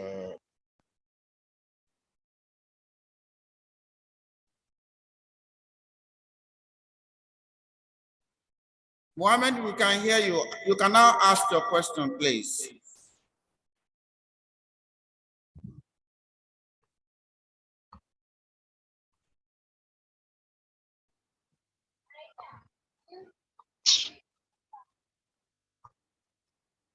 Ask your question now. Mohammed Abu. Hello. Hello, we can hear you. Go ahead.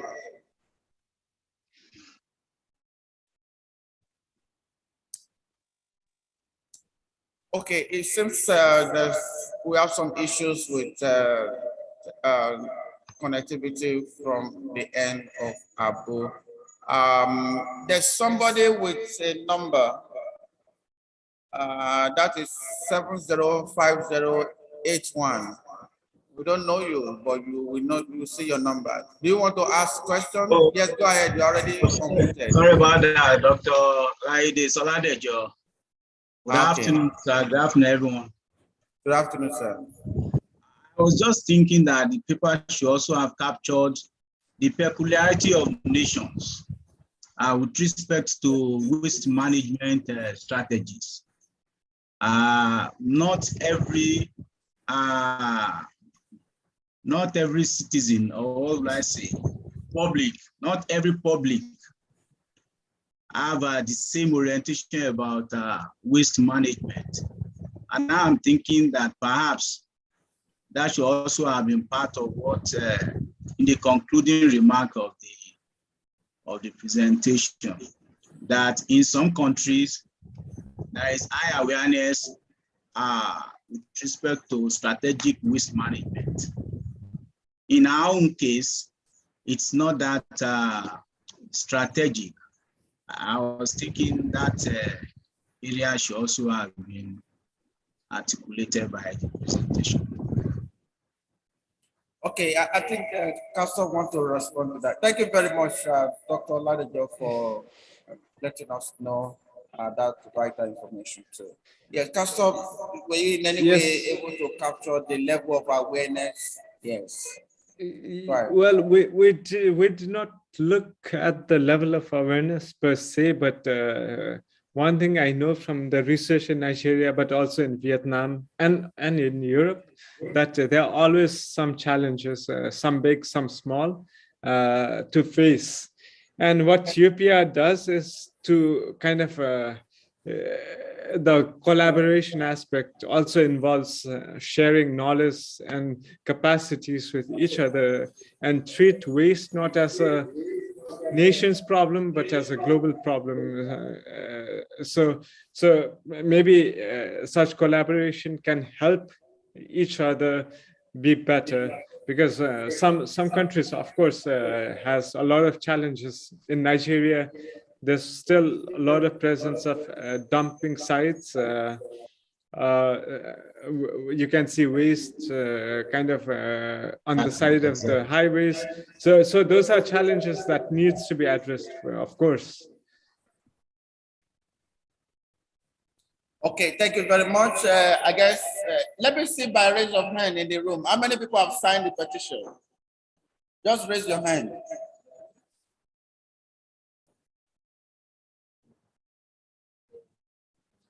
Please, if the person by you asks it, collect the number and let the person send it to you. Please don't leave this room without signing the petition. Okay, on this note, we want to thank everybody. Custom, are you done now? I see some people still raising hands. I don't know whether you still have time to take questions. I'll take one more question and then I will leave my LinkedIn profile. So okay, let's take from somebody connect. who has not asked a question before. Mohammed Abu, maybe we can take you now. Is your network better now? Can you unmute, please? Yes. Great. Okay. Happy. Right. Yeah. Good afternoon from Ghana. Good afternoon. Yes. I'd wanted to talk of the issue of the legal and regulatory mechanism for the circularity economy. Moving forward, what are the measures being put in place? Currently is awareness creation, knowledge sharing, and capacity building. But I've been personally concerned about the issue of legal and regulatory mechanism and standardization issues. What are we doing about that moving forward? That's my question. Okay, Kasab, maybe you just respond to the fact that we have regulatory systems that are NESTRA, but they are not doing enough to enforce some of these things. As he also alluded to the fact, the same thing is happening in Ghana, for instance. Okay, Kasab, over to you. Yes, that is always the challenge. And also, if you want to adapt to the transition towards a circular society, then a lot of legal systems needs to be changed. And not only having rules and regulation, but implementation is also key. It depends on how successfully a country can implement those rules and regulation. And for instance, if you want to promote a circular society, then maybe there should be a regulation or taxes any products with virgin materials more, because it takes a lot of cost to the environment to extract resources. But if you use recycled material, then it's less tax or there's some incentive. So there has to be some systemic regulatory legal framework, but that is outside my expertise. So I can't really talk a lot on this. Maybe Walter can add. Yes, Walter, please. Yes, thank you. This is a big question at the end of the presentation, I think. And what Kaustup Tapa has been presenting is one of a fairly core instrument. And it addresses the industries explicitly. And of course, to the general public, for public awareness, more instruments are indeed needed. One of the key instruments mentioned in the discourse about circular economy also is that when addressing producers, rules could be established about to what extent new products are actually created with recycled materials, with secondary materials. Because what we see in Europe is that these systems of recovery and collection of post-consumer waste to be recycled works quite well, but it is not recycled at a very high level. And the markets for secondary materials are fairly weakly developed. So promoting industries that are actually using secondary materials instead of newly mined materials is a very crucial instrument. And there are regulatory ways to do that in environmental and in production regulations. So that I would like to add here, addressing the industry side of.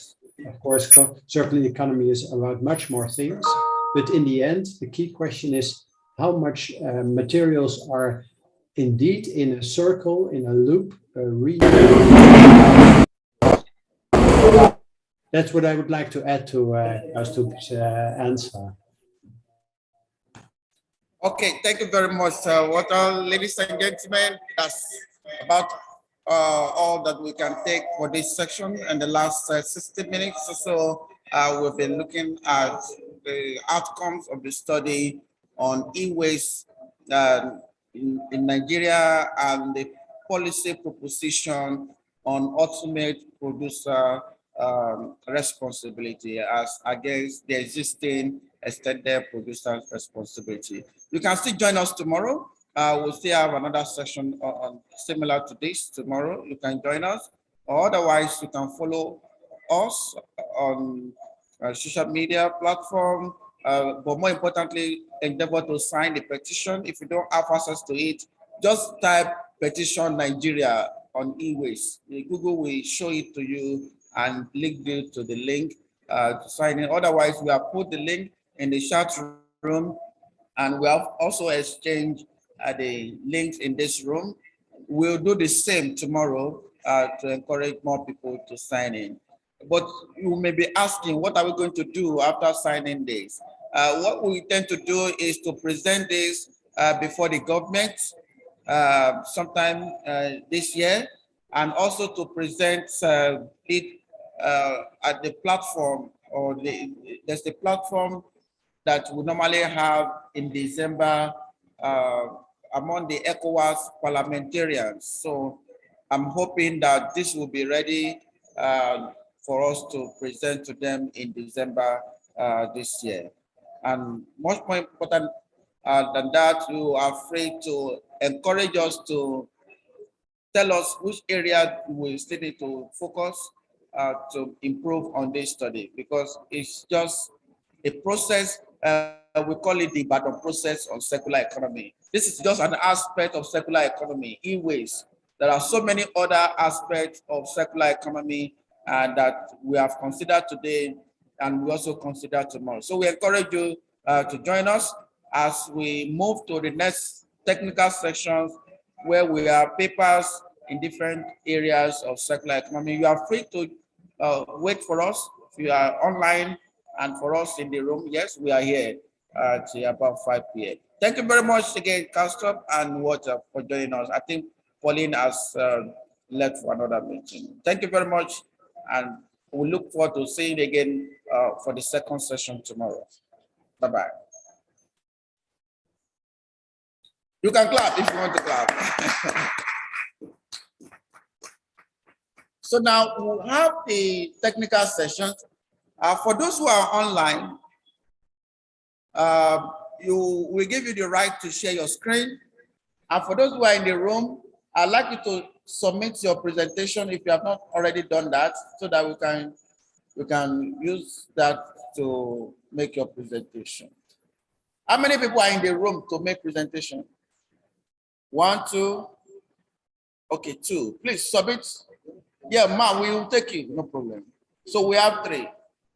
Endeavor to, or except you can't use your computer because we have to screen. I mean, put it in the online streaming. So you still need to submit your presentation. So maybe while you are doing that, let me start with those who are online, so that we'll save some time. Okay, do you want to take 2 minutes to take water like me? Please, let's have a break of 2 minutes. Thank you.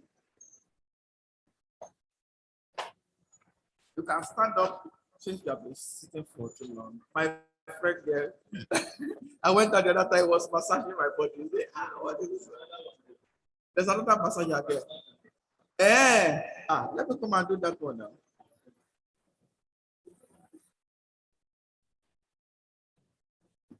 Or you want to present online? Yeah, either if way. You are connected. I just do it online so that you use the computer. Yes, it's fine. Yeah, okay. Yeah, you want to? Yes, I have a little perspective at home.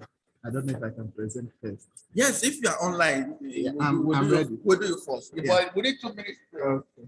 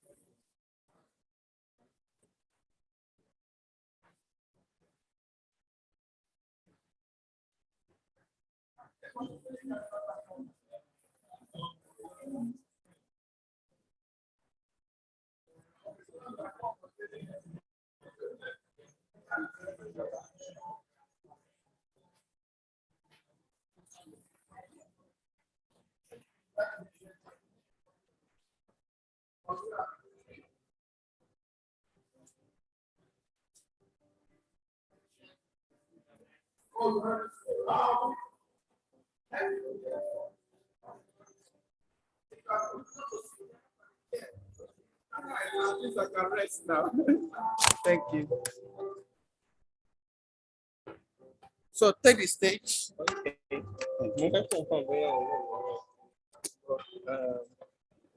It's just the No. Okay, let me quickly forward it to you.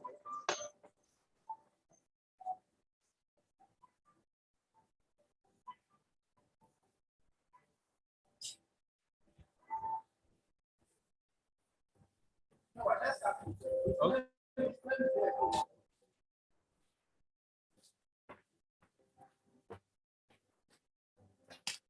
Good afternoon, everyone. I hope you'll be enjoying the session so far. We are about to proceed with the technical session, so I admonish us to get our papers together for those who are yet to solve them. Are we all sent in our papers? Okay. So we will be having the first speaker right about now. Okay. We will be having the first presenter now. Okay, yes, of course.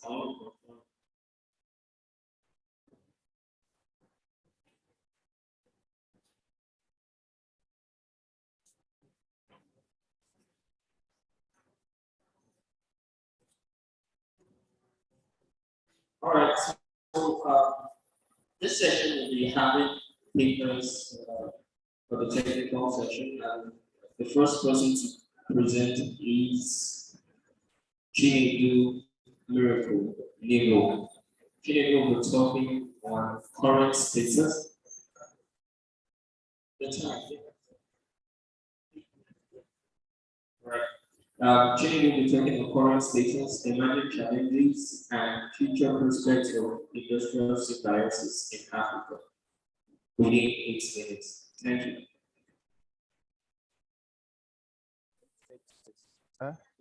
I'm connected here. Okay. Good afternoon, everyone. I don't know. Can you hear me clearly? Both those online, especially. Can you hear me clearly? Yes, we can. Yeah, we can hear you. All right. Good afternoon, and thank you so much for this opportunity. So, as the chairman has already stated, I'll be presenting on the current status, emerging challenges, and future prospects of industrial symbiosis in Africa. So this is a work that was done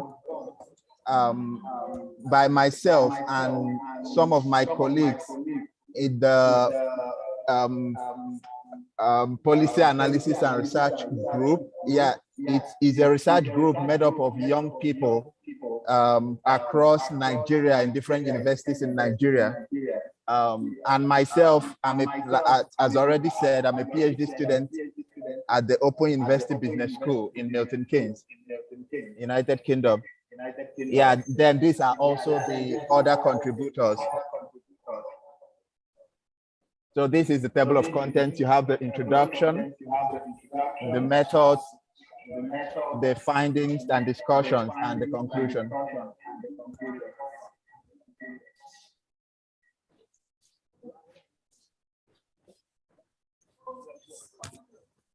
All right, so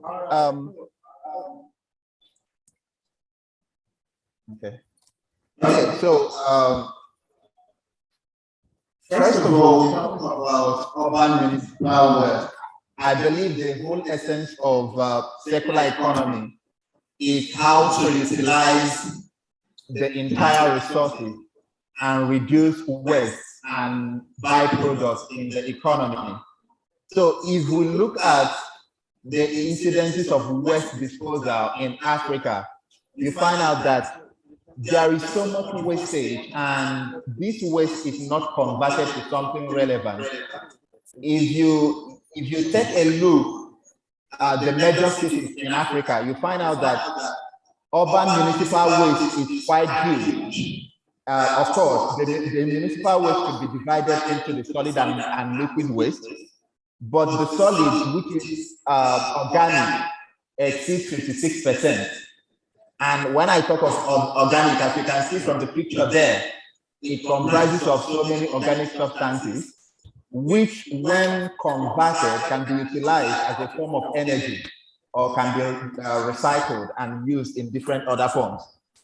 And if you look at it, the huge deposit of waste in Africa is mostly attributed to rapid population growth. Because when you have a high population, for instance, in a place like Lagos, you find out that the level of waste generation is high. And when this is not properly managed, it accumulates in the environment and affects the environment in different ways. Apart from the population growth, we also have a high level of consumption in Africa, and then a poor management of waste due to lack of resources for this management. By resources, we are talking about both the human resources needed to manage this and the financial resources that are needed. So when these wastes are not properly disposed, they lead to the degradation of the environment because they are deposited in large quantities. And at the end of the day, we have this waste contributing to greenhouse gas emission and environmental pollution. So there are some scholars that argue that even though this waste is a problem, but when this waste, which leads to environmental degradation, is as a result of increased industrial activity. I've written my name on it. Yes. It could increase economic growth. You know, for instance, when you are talking about waste generated from manufacturing, some scholars argue that it could lead to economic growth. But if you look at it, you find out that this can only be in the short run. But in the long run, you find out that growth that is anchored on environmental degradation is fundamentally unsustainable. Yes, because it cannot. When you talk of growth, you look at it ultimately, not just in terms of GDP, but also in terms of the economy.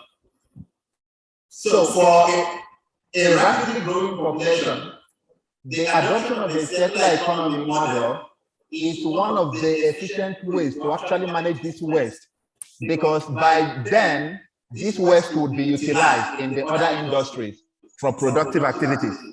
So with the circular economy, waste will be reduced, consumption of resources will also be reduced, and environmental degradation will reduce as well without threatening sustainable economic growth. Okay, so the major essence of this study is actually to look at circular economy in Africa and even bringing it down further to industrial symbiosis in Africa. That is, how can the byproduct of, for instance, the manufacturing sector be utilized as a relevant resource in the health sector to reduce consumption and ensure the utilization of resources efficiently? To do this, we reviewed some literature using both the traditional and the literature review method. And of course, these are also some of the databases that were employed in getting some of this literature. You know, the bulk of the literature were peer-reviewed materials and reports from international organizations. And the total number of publications that were downloaded before the screening was 64, and this was reduced to 25 after the systematic literature review process, of course, which involved the removal before screening, the screening, then some more removals after the screening, assessment of the eligibility of the remaining papers, and then the ones that were included. So for the findings, this is a review paper, and because of that, there are some statistics that were put forward. Yeah, so the first one we have here is the municipal solid waste composition in sub-Saharan Africa. And if you look at that pie chart, you find out that the bulk of the waste is from food and green. And these are organic substances that could be recycled or could be used in different other ways. Then that is for 2016. And there is even a projection that given Africa's level of consumption and the level of waste generation, that the projected municipal solid waste composition streams for 2025 will have organic waste comprising 57%, then with others as paper, glass, metal, plastic, and other types of waste. I also put up a statistic there that Africa is currently recycling only 4% of its estimated 70 to 80% recyclable municipal waste, while its municipal waste collection rate is only 55%. And this tells you that for the current status of industrial symbiosis in Africa, there is still so much to be done. And the characterization and distribution of this municipal waste we're talking about across economic cities in Africa shows that 4 major cities are culprits when it comes to waste, that is the generation of waste without utilizing it. You have the Johannesburg in South Africa, Nairobi, Cairo, and Lagos. Of course, it wouldn't be surprising to us if we see Lagos there. So over the years, various government policies and laws have also been enacted with regards to industrial waste management in Africa, you know, especially towards projecting the benefits of associated with industrial symbiosis. So, but these have not been put in place. The implementation has been a problem. So given this current status we've looked at, one of the things we preferred in this paper is that these laws are not just enough to be implemented, are not just enough to be put in place, you know, in terms of putting it in paper, but they should also be implemented. There should be strict laws when it comes to the recycling of waste. Then we also have some current developments in industrial symbiosis in Africa. You know, in Southern Africa, South Africa has been championing when it comes to implementing projects. And there is a project called the Goten Industrial Symbiosis Program. It's one of the core programs in industrial symbiosis in South Africa. In West Africa, Liberia has done a couple of things. In East Africa, Tanzania and Kenya are leading the movement and have also been implementing some projects. Yes, and however, the region of North Africa and Central Africa are still lacking when it comes to industrial symbiosis projects.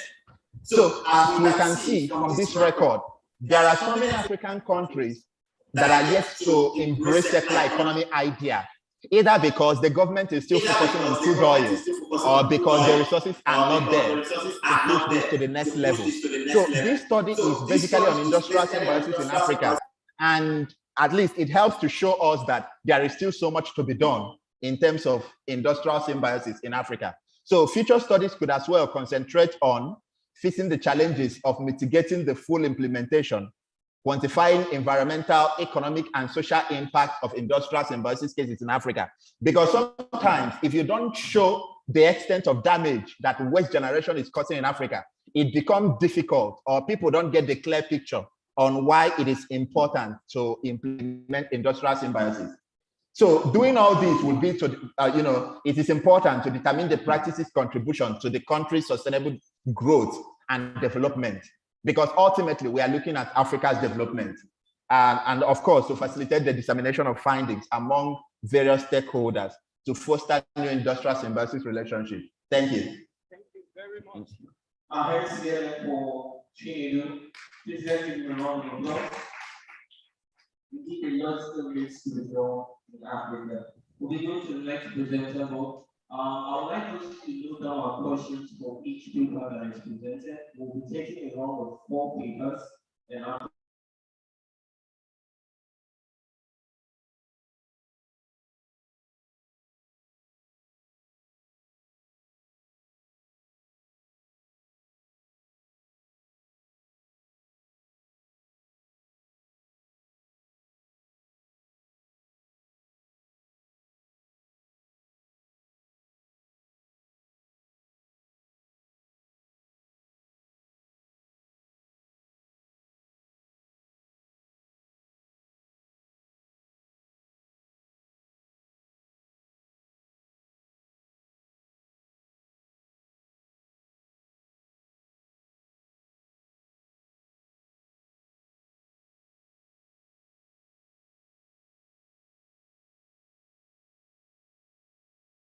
just raise your hand or indicate by dropping the message so we can take it.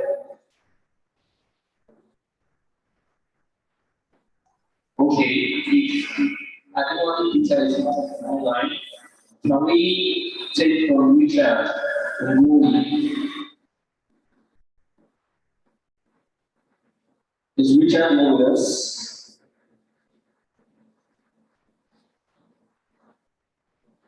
So I would like to do a whole lot to indicate if you can hear me.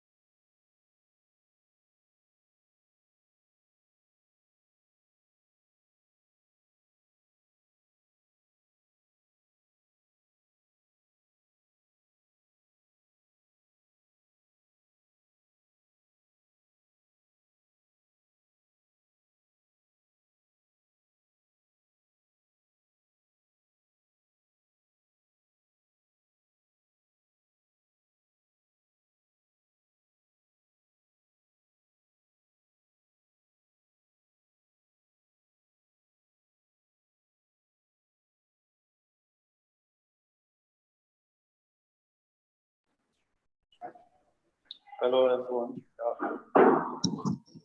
The audio quality is poor, but if you can hear me, can I go on with my presentation? This is Adewale from David.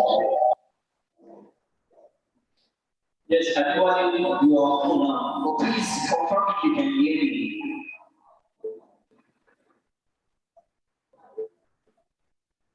Hello, everyone. The organizer, please. Can you hear me? Yes, we can hear you. We can hear you. We can hear Oh, you. thank you. Fantastic. I can hear you. All right. So good afternoon, everyone. Morning, depending on where you are listening now. I'm Adewale. Presenting a paper on assessment of heavy metal residue in living vegetables in Lagos State farms. We have the introduction, methodology, results, conclusion, and recommendation.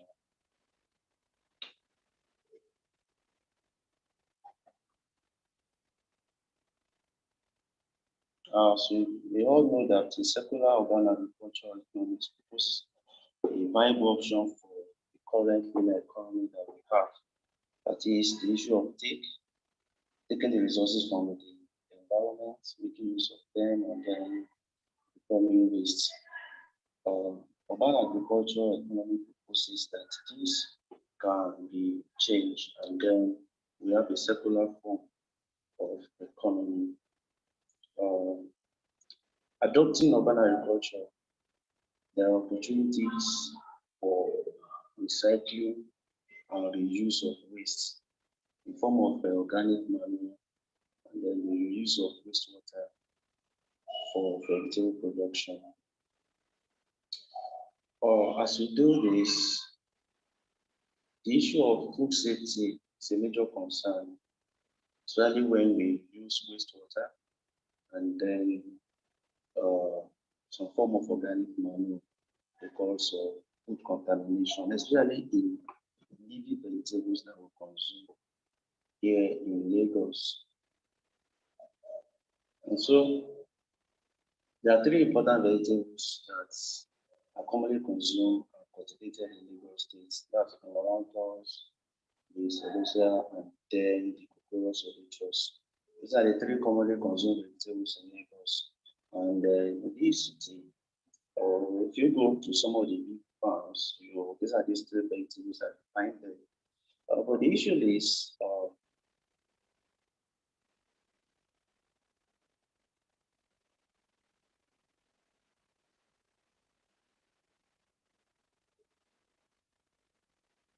the central aim of these studies to determine the effect of prevailing vegetable production management practices on heavy metal residues in soil and vegetables. 3 locations were picked for this study. 3 farms specifically. 1 farm in Jaba, very close to the National Stadium. Another farm at K2, along the exit of Third Mainland Bridge. Then another farm at a pet division of Lagos. I will later talk more about these 3 locations. Envelope principles was used to determine the sampling point for the soil and the vegetables, because the level of heavy metals in the soil was determined, as well as the level of heavy metals residue in vegetables were determined. And these were carried out in 2019 and 2020. Now, here are the 3 locations. The location at Yaba, that's an urban farm, which is located in the densely populated area of Lagos State. Mostly, there's heavy traffic along that route, and as well as the farmers engage in the use of pesticide, chemicals, inorganic fertilizers. And then also the second location, that is the K2 location. Right there, the farm is also located at Urban Center, very close to the Lagos Major Expressway. That is the Third Mainland Bridge, exit of Third Mainland Bridge. You are coming into the mainland. The farmers there to use inorganic fertilizer, they use herbicide, pesticide, and all of that. In Ibeju, Lekki farm, the farm there is located in a sparsely populated area. The farmer they actually engage in this kind of organic farm, and they use wastewater after being treated, and also they make use of compost manure in that particular way. So the waste in that area are collected by the farmers, and then they prepare it and then make use of it as manure on their farm. The map here is showing the 3 locations. Here, this location is in the Lekki division of Lagos, where the farmers engage in organic farming. They make use wastewater, and then they also make use of domestic waste. They compose it as manure. And this point, that is where you have the K2 farm. Okay, that's the exit of the Third Mainland Bridge. And the third location here, that is the Yabon farm, close to at the back of the National Stadium, precisely.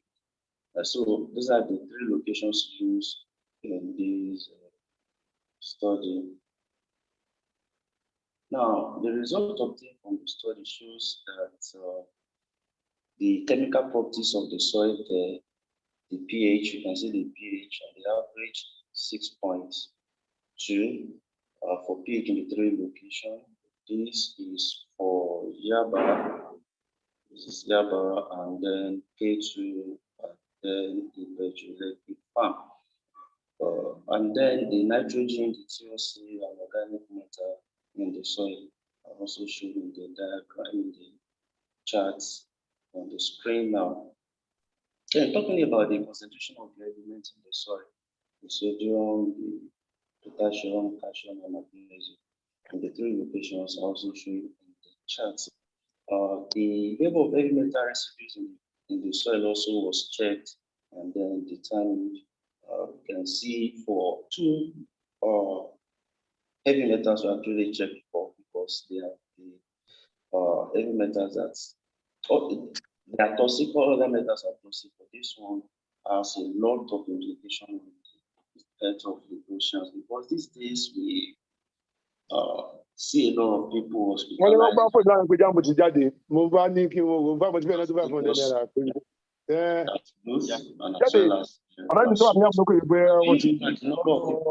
Admitted or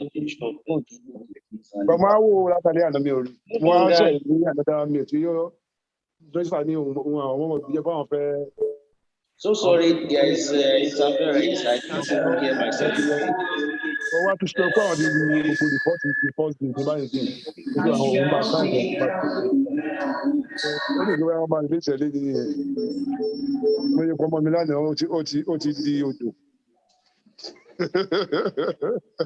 There's a lot of interference.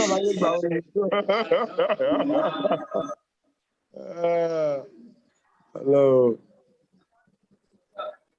So I think I can continue. So as I've said, when you see the number of people hospitalized in Lagos hospitals today, they are no longer the old people. Young people, okay. Possibly this might be as a result of the consumption of contaminated vegetables. Now, so the level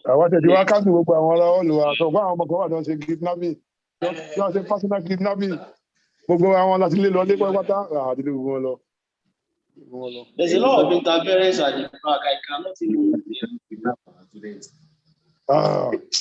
sorry, naturally, most of I would be 3 weeks consecutively. But we are more team down water. Is it possible that others mute their mic while I make presentation?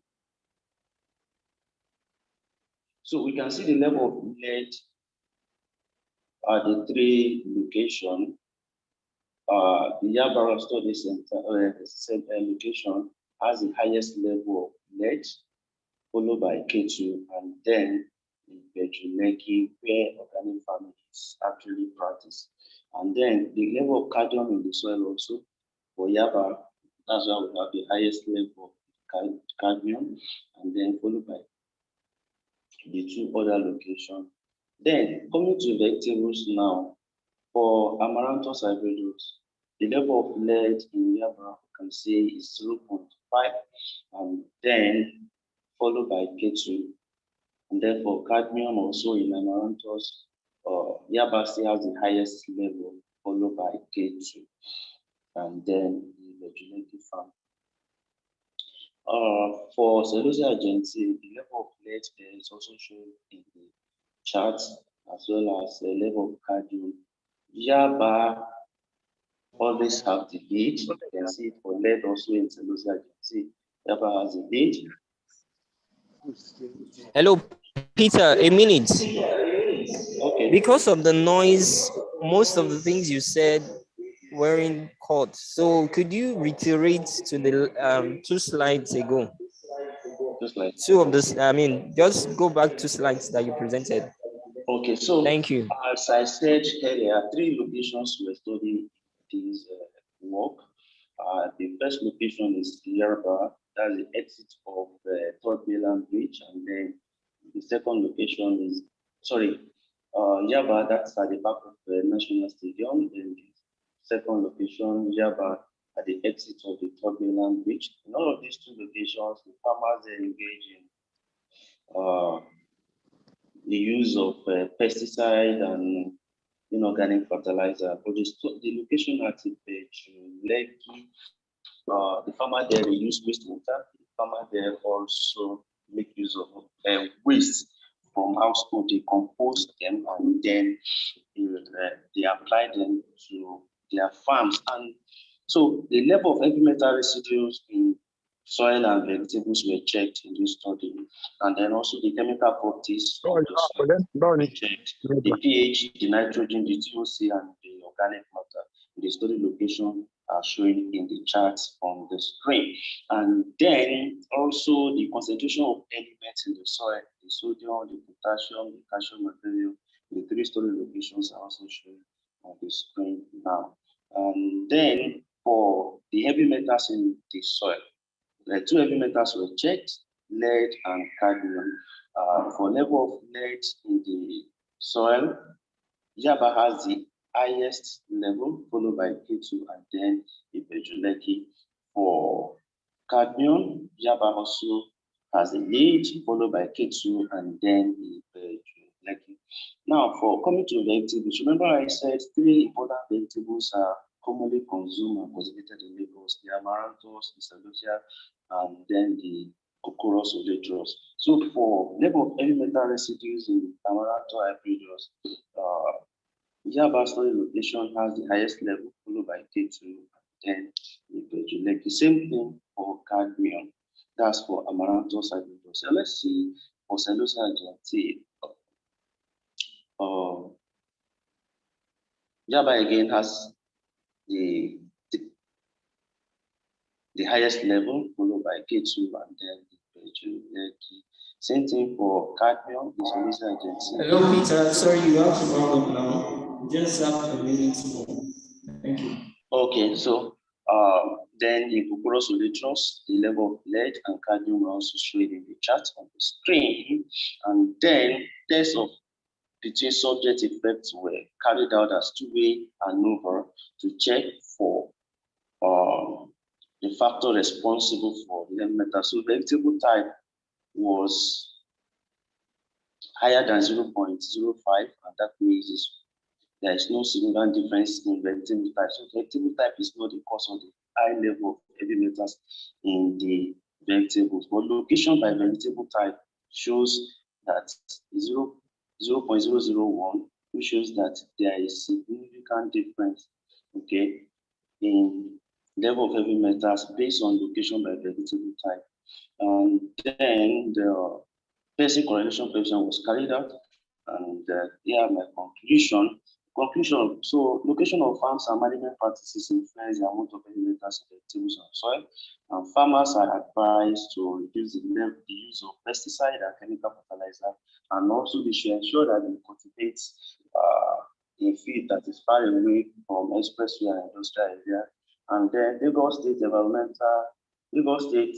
LASEPA, it should set strict regulation for different urban vegetable production practices so that this vegetable that we consume will not become an issue of challenge to the consumers. So our monitoring of heavy metals will also continue by researchers because that will help to forestall possible consumption of contaminated vegetable in Lagos State. Thank you so much. Thank you for that presentation. Please let's put hands together for Peter Adewale from the University of Lagos. I would like to admonish everyone in the Zoom chat to kindly keep their minds on mute when you're not speaking. You will have the opportunity to comment or ask questions during the Q&A. So now we'll be proceeding to the next speaker, Zainabu Dabri. Zainabu, are you ready?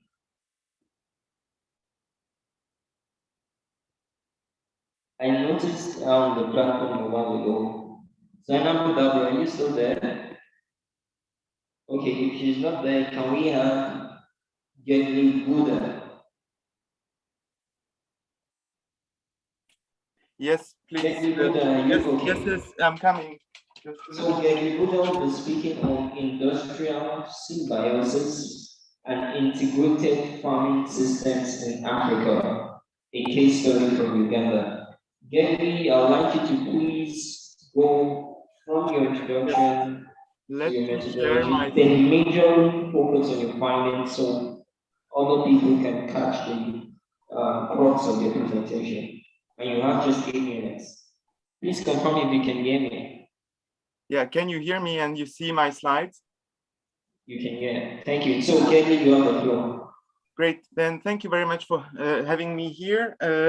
Actually, my paper and research topic is very much connected to Chinedu Nevo, the first presenter, as he's also researching industrial symbiosis. The biggest difference between us is that I'm focusing on the micro level, so I'm checking only companies, and I'm not focusing on municipal waste, but industrial waste. So I research a B2B connection.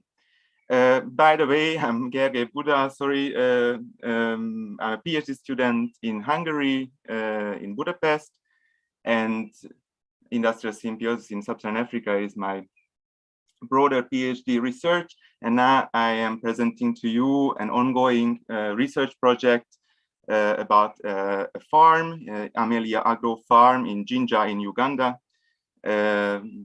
where I spent 1 month last year, and I'm going for another month now in June. So you will see also what I have achieved so far and what are my plans in the next slides. So first, I will just give some short introduction and problem statements, but since Chinedu already actually said most of the relevances for industrial symbiosis, maybe I will save some time with this.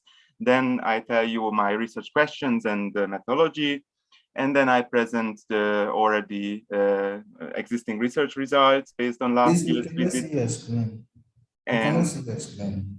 Sorry? We cannot see your screen. You cannot see my screen? Yes. Now this is strange. Let me, yeah, okay. Now? Can you see? Now we can see. Now we can see. Okay. Yeah. Sorry, I just didn't click on sharing. I selected the screen, but I didn't click on sharing. So just for you to show, this was my preview. This was my opening slide then, and then this is the content. So first I present the results and the plans for the next field research. And then we can also have maybe some time for question and answers. Shortly about the problem statement, we know the rapidly growing population in Africa, inefficient resource use and waste management, and there is this special double binds for Africa that economic productivity is still quite low, and at the same time, the global markets are pushing Africa into the role of the extractive industries. And at the same time, still agriculture is very dominant in Africa, also for employment purposes, and 80% of food is produced in smallholder farms in Africa. And this gives quite a big relevance to the paper and to the case I'm presenting here. And to all of these problems, circular economy may be a solution. This is why we are all here at this conference right now. So as I mentioned, there are two parts of this process already done with the green highlighted area, where I was focusing on the research question, how can industrial and agricultural waste be utilized in sub-Saharan Africa? And for this, I found an excellent exemplary case in Jinja in Uganda, which you will see is a great case because it shows plenty of different industries what can be used, which waste can be utilized in a farming, in an organic farming method. And it's a good example also for industrial symbiosis and integrated farming system, which is basically, it can be also considered as a form of industrial symbiosis, only a symbiosis within the same organization. So it's not between two organizations, but within one organization. And later then, my plans for the next field research in June are focusing on two research questions. The first one is to find out why is industrial symbiosis worth it for the participating companies? So economically, why is it good for them? And for this, I will use two industrial symbiosis fitness conditions equations, if this holds true or not. And the other question is to find out whether this model is more sustainable than a conventional agriculture model. These are also quite much reflective to Chinedu's topic. He also mentioned these economic, social, and environmental indicators. So we are doing a quite similar job. Just to present the results from last year, and here you can see the different industrial symbiosis between Amelia Agro Farm and its suppliers in Jinja. And you can also see that I'm not a graphic designer, so it's a quite simple schematic image, but it very nicely represents from which companies what materials are used. So let's start from the left. From the sugar company, bagasse is used as a feed for pigs and as a mulching input. From the paper company, there is a very nicely carbon-rich boiler ash, which is perfect for windrow compost. From the beer factory, the different leftovers like barley husk, brew wash, and the spent yeast can be used for the pigs for fodder, or for the fish for fodder. From the liquor factory, a special effluent is used as liquid fertilizer. Also from the sailing company in Jinja, the water hyacinth, what they are harvesting so that they can do fishing and they do sailing. The water hyacinth it comes to the farm and will be part of the liquid fertilizer, as you can see here. And it's also a fodder for pigs and chicken. From restaurants, food and liquid leftovers and different vegetable peels are also utilized as vermicompost input. And as we go to the right side, from the slaughterhouses, local tanneries and fishers and fish sellers, different materials like blood, intestines, flesh offcuts, and fish scales are also they also go into the vermicompost. And what happens with these, we see in the other slide, which is focusing on the within farm circularity, or as it's more often mentioned in the literature, integrated farming system. Here you can see what different types of animals the farm raises: pigs, cows, goats, rabbits, chicken, fish. There's also a water pond on the farm where they also grow water hyacinth. They also apply the black soldier flies, and they grow a lot of vegetables. So let's start from the vegetables. The vegetables and different plant offcuts and weeds. These are used for the fish, for fodder, for the chicken, for fodder again, and for all the other animals as well. Basically, they don't. 2 minutes. You have 2 more minutes. 2 minutes. 2 minutes. Okay, great. So you can see that there is a closed cycle basically here. All the manure and urine are used for different composting purposes, and everything is utilized on the farm. Just about my plans quickly.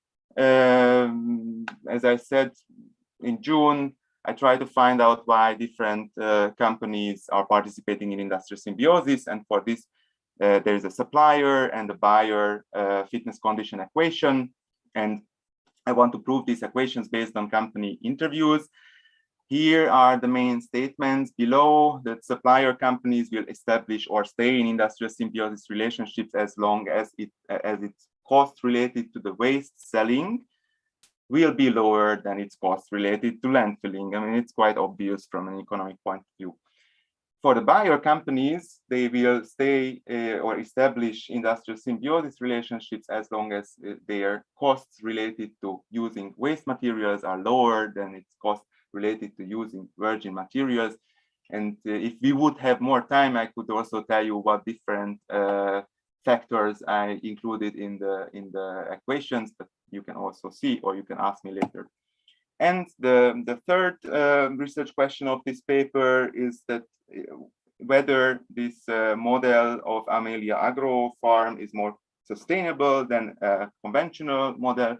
And here I apply a comparison with a hypothetical industrial agriculture model where everything is industrial animal feed, industrial fertilizer, there is lots of machinery and so on.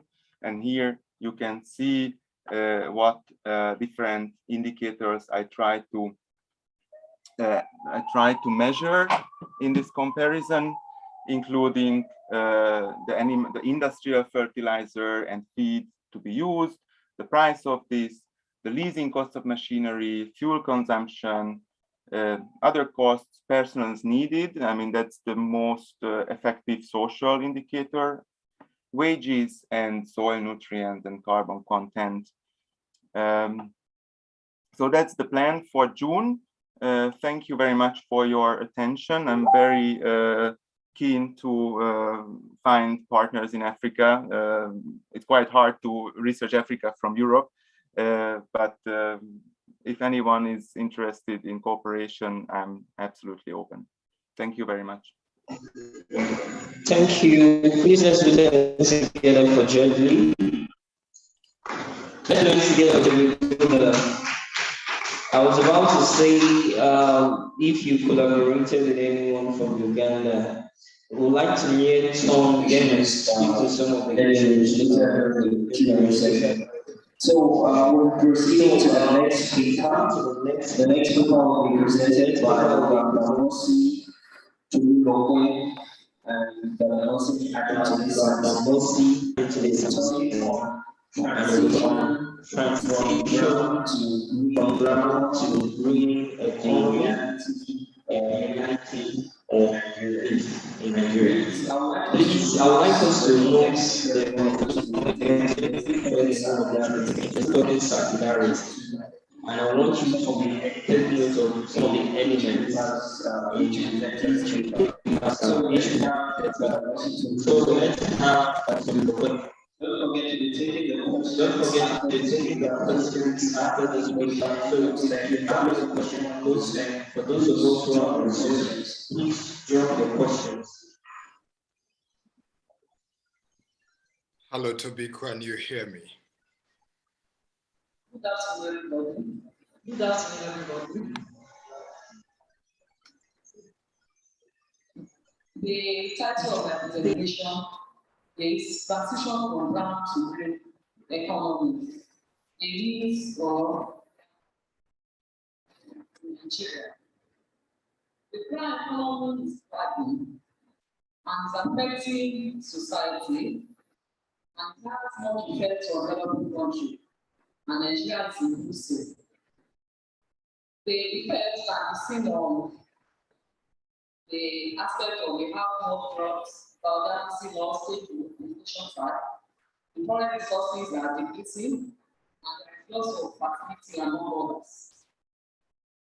So therefore discover that solution to some of the problems we are facing as a result of climate change is green economy. And Nigeria as a nation is expected to move from greener economy to traditional type to green economy. The green economy was introduced to break the global problem, which is about take, make, consume, and dispose pattern of goods. And according to the European Commission, green economy can be summarized as the four R's. We have reduce, reuse, recycle, and recover. Several efforts have been put in place in order to promote green economy, which at the long run is expected to promote the achievement of sustainable development goals. However, it cannot be achieved without the commitment of all citizens.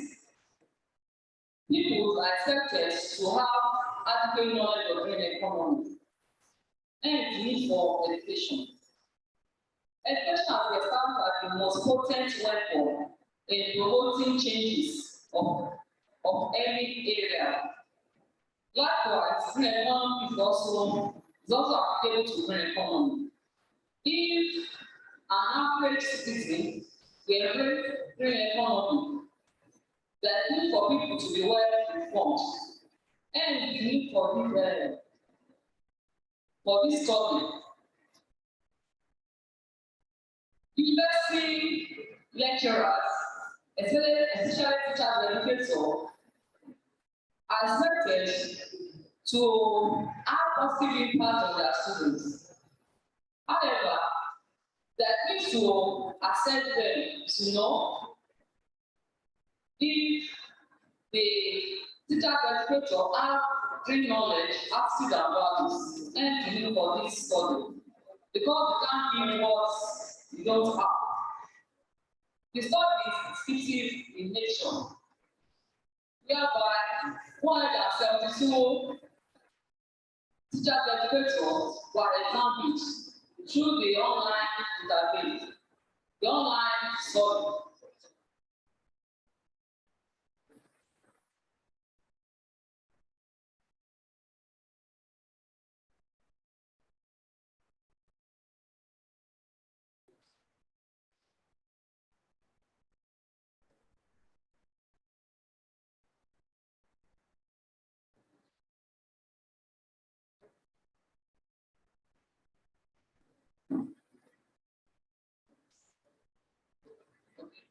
The population comprised of teachers and educators of Southwest Nigeria, and the data was collected through the internet survey, which took place from March 12 to April 30, 2020, and the data were collected.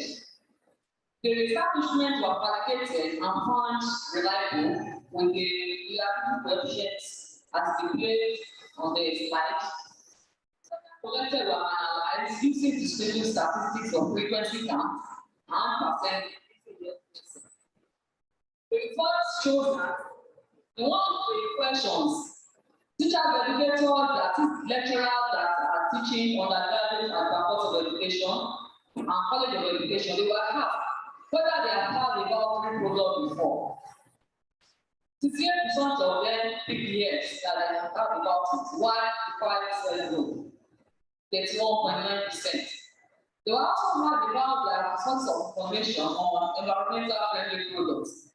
However, it was discovered that we still have about 31.9% of the lecturers that people know that they have never heard about environmental friendly products. And if the lecturer is led to know about environmental friendly products, how are they going to influence their students while they are teaching? They were also asked about their knowledge of the green economy concepts. Among the concepts we have the sustainable development, we have the waste management, recycling, biodiversity, and the rest. But we discovered that lecturers were exposed to traditional concepts of green economy, such as waste management, solid waste accumulation or zone. But they were yet to be exposed to the use of environmentally friendly materials, efficient use of resources, which are germane to green economy. Hence, the need for lecturers to have knowledge of it. The researchers also look at the levels of knowledge of teachers and educators. Because if there is change, teachers in training were still expected to have good knowledge. And it was discovered that 81.4% of the teachers, educators, and the lecturers and purpose of education, 81.4% of them have no knowledge of green economy. Where we have just 2.9% that is scored between 15 and 20 in the test given to them, which means that they need for them to be exposed to the concept of green knowledge. In terms of their attitude, 52.3% of the lecturers examined have positive attitudes to green economy. Their green attitude was okay, although we still have about 82 of them, that is for 7.7 that they had negative attitude, which means that with the negative attitude, it will have negative effects on the attitude of the environment. From the study, it can therefore be concluded that teachers and educators that are expected to pass knowledge of green economy to their students, that are expected to demonstrate environment friendly, that is supposed to be environment friendly in their basic activities, have poor knowledge of green economy. Hence, there's need for them to be exposed to the concepts. When someone has good knowledge is expected to have effect on the attitude. The attitude will make them to promote the environment, to protect the environment, and also change from traditional ways of living by protecting the environment for future generations. Can therefore be from the positive implication of the findings is that if for teacher educators to be familiar with the green economy, how can they be familiar? There's need for the NGO, government, NDC to organize workshops and seminars for teacher educators. So also recommended that the NGO, such as images, can organize workshops for teacher educators, so that they can have full knowledge of what we are talking about. Because without education, it's very difficult to promote green economy.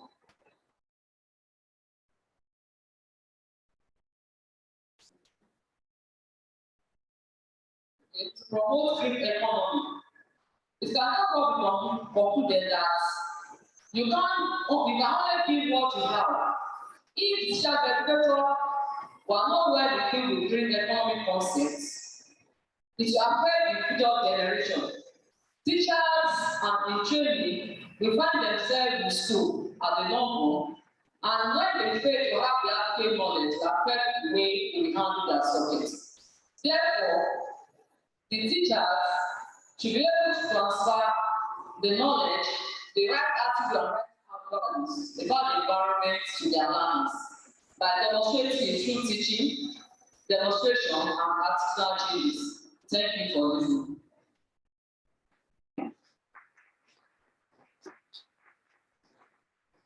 Another round of applause for that wonderful presentation.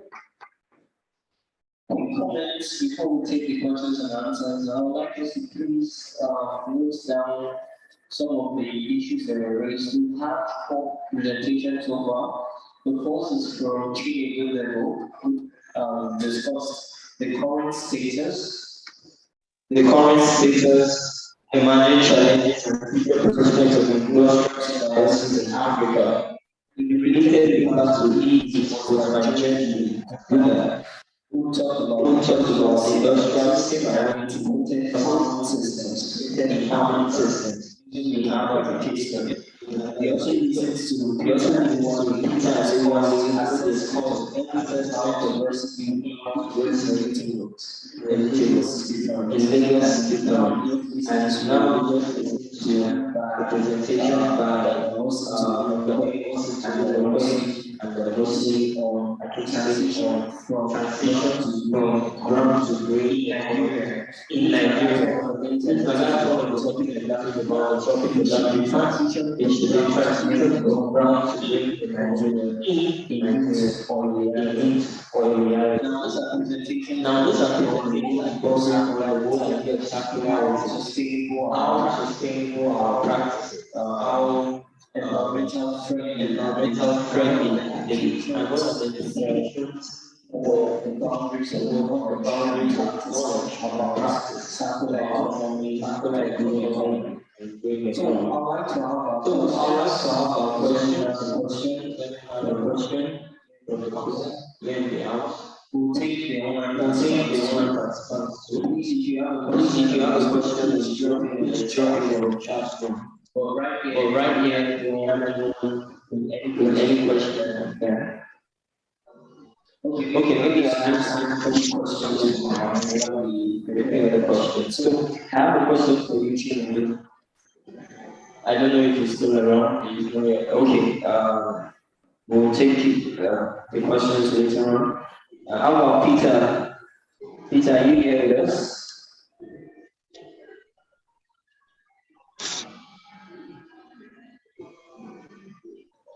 Okay, I can't see Peter on the platform.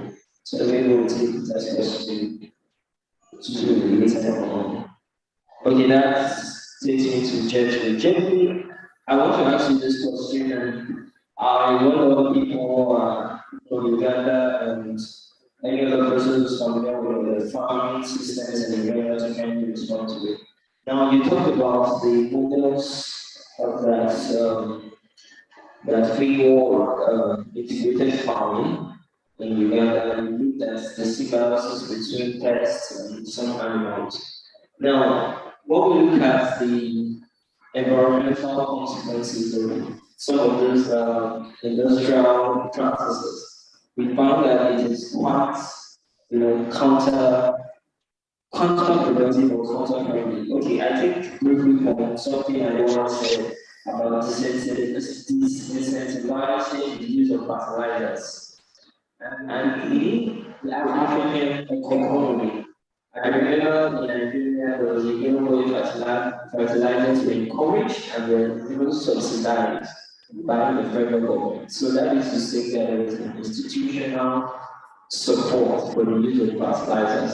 But from your presentation, you found out that these kinds of practices or farming systems might be counterproductive or harmful for our health. So how do we detach or how do we unpack, if I to use that, the institutional support or institutional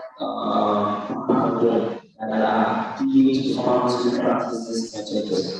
Is it possible to like both? Let me put everybody in that was about the rules of institution from this practice, from farming and so how to sustainability researchers and how to policymakers think through translating this message between the institutions and the farmers themselves.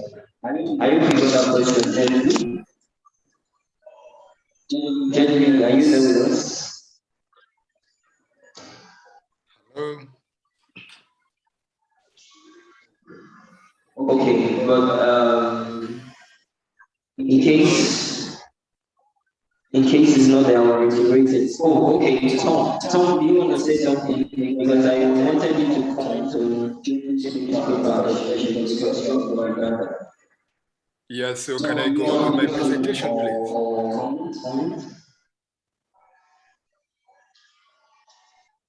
Toby, can you hear me?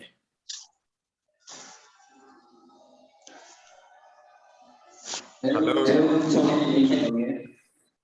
Toby, can you hear me? Okay. Yes, it's clear.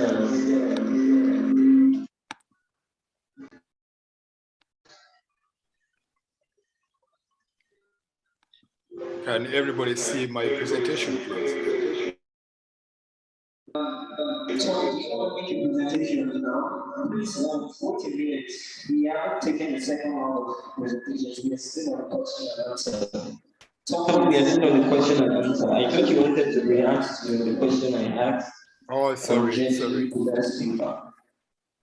So can I stop sharing this?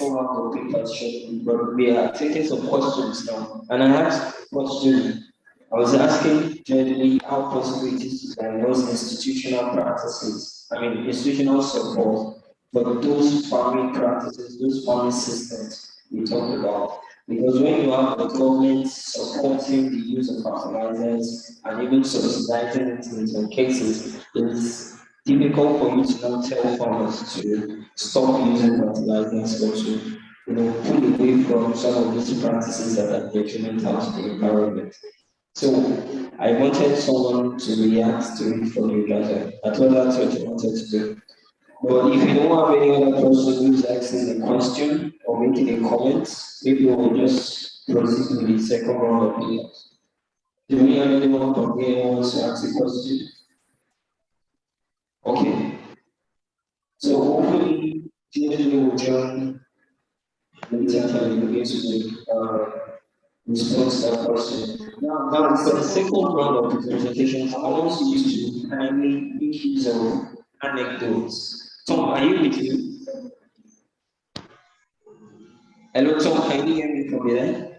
Yes, I can hear you now. Okay, please, don't just give us the findings in an abstract format. I would like you to please give us your own experiences on the field, tell us your engagements with your respondents or the people that you work with for this project so we can relate. Because sometimes when we are making presentations like this, especially with case studies outside our own unique context, it is often difficult to relate with it. But with some background information to help the listeners to understand what you're saying within your context. So if possible and when necessary, please give me some stories or experiences. We'd love to hear them. So Tom, you have a floor of 8 minutes. Please start whenever you're ready. Thank you. All right, thank you very much. Sorry, Toby, I really got a big challenge hearing what you're saying, but I really hope you can hear me now. And I'm going to be sharing my screen, and in case you are unable to see it, please let me know. Right, can everybody see my screen, please? Yes. All right, I'm going to make a very, very brief presentation, basically talking about stakeholders in Uganda. So the research is done under the auspice of the African Leadership University, and we are trying to do work related to how we can transition to a circular economy in Africa. So we decided to get different countries as our case studies, and Uganda is one of them. So for this particular topic, we are trying to appraise stakeholder space for circular economy transition in Uganda. It could be looking like a very complex topic, but what we're trying to basically understand is what does circularity look like in Uganda? How do the different stakeholders, for example, perceive it? What are the legal aspects that relate to circular economy in Uganda? So this research has very many research topics under it. And the one I'm going to focus on for this evening is one that talks about circular economy perceptions, knowledge, and practices in Uganda. So we are looking at the different stakeholders. Yeah, so the basic outline of the presentation is that I would like to give you a very brief overview on the research that we are undertaking, and then the objectives of the research, what questions we did ask, and then the design of the research, and then basically the activities that we're going to be engaged in, and lastly, the stakeholders we shall be engaging. What I need to mention at the start is that this research is actually ongoing. We don't have any results that are really tangible, but eventually we should have something that should be able to speak to what we are doing right now. So like, I mean, very many speakers have mentioned today, circular economy is one of those areas that is going to help us to come and address lots of the global challenges, because as you already know that we are at a crossroad. What we want to do right now is to address the different challenges we are having as a globe. We're talking about population increase, we're talking about job security, we're talking about food security, we're talking about climate change and all the other challenges you're all aware about. However, what we also realize is that there is a drastic decrease in resources. We're talking about the quality of the resources. For example, we've had cases in Asia talking about air quality issues. We're talking about quantity of resources. We've talked about the depletion of natural resources. The other aspect that we are very much concerned about is the persistence of some of these global challenges. So what is challenging basically is we're not so sure if everybody is really aware, but what we understand is that many are becoming aware each and every other day that goes, because challenges are happening each and every other day. What we've noticed from literature is that governments, as well as practitioners, we're talking about businesses and even CBOs, civil society, are now becoming more intentional in their activities pertaining to the chase or the quest for circularity and the sustainability agenda. What we're talking about here is what you can see on the left side of this slide is the different economies that are being practiced globally. What we see that is predominant is what is in the extreme left, which is a linear economy. We're taking, making, and they're wasting the resources. Then what has been one of the sustainability initiatives, which is being the recycling economy. So basically we do a little bit of recycling. However, what we are trying to push for is a circular economy, whereby we have basically no wastage of resources amongst other aspects. So for this project we are trying to do, we decided to select a few of the cities in Uganda. Most of these are very new. They're not even 2 years old. And we want to, one of them is what Mr. Buddha mentioned that he's actually doing his research in Jinja, which is to the east of the country. We're looking at 6 cities and we want to know what exactly these cities have done, and including the stakeholders are in there, what they're doing to sort of foster the transition to circularity. That there is a very small map of Uganda for those of you that may not be aware. Once again, I did mention that my name is Tom Igeme, and I work with African Leadership University as a research associate. So for this research, we have one overall objective. The overall objective is basically to appraise a stakeholder space for circular economy transition in Uganda. Here I did mention that we're trying to interpret this objective to mean what does circularity look like in Uganda. So to answer that big question. You have just 3 minutes more. Thank you. Thank you very much, Toby. I'll try to summarize this. So the specific objectives are basically to document the circular economy practices in Uganda, identify the key stakeholders in Uganda, and then evaluate their knowledge and perceptions on circularity. And then the last thing is to understand the barriers and opportunities. We believe without a proper understanding of circularity, it is very difficult to call for transition in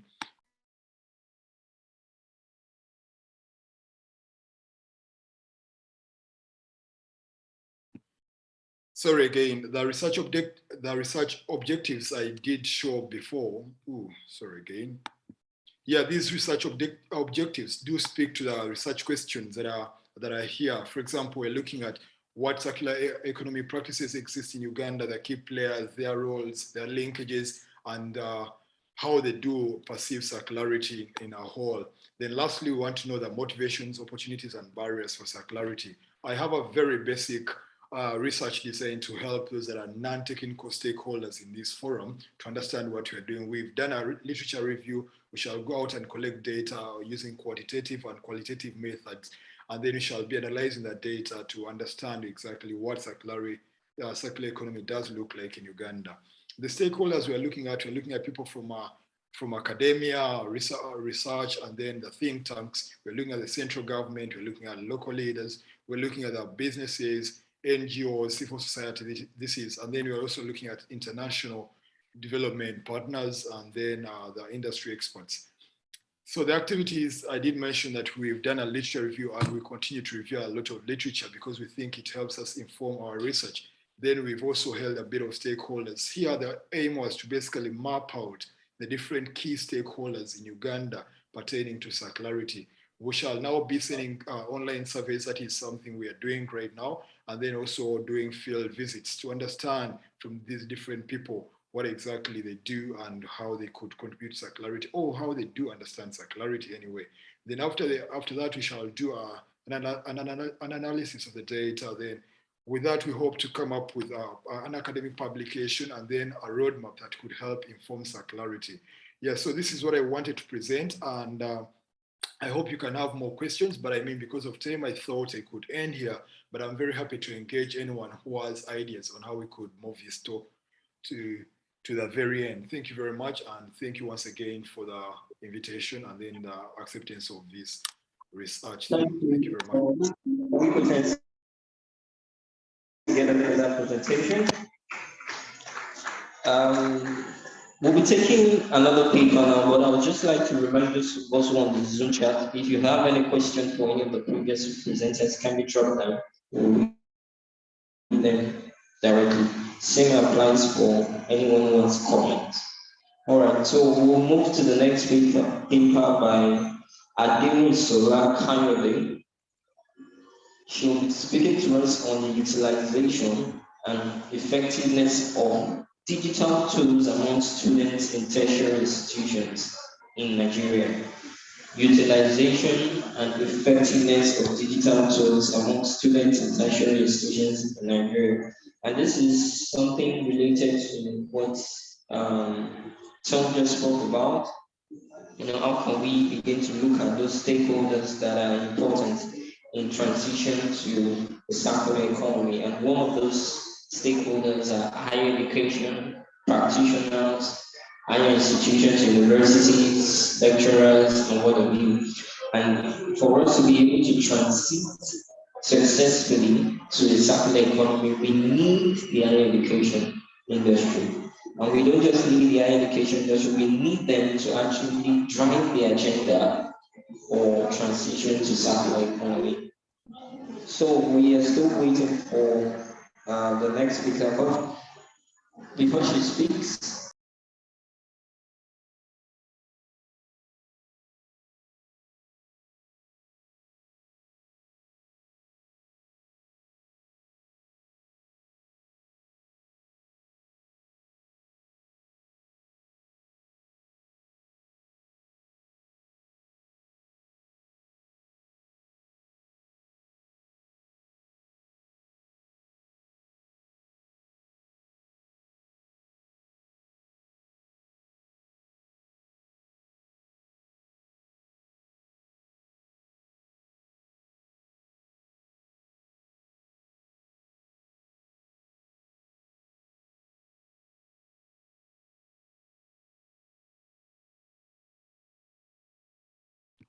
Sorry, Toby, you're muted.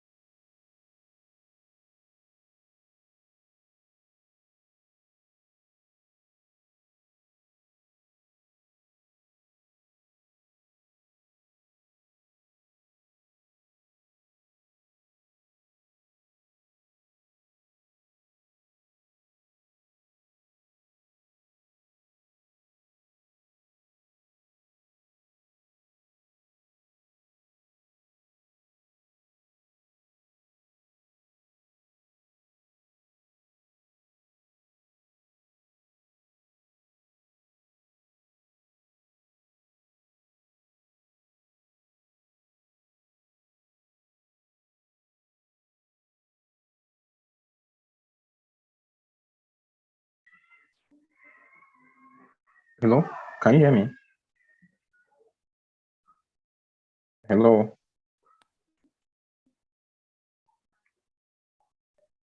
No, we can't hear you, please.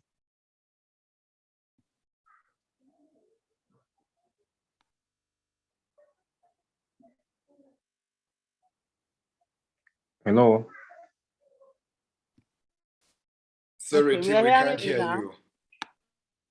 We're only hearing hello, please.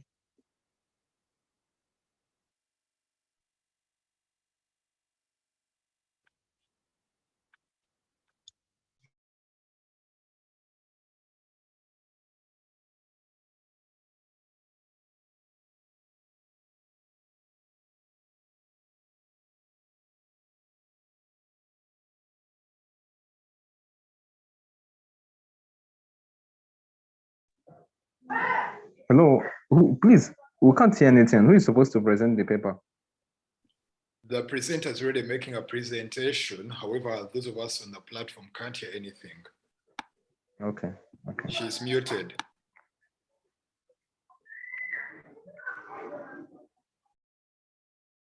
Brought new trend in teaching and learning, and it has enhanced the performance of education in Nigeria.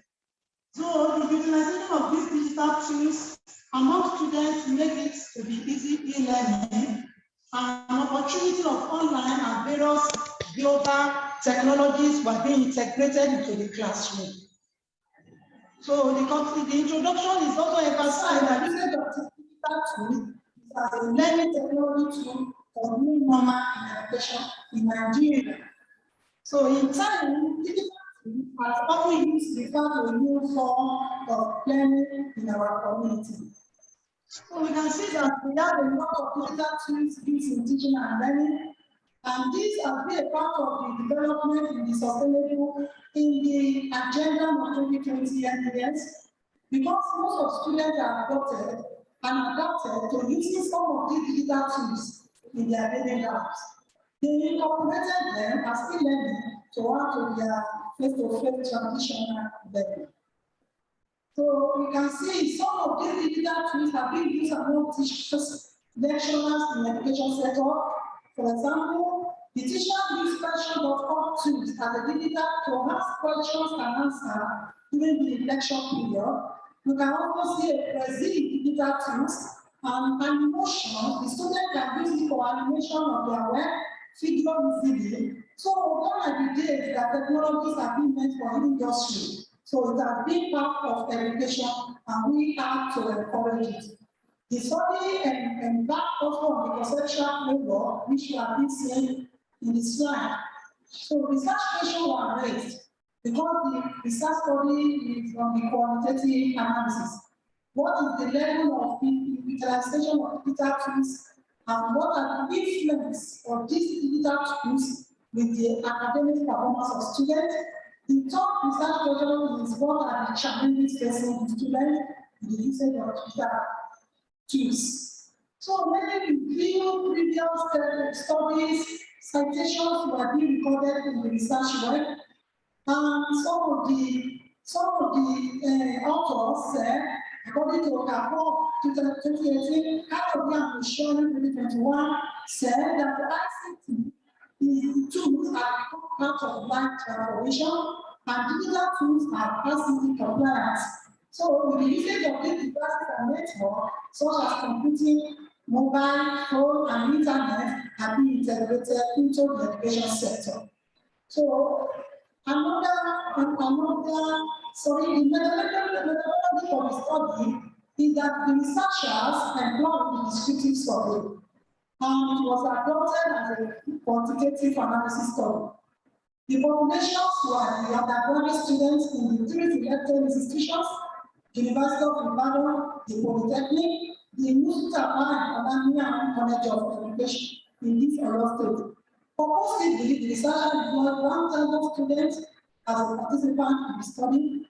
Before then, the instrument was tested at the participating institution with undergraduates that were not part of the study. So the actual ability was completed, and it was resulting to 175. The data was valued for the analysis was subjected to descriptive statistics such as frequency, mean, and standard deviation.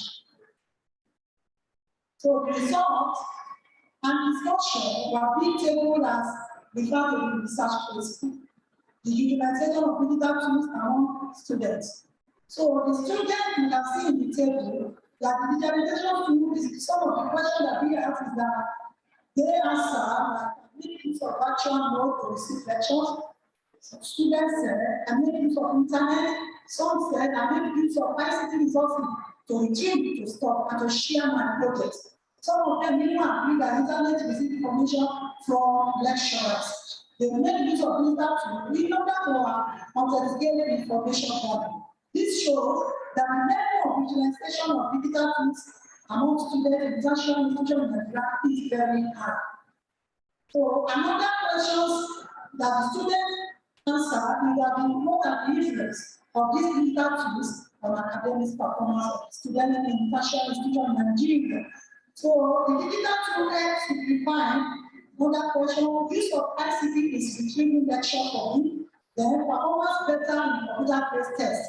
Some of these students said their academics is very enhanced in the use of digital technology. So this shows students are influenced by the visualization of the digital on their academic performance. The third research question, what are the challenges affecting the digital tools? So some of the students have poor and power supply affects. So high cost of digital use, internet facilities, which also affected them in usage of digitalization. So the study now concluded that the university students in Nigeria were ready to give real change of e-learning with virtual-based learning academic challenges. And the recommendation from this study is that the students should use their time wisely to concentrate on their study during the period allocated for them in virtual learning, and that digital platform devices should serve as a blended learning and teaching and learning. Some cited authors for reference. Thanks for listening to me. Thank you. Is there any question? Take the question in the Q&A session. Thank you. Please note down your questions for the presenter. We'll take the last paper for this round now, and presented by Chigozie Mark Anthony Abuta. Chigozie, are you online? Can you please share the screen? Chigozie represented on value addition through black soldier flag production and its implication for livestock extension. Value addition through black soldier flag production and its implication for livestock extension. So, Chigozie, if you're all right, I'd like you to kindly share your screen. Thank you. Hello, good afternoon. Can you hear me?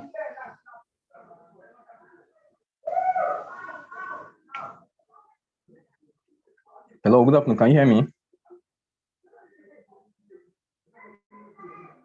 Yes, Chigozie, we can hear you.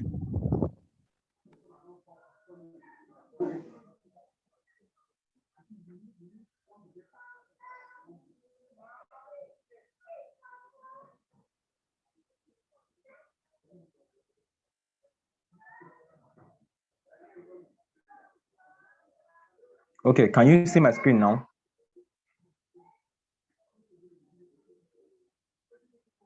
No, we can't see your screen. Not yet.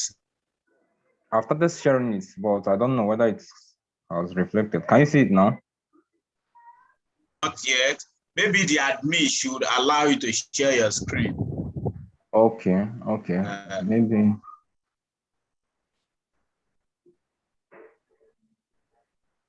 Admin, please allow me to share my screen.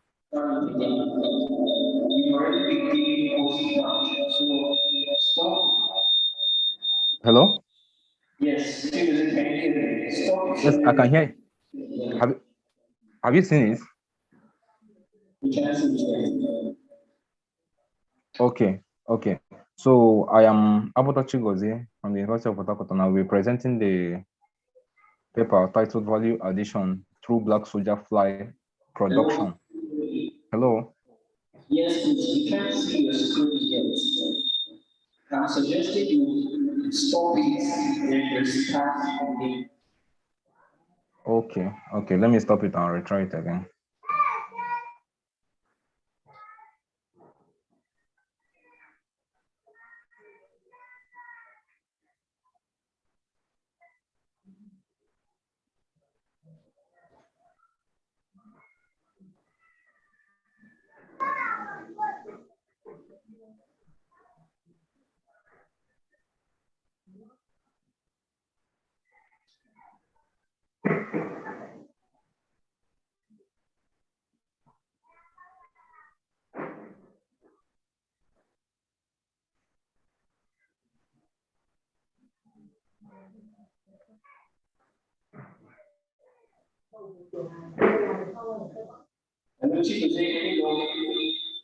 Yeah, I'm trying to share it, but I don't know why it's not still going through. Or let me try connecting with my system. I'm trying with my phone. Or let me try to share with my system. Those who also presented earlier, if you have any comments or any questions for co-presenters, I particularly would like Tom to respond or comment on the presentation from Kenny, since you are from Uganda. So please, presenter, any question or please send it to us or the section.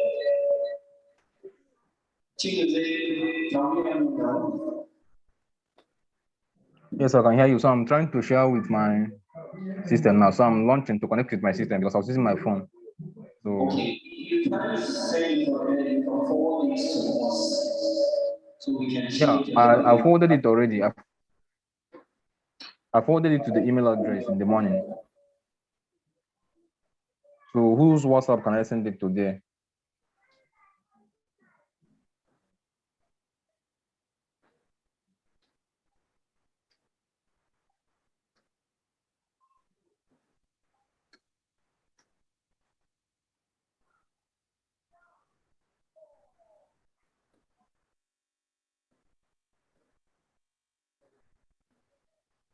So, Chief, can you proceed? We'll set it over for here.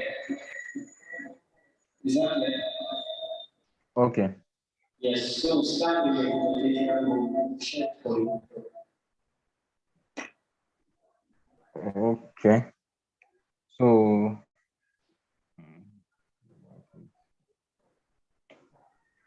Recording in progress.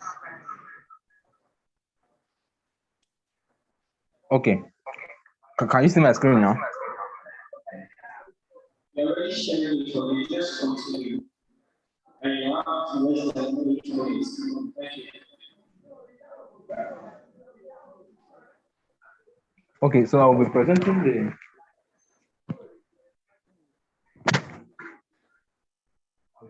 topic volume addition through block project line production for laptop extension. So next slide, please.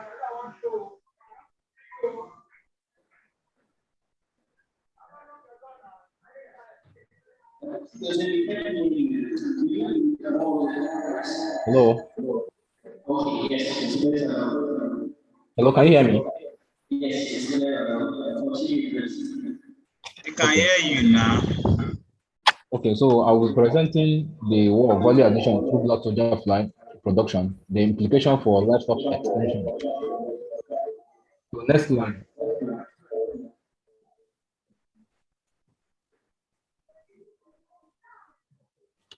So, and this is my presentation outline, taking us through introduction, background, why BSF, then animal production, feed and feeding, the value addition. We are going to look at the organic management implication of BSF production. So introduction, Africa, like you all know, is blessed with enormous resources, but we have several resource limitations. that hinder the development of most African developing countries. So data, population, renewable energy information, these are the current resources, and even waste currently is now recognized as a huge resource that can be tapped into for sustainable development. So we also have different challenges that are facing agricultural sector and food sector in developing countries. We have the failure of the agricultural processing industry. We also have a poor attitude towards products and waste handling, especially organic waste handling. Then you also have increased agricultural production, which is also a problem because when there is increased production and you don't have accompanying processing, most of the products or produce will be wasted, thereby leading to accumulation of waste. We also have a lack of appropriate infrastructure in most developed countries to manage this. Like,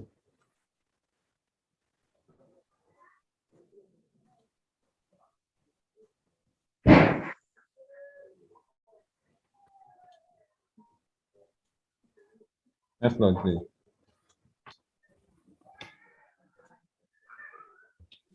So despite this constraint, our agro processing sector has the capacity to provide improve shelf life and food security through value addition. So why BSF? BSF is an entity that helps to process organic waste to value-added products like animal feed, also have organic waste. Why is it preferred? It's preferred because of its short production cycle. Then we also have ease of management in small cities. Then we also have improved learning opportunity for farmers and other small scale processors and producers, because it also gives us BSF oil and also biogas production. The next slide.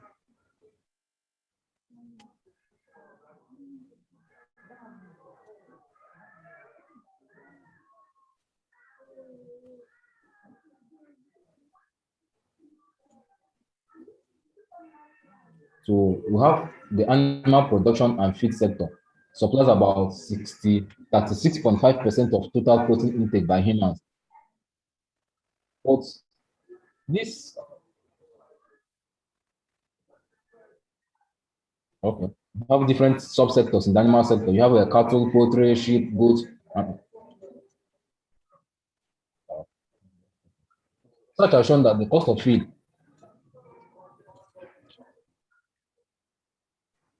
I think you should be a little bit slower with the movement of the slides, please. So you have cattle, poultry, sheep, goats, and all these sectors depend on same major ingredient. Have soybean, fish meal, fish oil, maize. And because of climate change, conflict, and some other issues, you have that these ingredients are becoming limited in supply. You also have high population increase and food competition for feed ingredients, thereby leading to an increased demand for these feed ingredients. Next slide.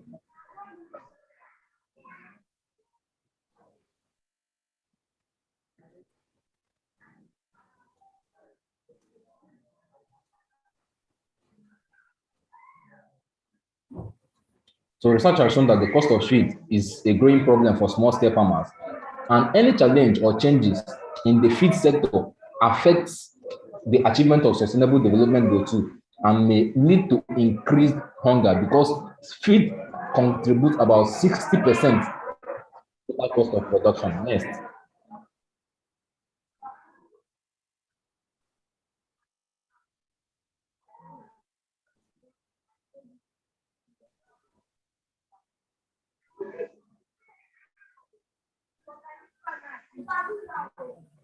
Okay, then these are the benefits that will get from the livestock production sector. We have increased nutrition, health, livelihood. We also have improved economy. But without the livestock extension aspect, it will be very difficult to pass information or improve knowledge, ways of improving the feed nutrition, the feed supply, and to reduce the cost of feed. And this is where livestock production comes in. Next slide.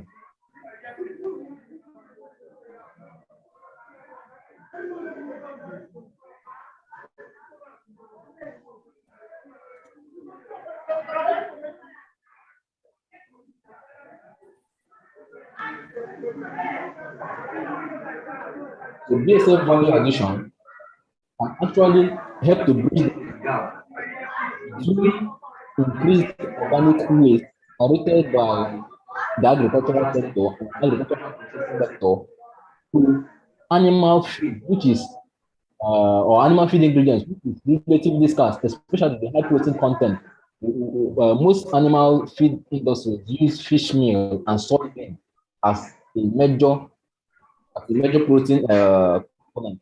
But production of soybean and fish meal currently is unsustainable due to climate change and you have a plastic waste pollution in marine ecosystems. So because of that, alternative, which is BSF value is now being considered to supply high protein components in animal feed production, while reducing organic waste in developing countries. So you can see, and these waste are generated from farms, homes, restaurants, and even industries. Then you also have the BSF lava acting on this organic waste to produce valuable protein-rich animal food. Next slide. And actually, the service officials to continue the pictures of the findings. Look at the time, we have less than 2 minutes for the presentation. Skip to the indications and formulas.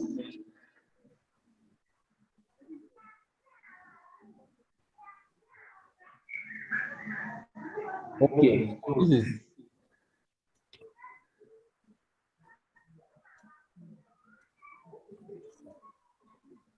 next slide. Next.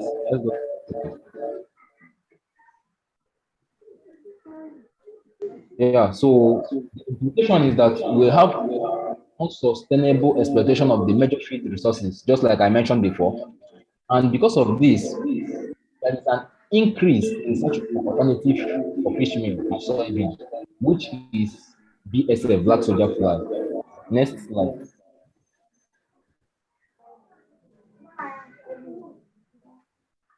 So the value of the concept of value chain, you see about 30 to 40% of agricultural products are lost to post-harvest handling and storage and processing methods. And the concept of value addition seeks to create value either through innovation, as new products, or modifying the process of production, or through creating value through industrial innovation, like one of the presenters mentioned cases in Uganda, where they use molasses and so the case of BSF acts on those organic waste, converting them to animal feed that can be processed, and also BSF oil, which can also be used in feed production. Next slide.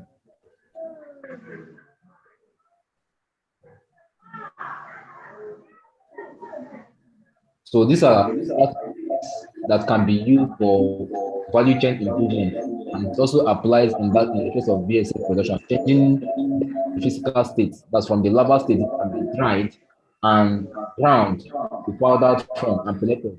The benefits of value addition, just like you can see, value addition has different benefits. Yeah, no, just go to this. I don't worry. So, continue on to another what's your conclusion, please? Thank you.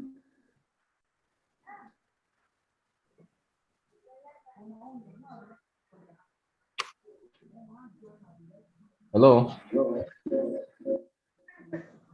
Yes, please start the presentation now to make it possible. Thank you. Okay. Conclusion. We have hello. Hello, can you hear me? Okay, we have conclusion. So various value-added products can be obtained through BSF production. Like we said, the egg, BSF egg, you have the BSF larva, then you have pupa and the adult fly, and all this can be reintegrated into animal feed production, and can also aid in organic waste management and also produce BSF oil. So BSF lava serve as a ready alternative local cost livestock feed and makes use of effective use of on-farm residues. For example, chicken manure, pig dung, rice hull, and the rest of them. So we also have BSF oil, which is another component extracted from the BSF lava. Then we also have environmental protection as it reduces environmental pollution resulting from organic waste and consequent reduction of greenhouse gas emission. We also have improved livestock extension awareness for enhanced benefits from the sector, especially to organic waste management, production, and improved nutrition. Next slide. So we have a recommendation. There is need to improve household level of waste management, then value addition to this waste, and recycling of the waste. Just like we all talk about circular economy and an avenue to reduce the waste accumulation in the society. Then there's need to start targeting rural communities for BSF value addition, for increased feed production and organic waste management. We also have investment in research in BSF production, commercialization, and value addition. Then there is urgent need for appropriate waste management strategies to be set up in the local, state, and federal levels for easy organic waste collection, management, and handling. Thank you very much.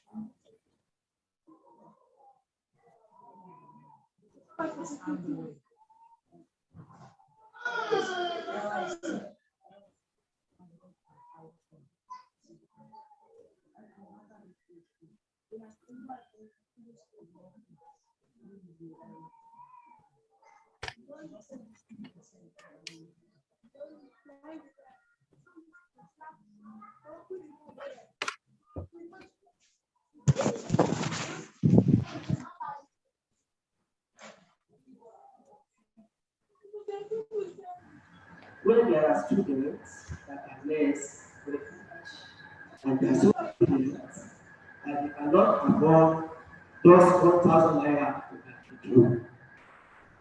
Then the second question, because of time, we can take the questions.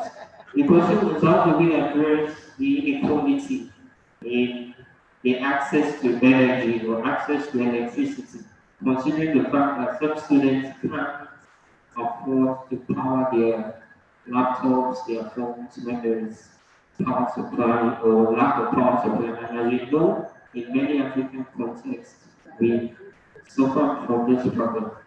Although I'm not sure the presenter is still with us, but anyone can react to that question for the benefit of your experience. So let me give the question I asked to you earlier. Okay, thank you very much for the question. Let me repeat. How can we prioritize the role of the informal sector in ensuring a transition to a circular economy? I think that the first thing we have to do, the best way to start prioritizing them is by, first of all, looking for a way to measure the informal economy.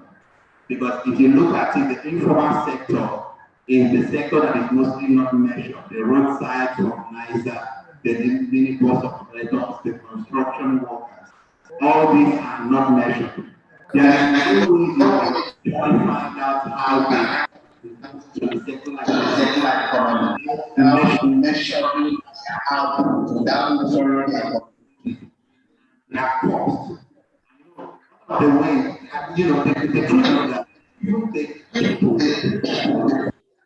informal economy, they don't pay that because they pay tax, they don't pay a lot of tax, they don't rent a lot.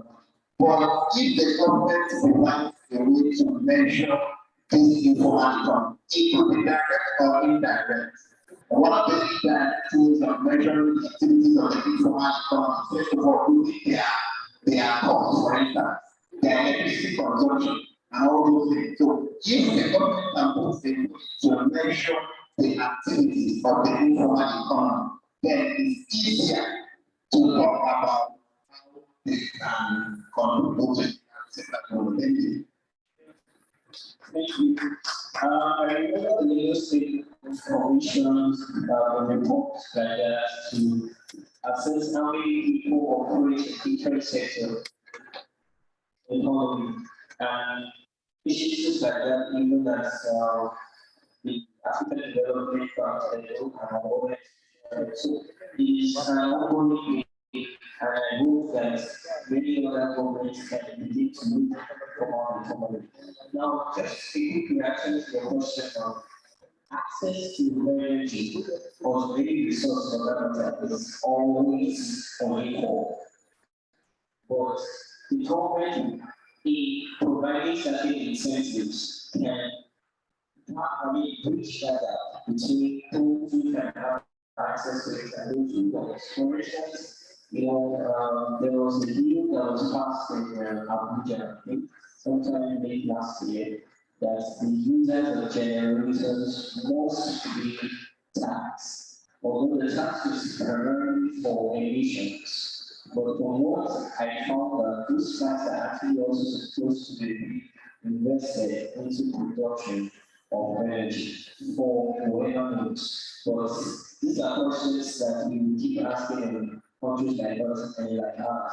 For instance, I remember interacting with a student who said that he didn't have the drafts during the pandemic until he was able to follow lectures.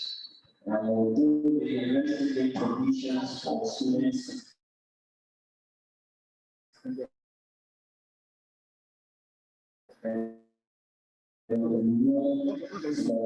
tablets are still expensive for some people. So we need to see how we can the provision of access is not just about use or maximum use. And when there's a maximum use, we can't talk about circularity.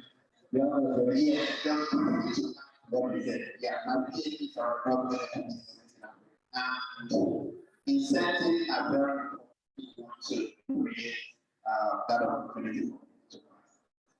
Then we want to present us, how another thing to not just incentive on individual basis, but incentive. For instance, you can say, I think that's the investor of Nigeria. So, and you find out that different parts of that of waste that nobody uses and return into electricity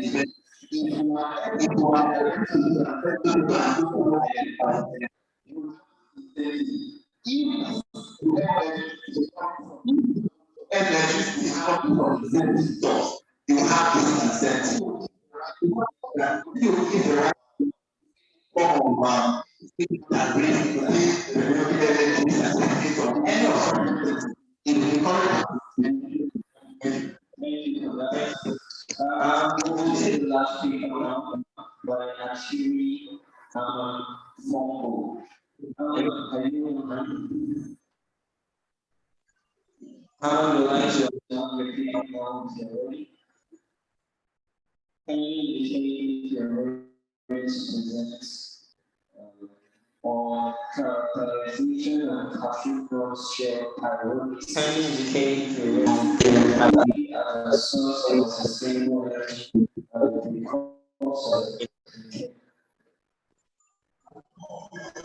Hello, Aman, are you still there? Okay, so yes, I'm there. I'm there.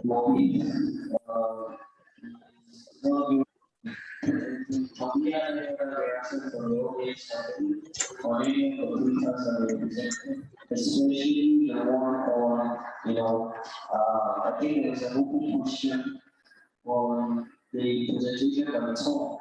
Apparently, the stakeholders space. Who are the stakeholders? How do we identify that? How do we engage potential? Because it's not enough to just provide policy guidance or stakeholders consultation meetings. We need to follow up with them. The decisions that we just signed side should not end there. We should keep making our voices count by requesting for meetings with these stakeholders, requesting for them to report. So you know, report by talking to the senior special assistant on sustainable development. These are the kinds of engagement that will make sure that our economy what is so this is the question that Tom's presentation how we are representing each of our stakeholders in Uganda. We also know some of the stakeholders here in Nigeria. Some of the stakeholders are what changes or the informal economy, because the informal economy contributes to every national GDP. We find that 2020, if I'm not mistaken, they contribute not less than 60% to the national GDP. So it is important to recognize them as stakeholders. So we can't talk to someone who is making who are these people, how can we fix them, how can we engage them. So this is for these sustainability researchers. Let's but it is not really just maybe this notes. The final is that you allow me for maybe final thought. Do you have a question? But it is not really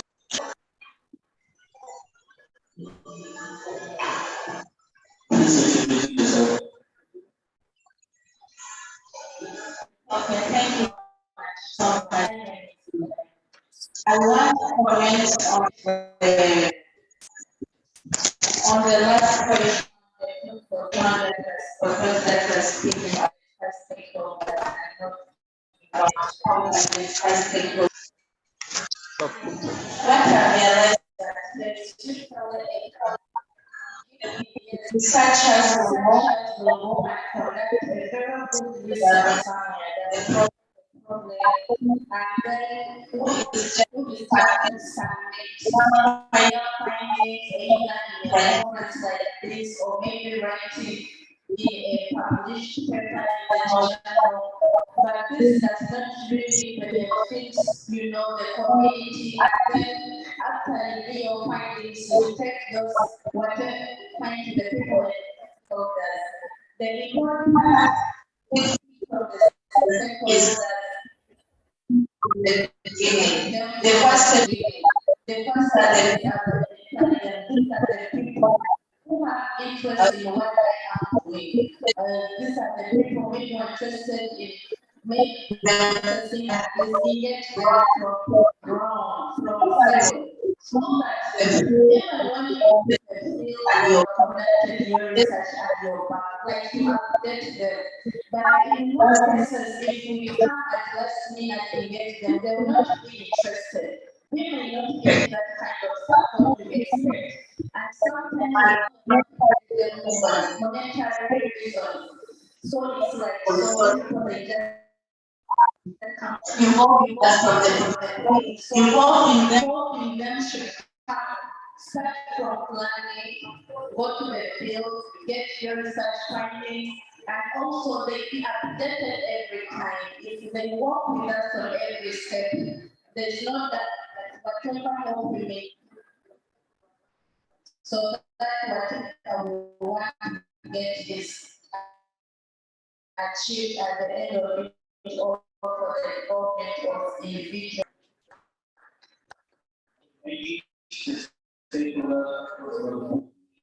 So researchers have a responsibility to engage their respondents, collect data from them, involve them also in the analysis. There is a medical participatory action research.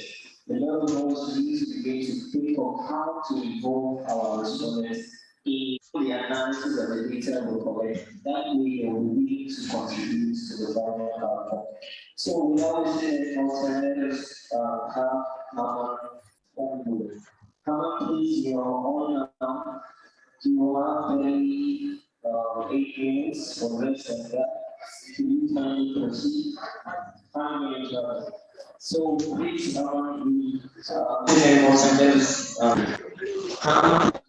Yes, hello. Can you hear me? Yes, hello. Yes, we can hear you loud. Okay. I can barely hear you, but I don't know if my screen is visible. Is on. Just continue. Okay. So I'm talking on the characterization of cashew nut shell pyrolysis liquid as a source of sustainable energy and a precursor in many chemical industries. Yes, my outline. We have to understand that there is a drive in researches on sustainable energy, which is fast increasing due to some drawbacks facing the non-renewable energy sources. And we also understand that the environment is facing so many challenges as a result of the non-renewable energy sources, which now calls for a transition from the non-renewable energy sources to the renewable energy sources.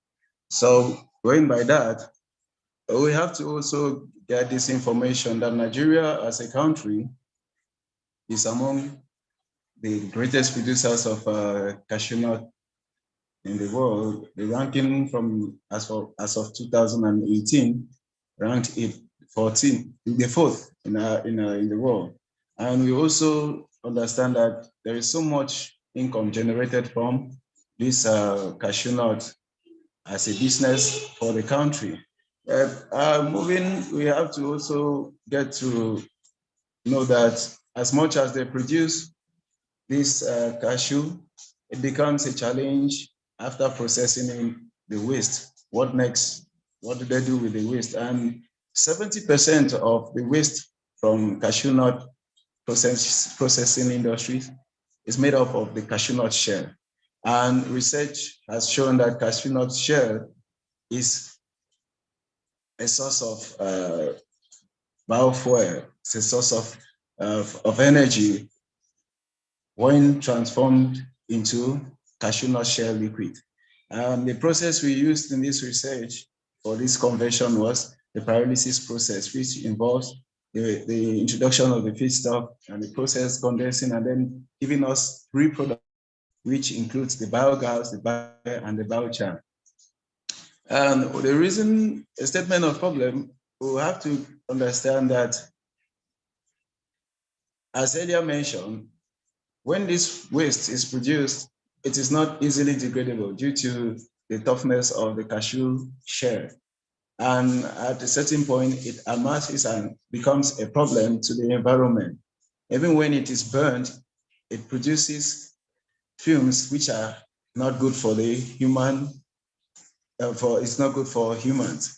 And moving further to still re-emphasize on the fact that it's a challenge for non-renewable energy sources to regenerate themselves. And geologists will say it takes a geological time, which is almost millions of years for a well to regenerate itself to be consumed again. So we have to understand that this becomes a problem. Once this has been consumed, what next? And that's why the need for sustainable energy sources, especially from biomass. This we're going to, this is the method from, that's material and experiment from the processing. After the shell has been, the nut has been removed, the shell is being ground, right? Then below is a picture of the whole pyrolysis process, which included a pyrolysis reactor where we had to pass in nitrogen gas into the pyrolysis reactor for it to provide a needed environment. And the gas produced was sent to the condensing unit where it was condensed into liquid. And now these are the results from, first the results from the cashew nut shell itself. Looking at the calorific value, it showed that this shell was a good source of energy. It produced a large quantity of calories. It produced so much energy when it was being tested, and that's why it gives us 29,775 kilojoules per kilogram. And looking at the carbon to hydrogen ratio, it makes this sample good for energy as a source of energy. Going down to the liquids after, because from C to D, we find that's the liquid. Information about the pyrolysis liquid, that's the cashew nut shell liquid. It had a calorific value of 735.78, an improved value compared to the sample itself. And we still see the carbon to hydrogen ratio being so good, making the liquid also a source of energy. And now comparing this with comparing some of the properties of the liquid with the diesel, which we commonly use, we discover that diesel has 42,000 kilojoules calorific value, while the liquid had 30,111, which is a little bit, which is somehow measurable.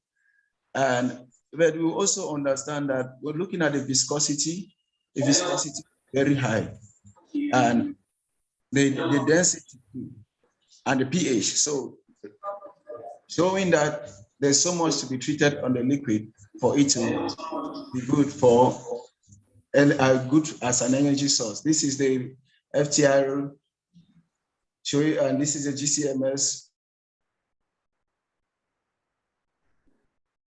Which are likely to work on now. We're already on the time. Can we use the conclusion and be our relationship? Thank you.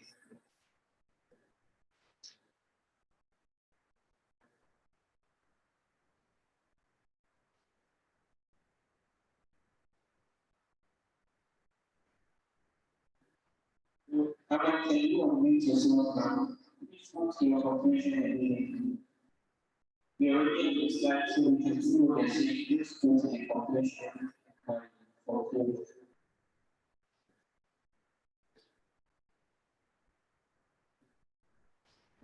Hello, can you hear me?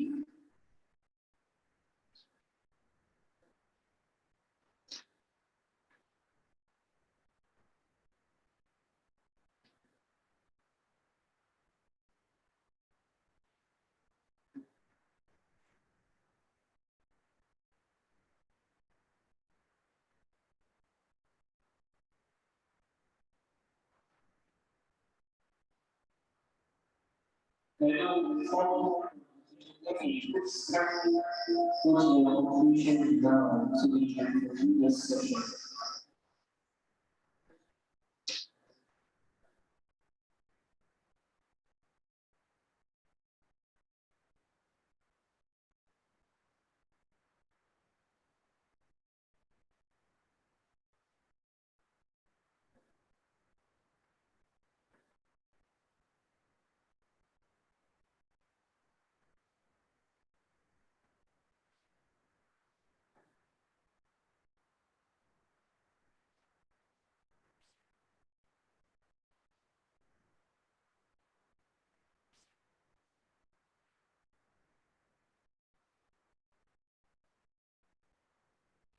Thank you. So this brings us to the end of the technical session for today's for the conference. And we look forward to having us discuss some of these things more. Check the questions for the audience the audience. Most important will take sources. That's so without much ado, let me hand over to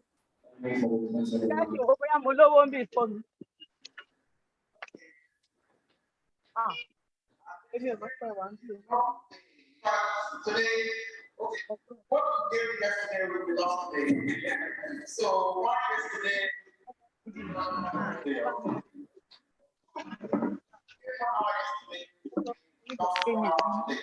So minus 1 plus 1.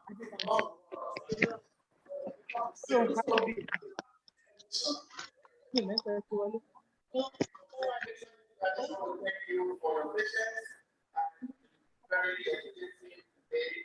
I'm sure we all quite excited. Please back on time because we have our team speaker that will make up for Portugal. And it's 9 o'clock. Yes, 10 o'clock our time, 9 o'clock our time. For that time, for registration, we need and 9 o'clock. So I want to do 9. I will say yes.